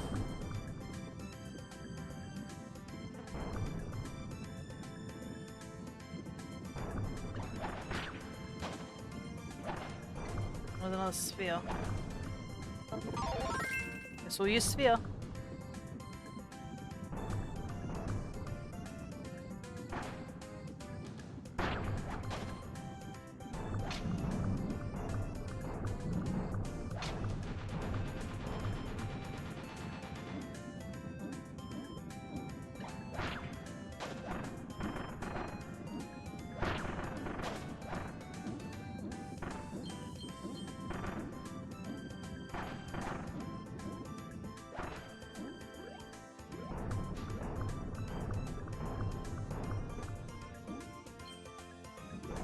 Seriously? Nothing there?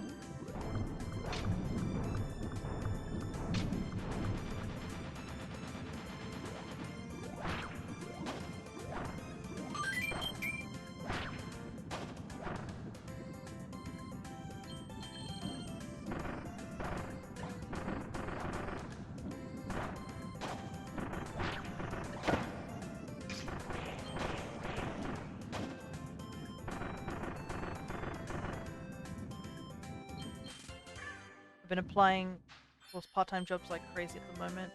Send you a screenshot of the latest one I applied for. Yeah, that's another thing. As much as I do have a part-time job that pays me a decent amount. Check the Dissy. I shall check it.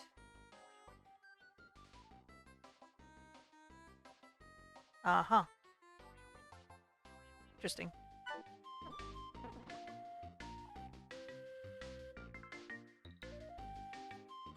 I need money. Yeah, that's pretty much it too. Like, my part-time job does,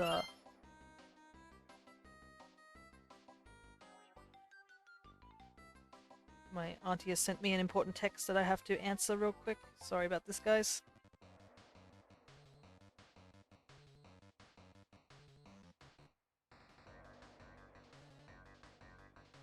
I need money. We ain't getting hired in games for 1 to 2 years until we have made a portfolio that aren't student work.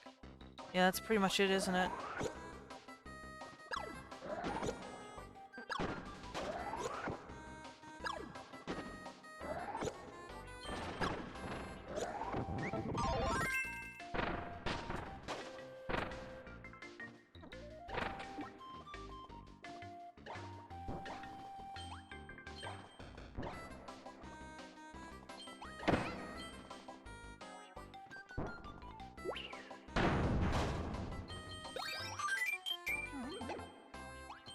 But yeah, hopefully nothing's bad's happened to my part-time job. I guess I have to find out tomorrow if anything serious has happened.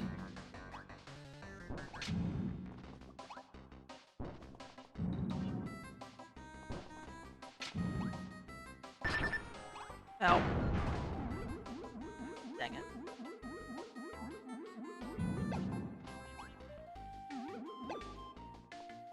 Does it respawn?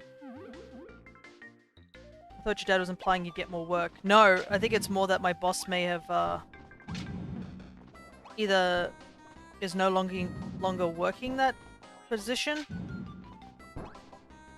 or something particular has happened.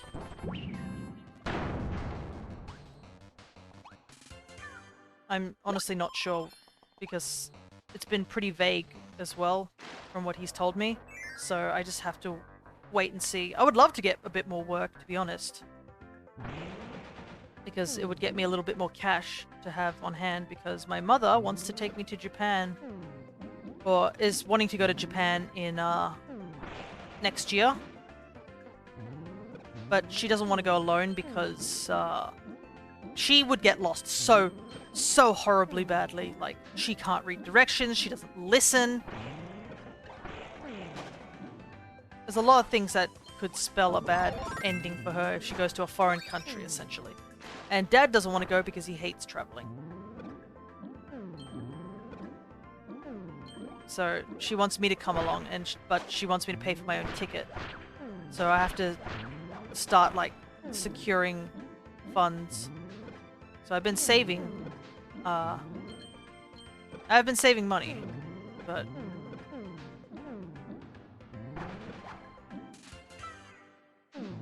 it's still, like, it's a long ways away. Like, it's February next year, so I have plenty of time. Say no and hold a massive house party with Max while they're away. They're actually going away soon, just to somewhere in Australia for their anniversary. So I will have the house to myself at some point. But you're all weird if you think I'm going to invite a bunch of people over.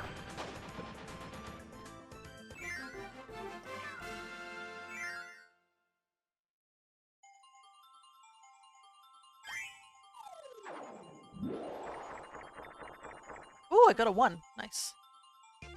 And also, I'm pretty sure Max would be really, like, against a bunch of people showing up. Hustle and let the Fiesta Loca begin. I like how everyone's expecting, like, wow, this is amazing, but to be honest, I do spend most of my time alone at home anyways. My grandparents are the ones who go out constantly, and because they go out constantly, I can't go anywhere, actually. Because it's for my dog's sake.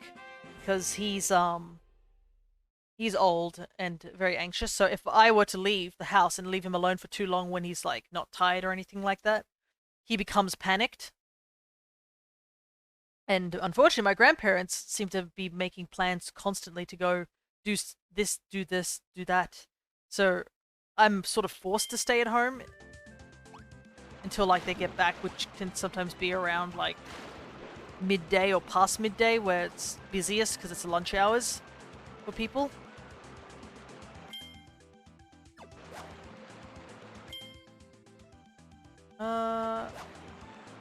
I wonder if I go to Merry Magoland, does my health recover? Because I'm currently at half health.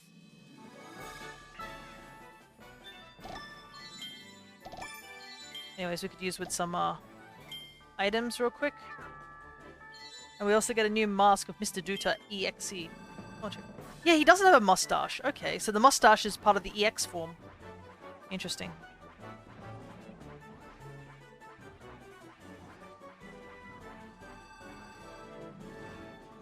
I like how this guy's wearing a mask of the actual attendees that are attending the event. Like, these guys are the actual staff, and then there's a guy wearing a mask of a staff. Rent and spend some of the time alone. I wish Mandy was home more often. Yeah, it'd be like that, but sometimes... Well, it's not really sometimes, it's just... Bills do not get paid by people sitting at home all the time. Ah, here's one of the stickers. It's way up here. Getting a lot of items, but I kind of need those energy drinks, to be honest. So that I don't casually just die.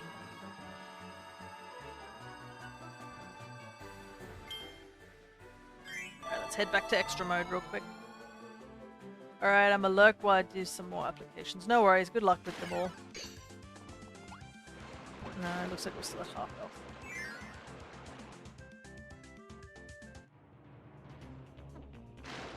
Man, they're expecting us to go into this boss fight at half health. Oh, thank goodness this isn't Maxi Tomato. Mech.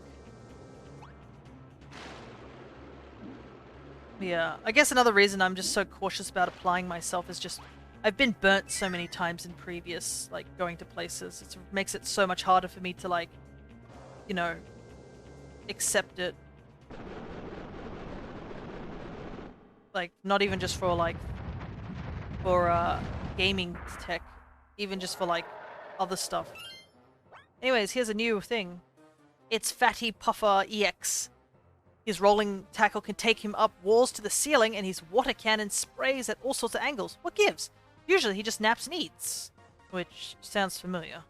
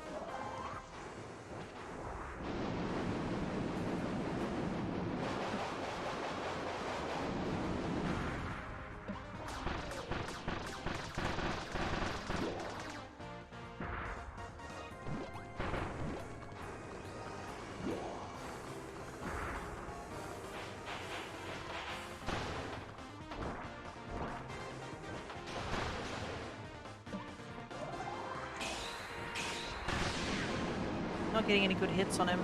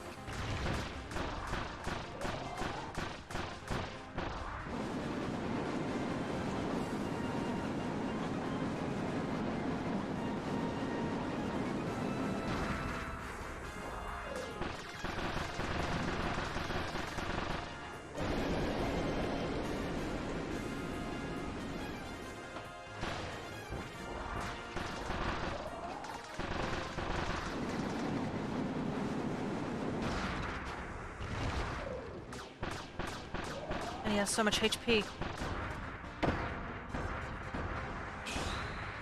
Should be it. Apparently it's not. Now it is.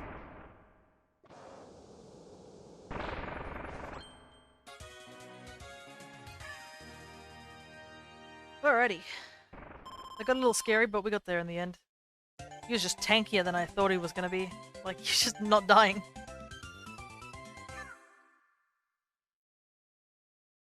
Alrighty.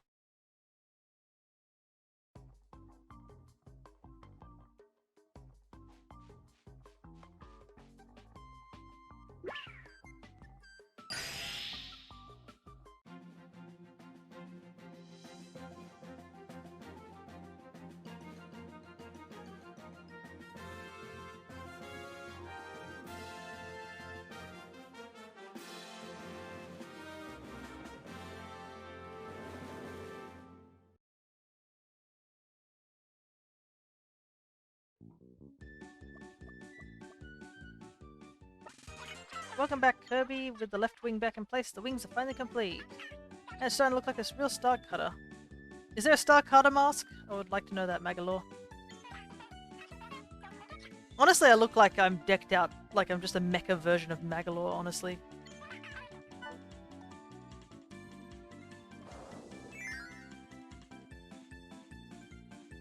It also works because of the floating ability. Alrighty, what time are we up to? We're at the 4-hour mark. Do I want to go and continue level 4? That's the big question.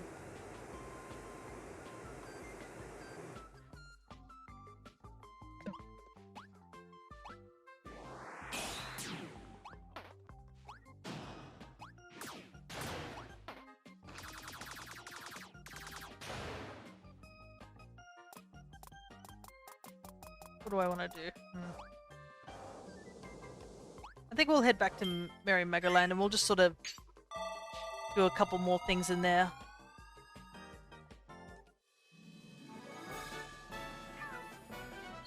By the way, we've got the Fatty Puffer EX. So there are some things that we have to get done in here in terms of mini-games. So obviously Samurai Kirby's going to be like the hardest one to do. I like how it says this is the super skilled one, not the defeat 5 enemies in a row without dying on hard. This is the tough one. I don't know what the game thinks it is. Let's give this one a go again.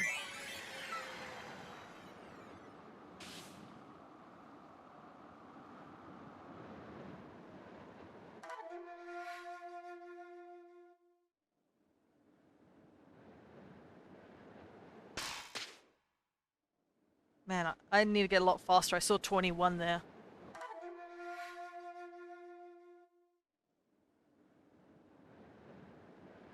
I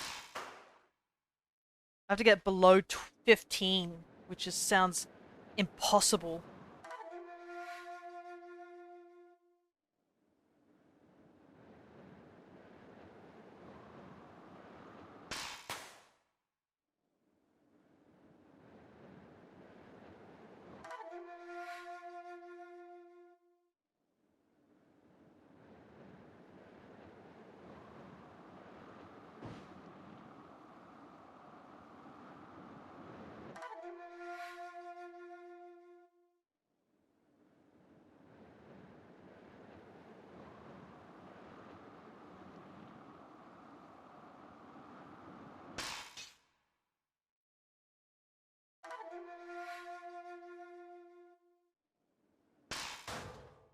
See? I can't get any further than that one, unfortunately. Which just sucks because that means I might not be able to 100% Magalore land. Unless there's a way to do it.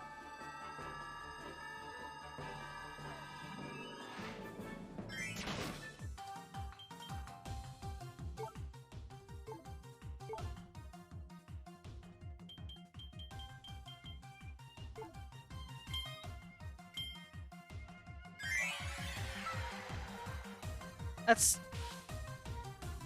We believe in you.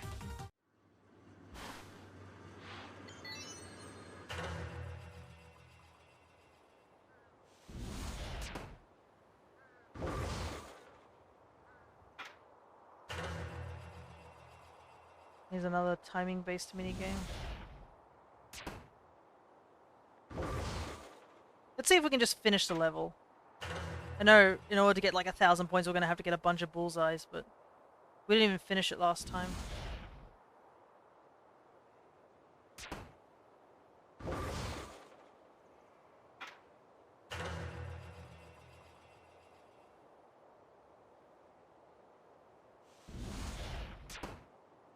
That was too early.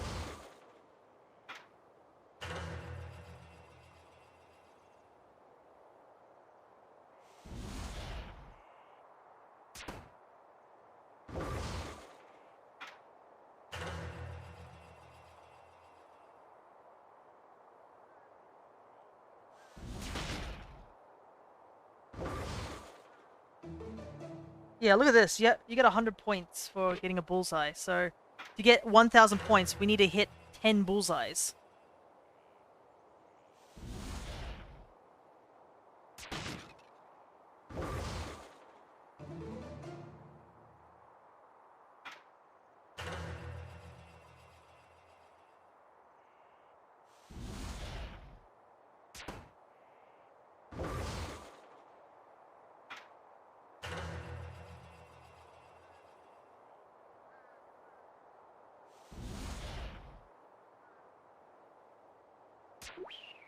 Too early.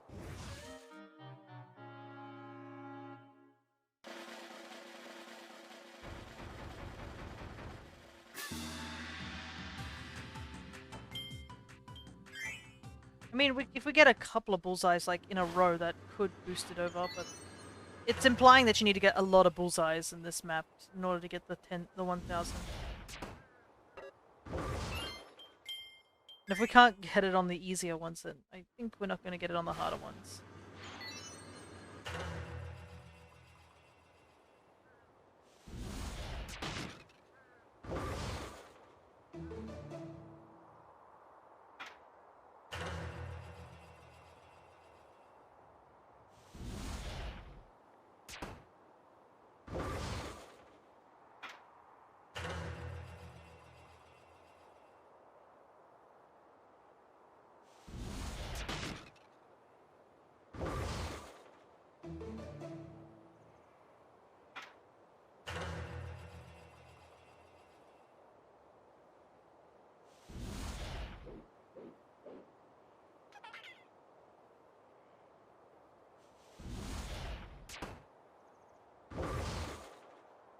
These are only practice runs? Yeah. Well, yes and no.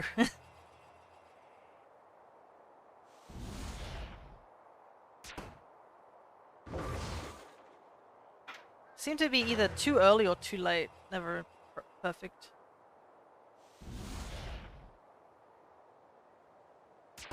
Ah, so close. Also, getting it closer in the red also gets me more points, so I kind of need to hit it as close to the bullseye as I can. Oops. I threw... That was a complete miss on my part.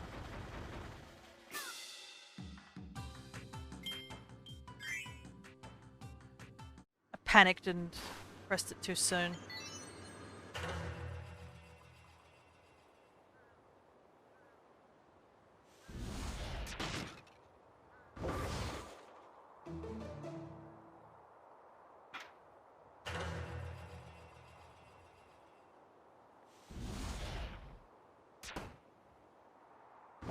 Can't really get the bullseye on that one that well.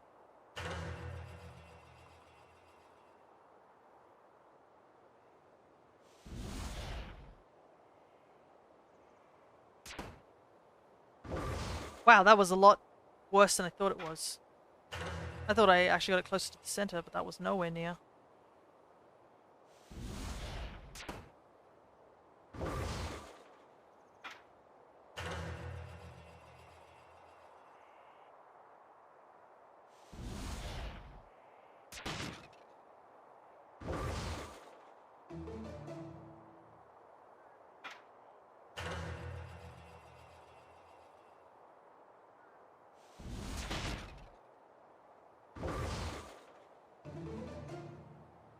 Okay.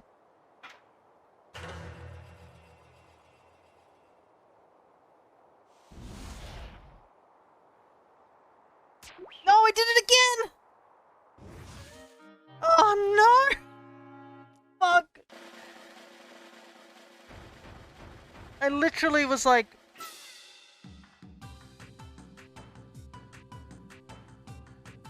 Oh my god, I'm so mad at myself after that one. I literally was like, don't throw it yet, and I just clicked the button anyways, and threw it.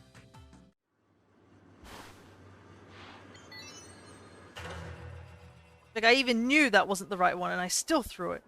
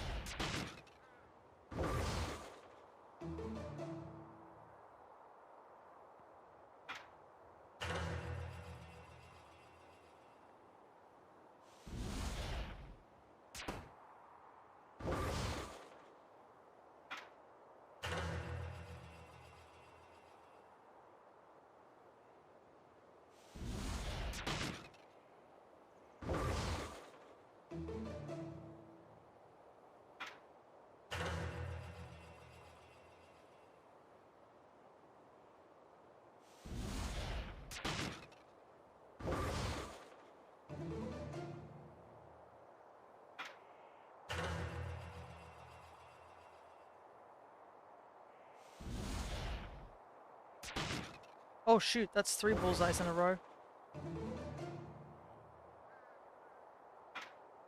Make sure I get to the end then.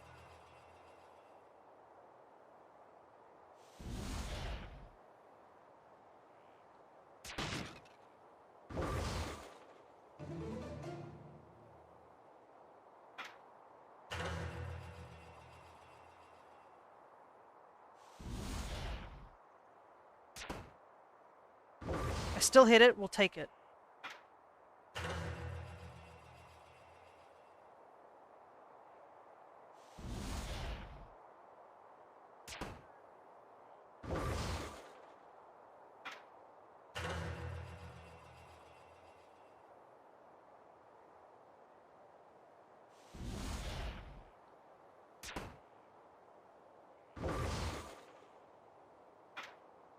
We've just got to hit this final target.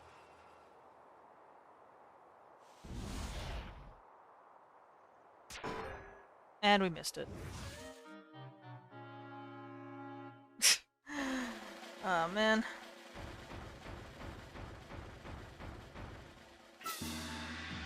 Well, we got the 1,000 score points, so we'll take it. So now we just have to actually clear the mission. Okay, we did it. We got the 1,000 points. Let's go. I'll take that as a victory. Now all we have to do is get all 10 done. And obviously get a couple of bullseyes to finish out the mission. Because we need to get 6 more bullseyes, I think, to finish out the 30 bullseye mission.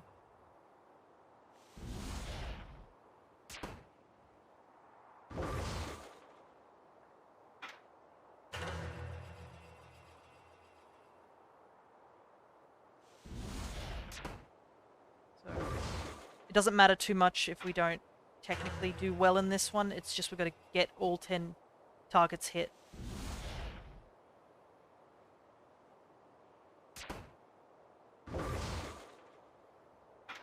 Some new targets too, like I've never seen that one before.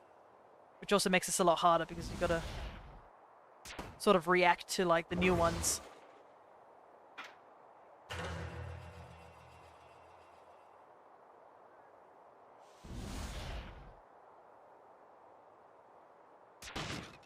That was an odd one. We got it. We even got a perfect because that's 100%.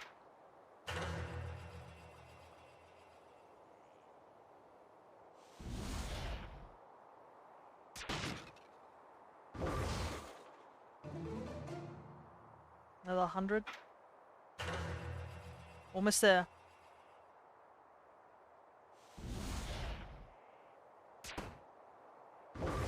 Oh, that could have almost been a bullseye. Very close.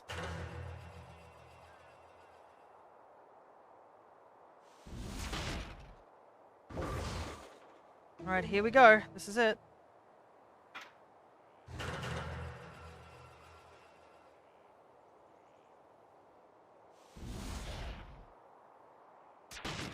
Oh! Let's go!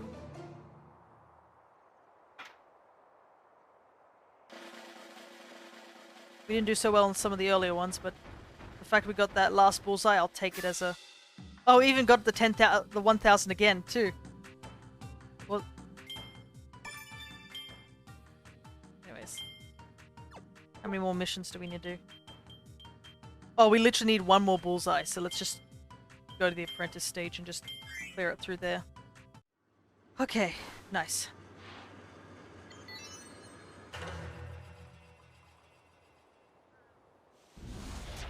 So,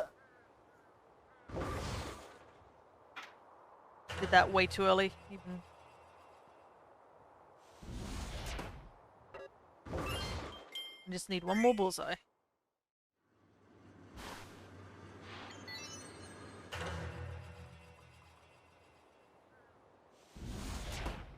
What am I doing?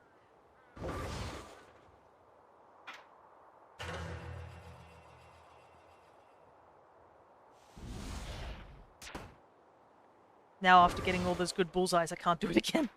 Shoot.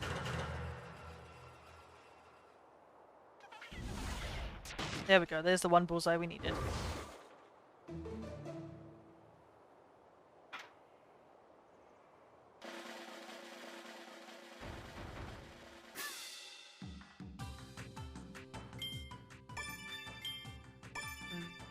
That's all the Ninja Dojo music stuff done.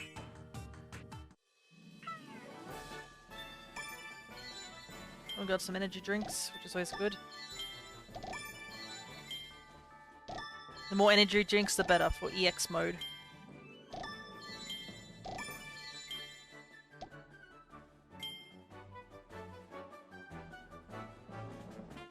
And because of the 80 missions we've done, a gold Susie statues have been built. And we got a Susie weekend outfit. Alrighty. So Tome Tracker is still here because we need 18 points. I might try Tome Tracker again.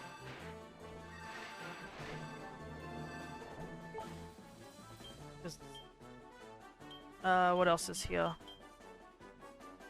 Oh, that's cute. You mean Susie? Little Susie over here. She's one of the characters from Planet Robobot. I really wish I could like stream the 3DS games, but I might have to use an emulator because streaming 3DS games through the 3DS is just painful. But I think I'd love to redo Triple Deluxe and Planet Robobot again. We have to try and make it our goal that we try and do as many Kirby games as we can.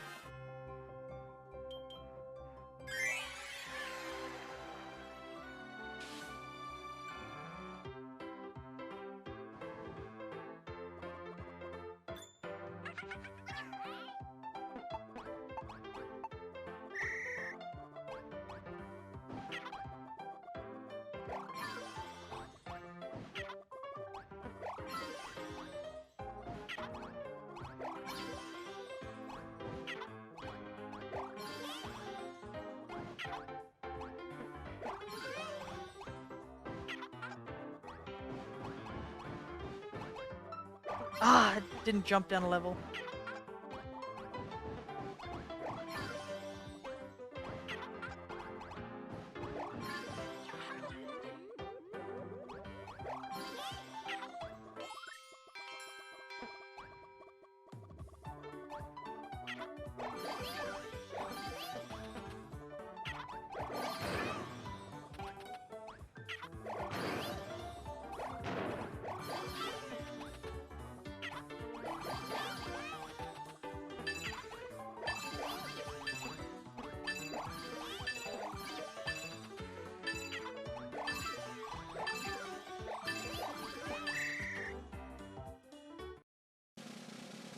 Really, how come it's so painful? Oh, I was 2 books off.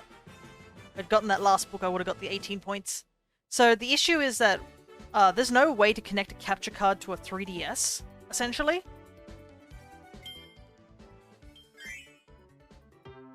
And the better way to the way they suggest to do it is literally just you're going to have to mod it.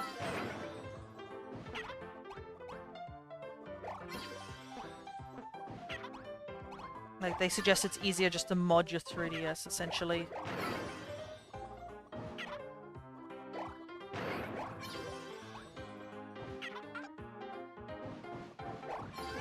Oh. Ooh, that was close.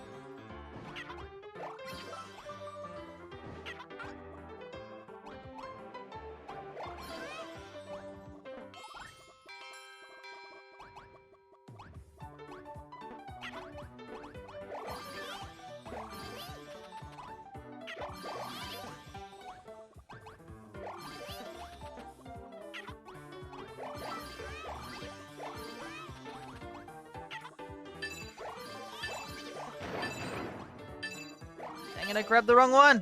I was supposed to go down. Yeah, that's nowhere near the points we need. We didn't even win that round. But yeah, there's no really easy way. Like, unlike, like, say, the Switch, where you, and, like, I guess the Wii's and GameCubes, you can plug a HDMI cable into it and, like, plug in your capture card. There's no real way to do it for a 3DS. And also the 3DS has the weird thing about the 3D screen as well.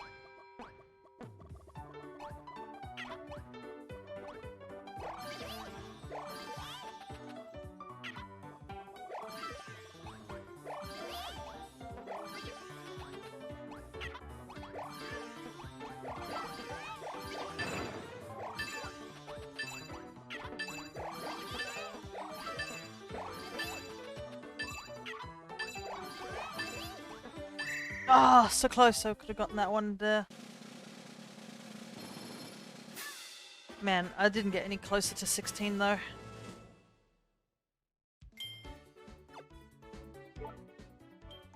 Turn to entrance, please.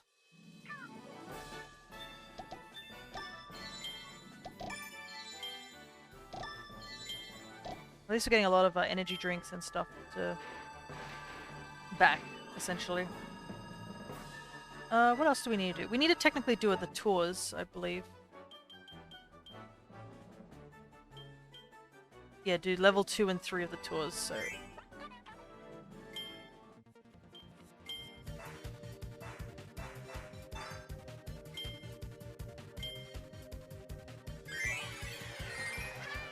Let's get this tour on the way and get it done.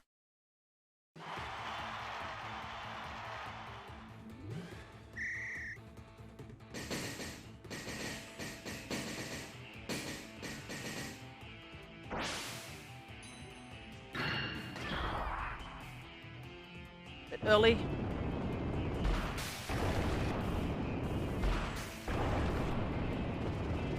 But it's a clear victory for us anyways.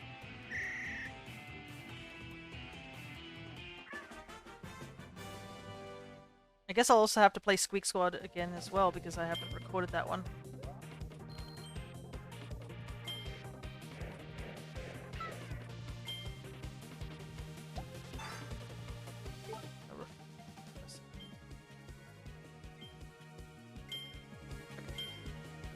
I was just trying to remember how to do this one again.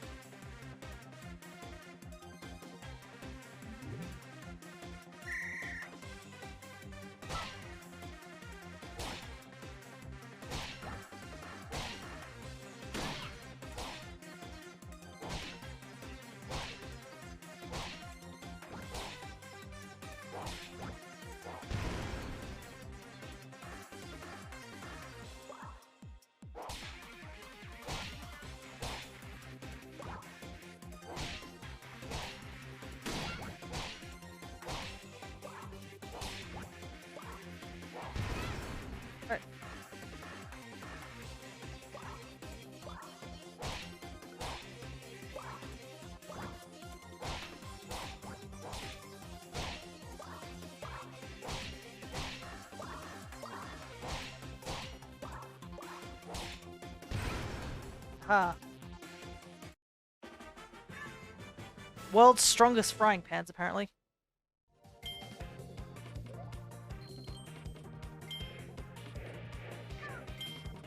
Ready.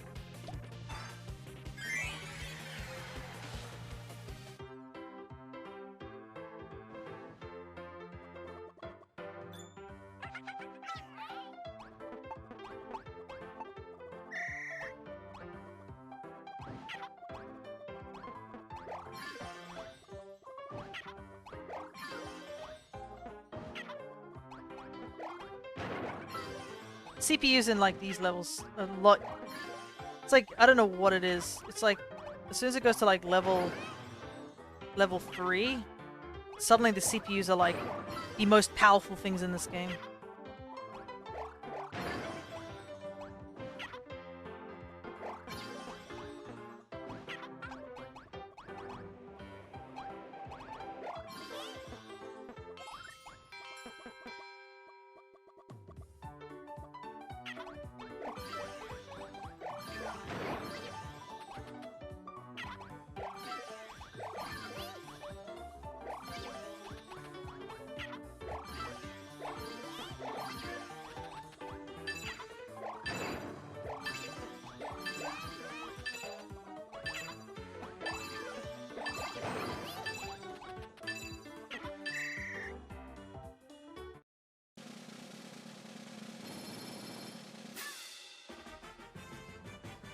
You can get a 20 when it's not in level 3 mode.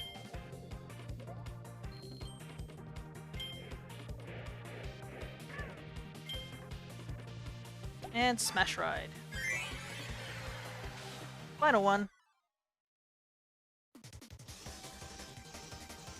Whenever I hear this one, the music's so nostalgic for me because this was this minigame's in Squeak Squad.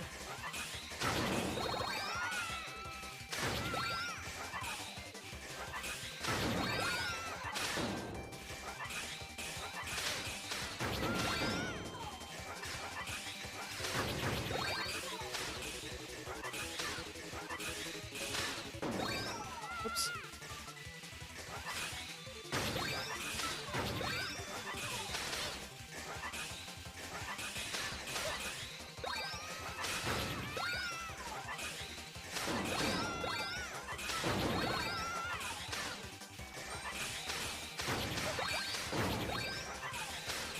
Oops, I missed the angle.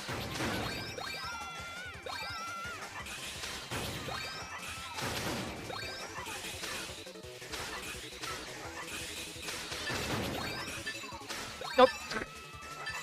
I was trying to get us spinny, but I missed.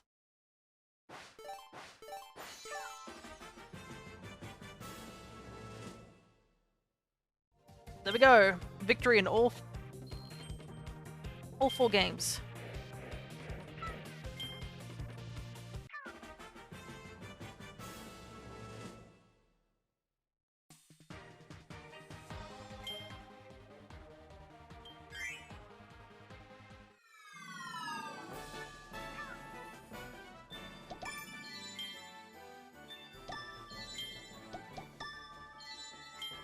I love this card here, it's so cute.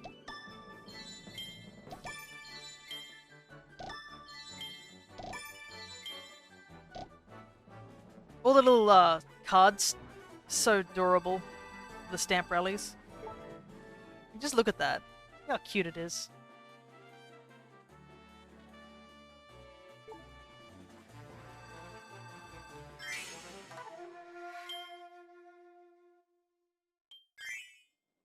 Let's try another challenge. Let's see if we can get our reaction time a lot better.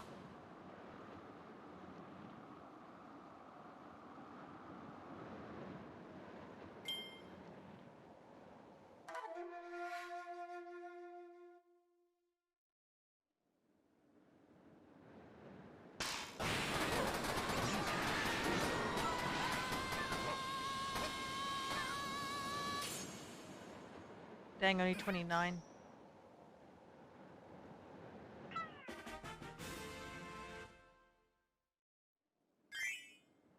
Some people are too powerful.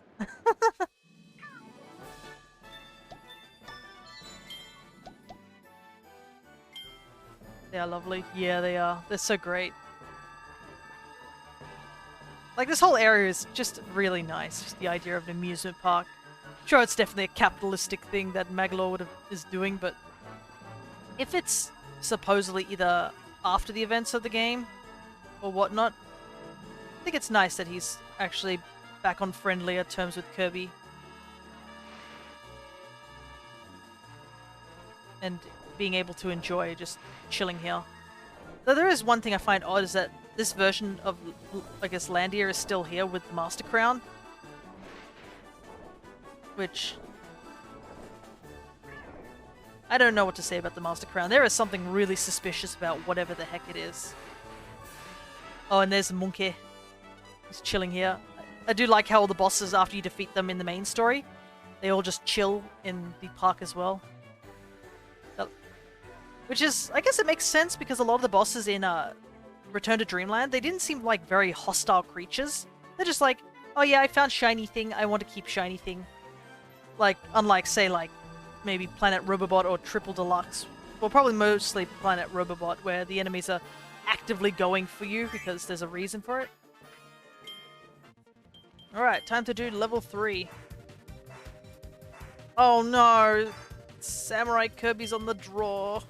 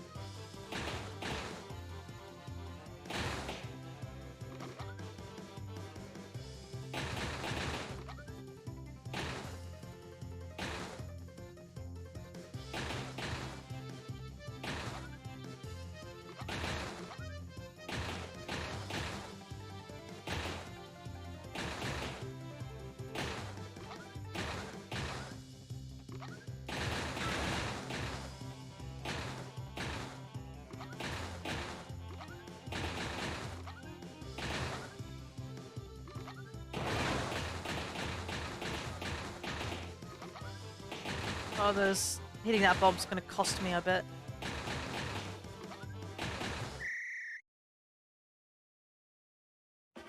Yikes, it just cut my power in half. Also, look how smug DDD looks. Look at him, he's like, ah, yes, I'm the best. Definitely. Look how smug he is.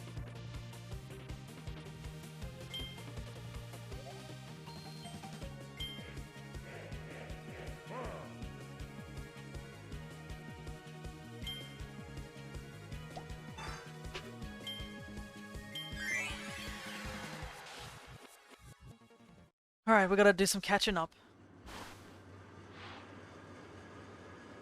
Oh my god. I know the other guy's wearing a mask, but look at the other two. Their ninja outfits are so great. Oh, it's a 10 target one.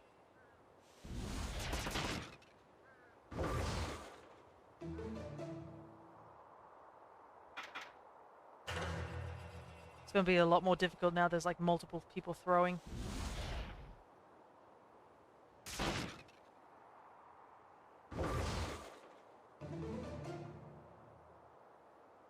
Green Kirby be going hard.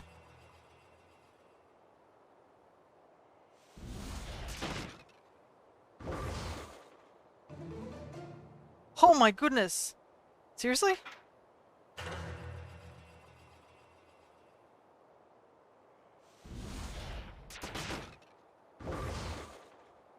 Okay, finally, Green Kirby missed a bullseye. He was getting too powerful.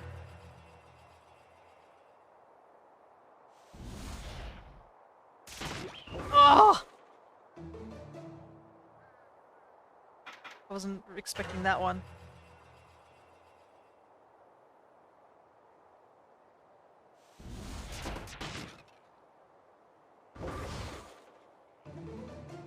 Yeah, I am not doing so well in this one. Oh, in this tour.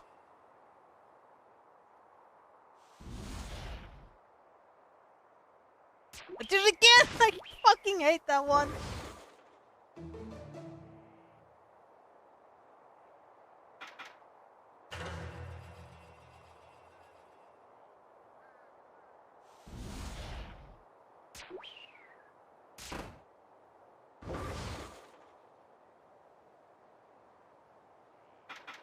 EDD is dead. What'll do? That was a small target. Oh, I've missed so many too. There's no way I'm winning this.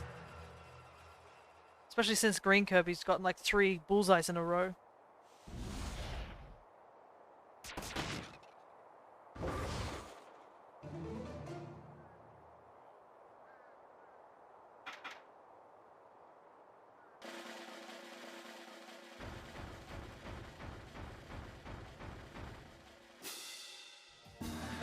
I came 3rd, surprisingly. Oh. Still stuck in 3rd, though.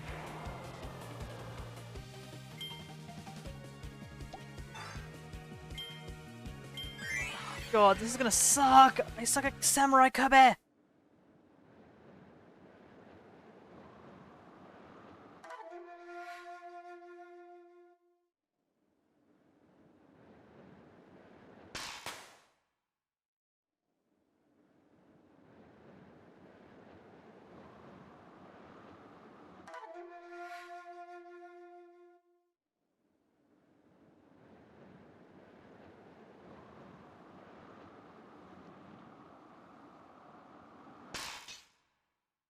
Ooh.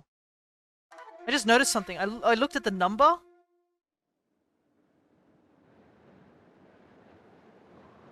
Oh, I'm out. Is it?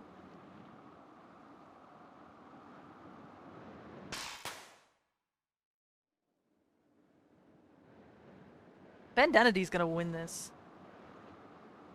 I looked at the number that was on the thing and it seemed to have a much better chance, but I'm not sure.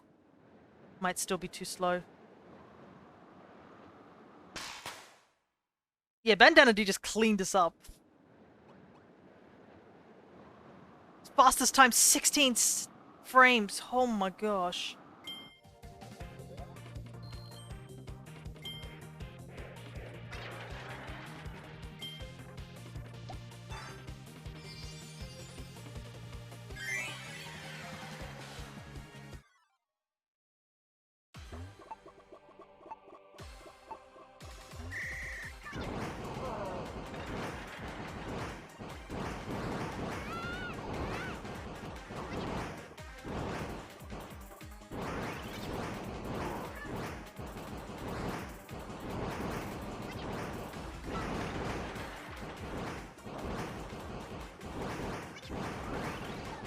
Careful.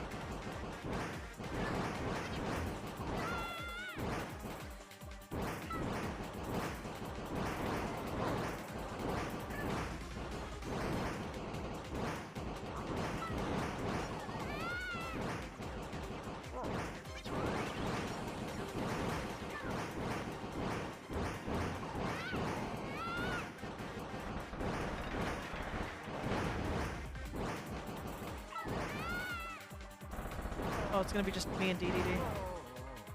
He's a whole stock ahead.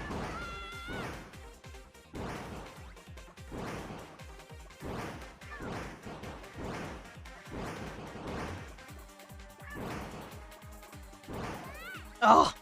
Dang it.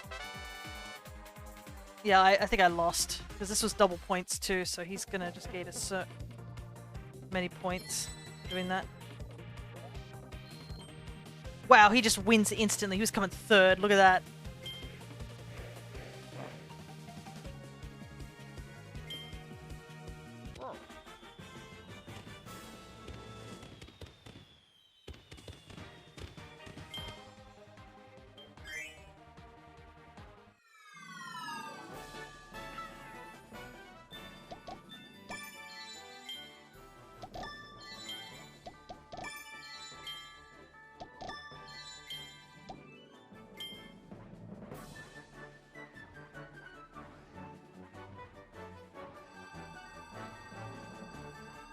Anyways, I think that... Well, looks like we have to get that... To get the win on that tour, we're gonna have to come first. But we were just so unlucky that we just got a bunch of minigames that we were not good at.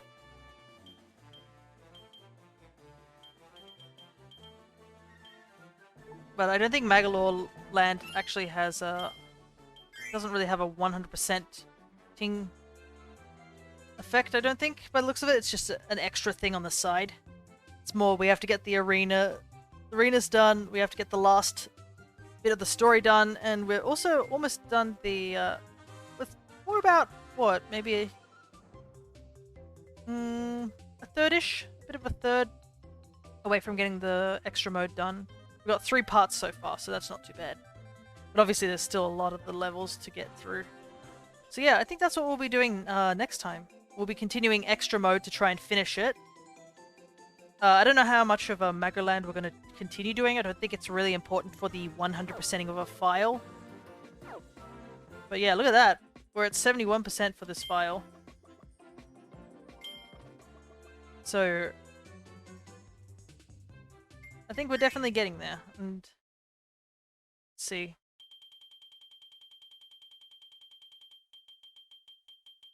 Looks like we got all the tracks as well. Well, most of the tracks. Yeah, we're missing one. Oh, we're actually missing a whole ton near the end. But that's probably for the true arena. So, but we're getting close. We're getting close to that 100%.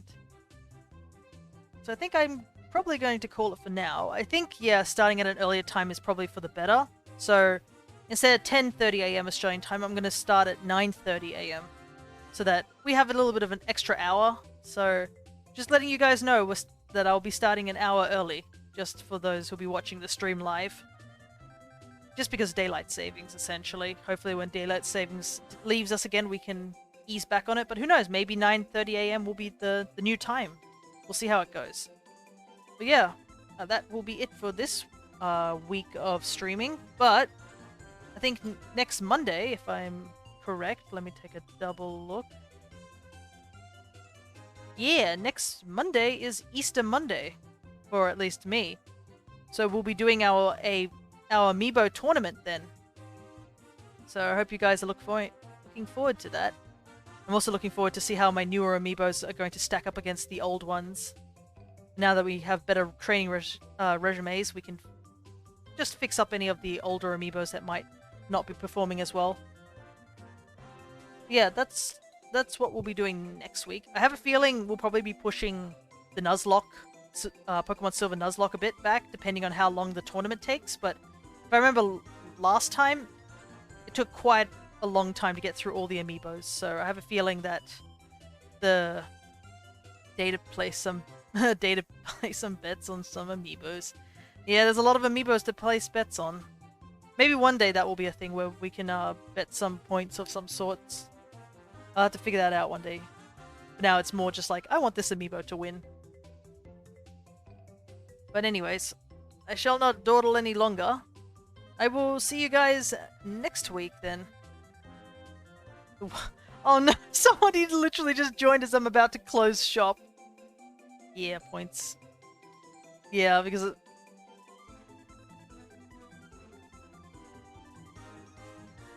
you just came at a bad time that one moment. We're just about to close up the stream. Have I joined at a bad moment? Yeah, unfortunately. I literally was just about to say I'll see you guys next week, just as you joined and said hello, but I guess thank you so much for joining anyways, even if it's a bit late. You can always check out the VOD, but I guess I'll let you know that Australian time 9:30 AM on Monday, I'm holding an amiibo tournament with all my amiibos, so I guess that's sometime you can drop by and see if you're interested in that. It happens to the best of us. Sometimes you just want to check out a stream and it turns out they've just finished or already finished. It happens. But yeah, I guess I will see you guys then for the amiibo tournament, so take care everybody.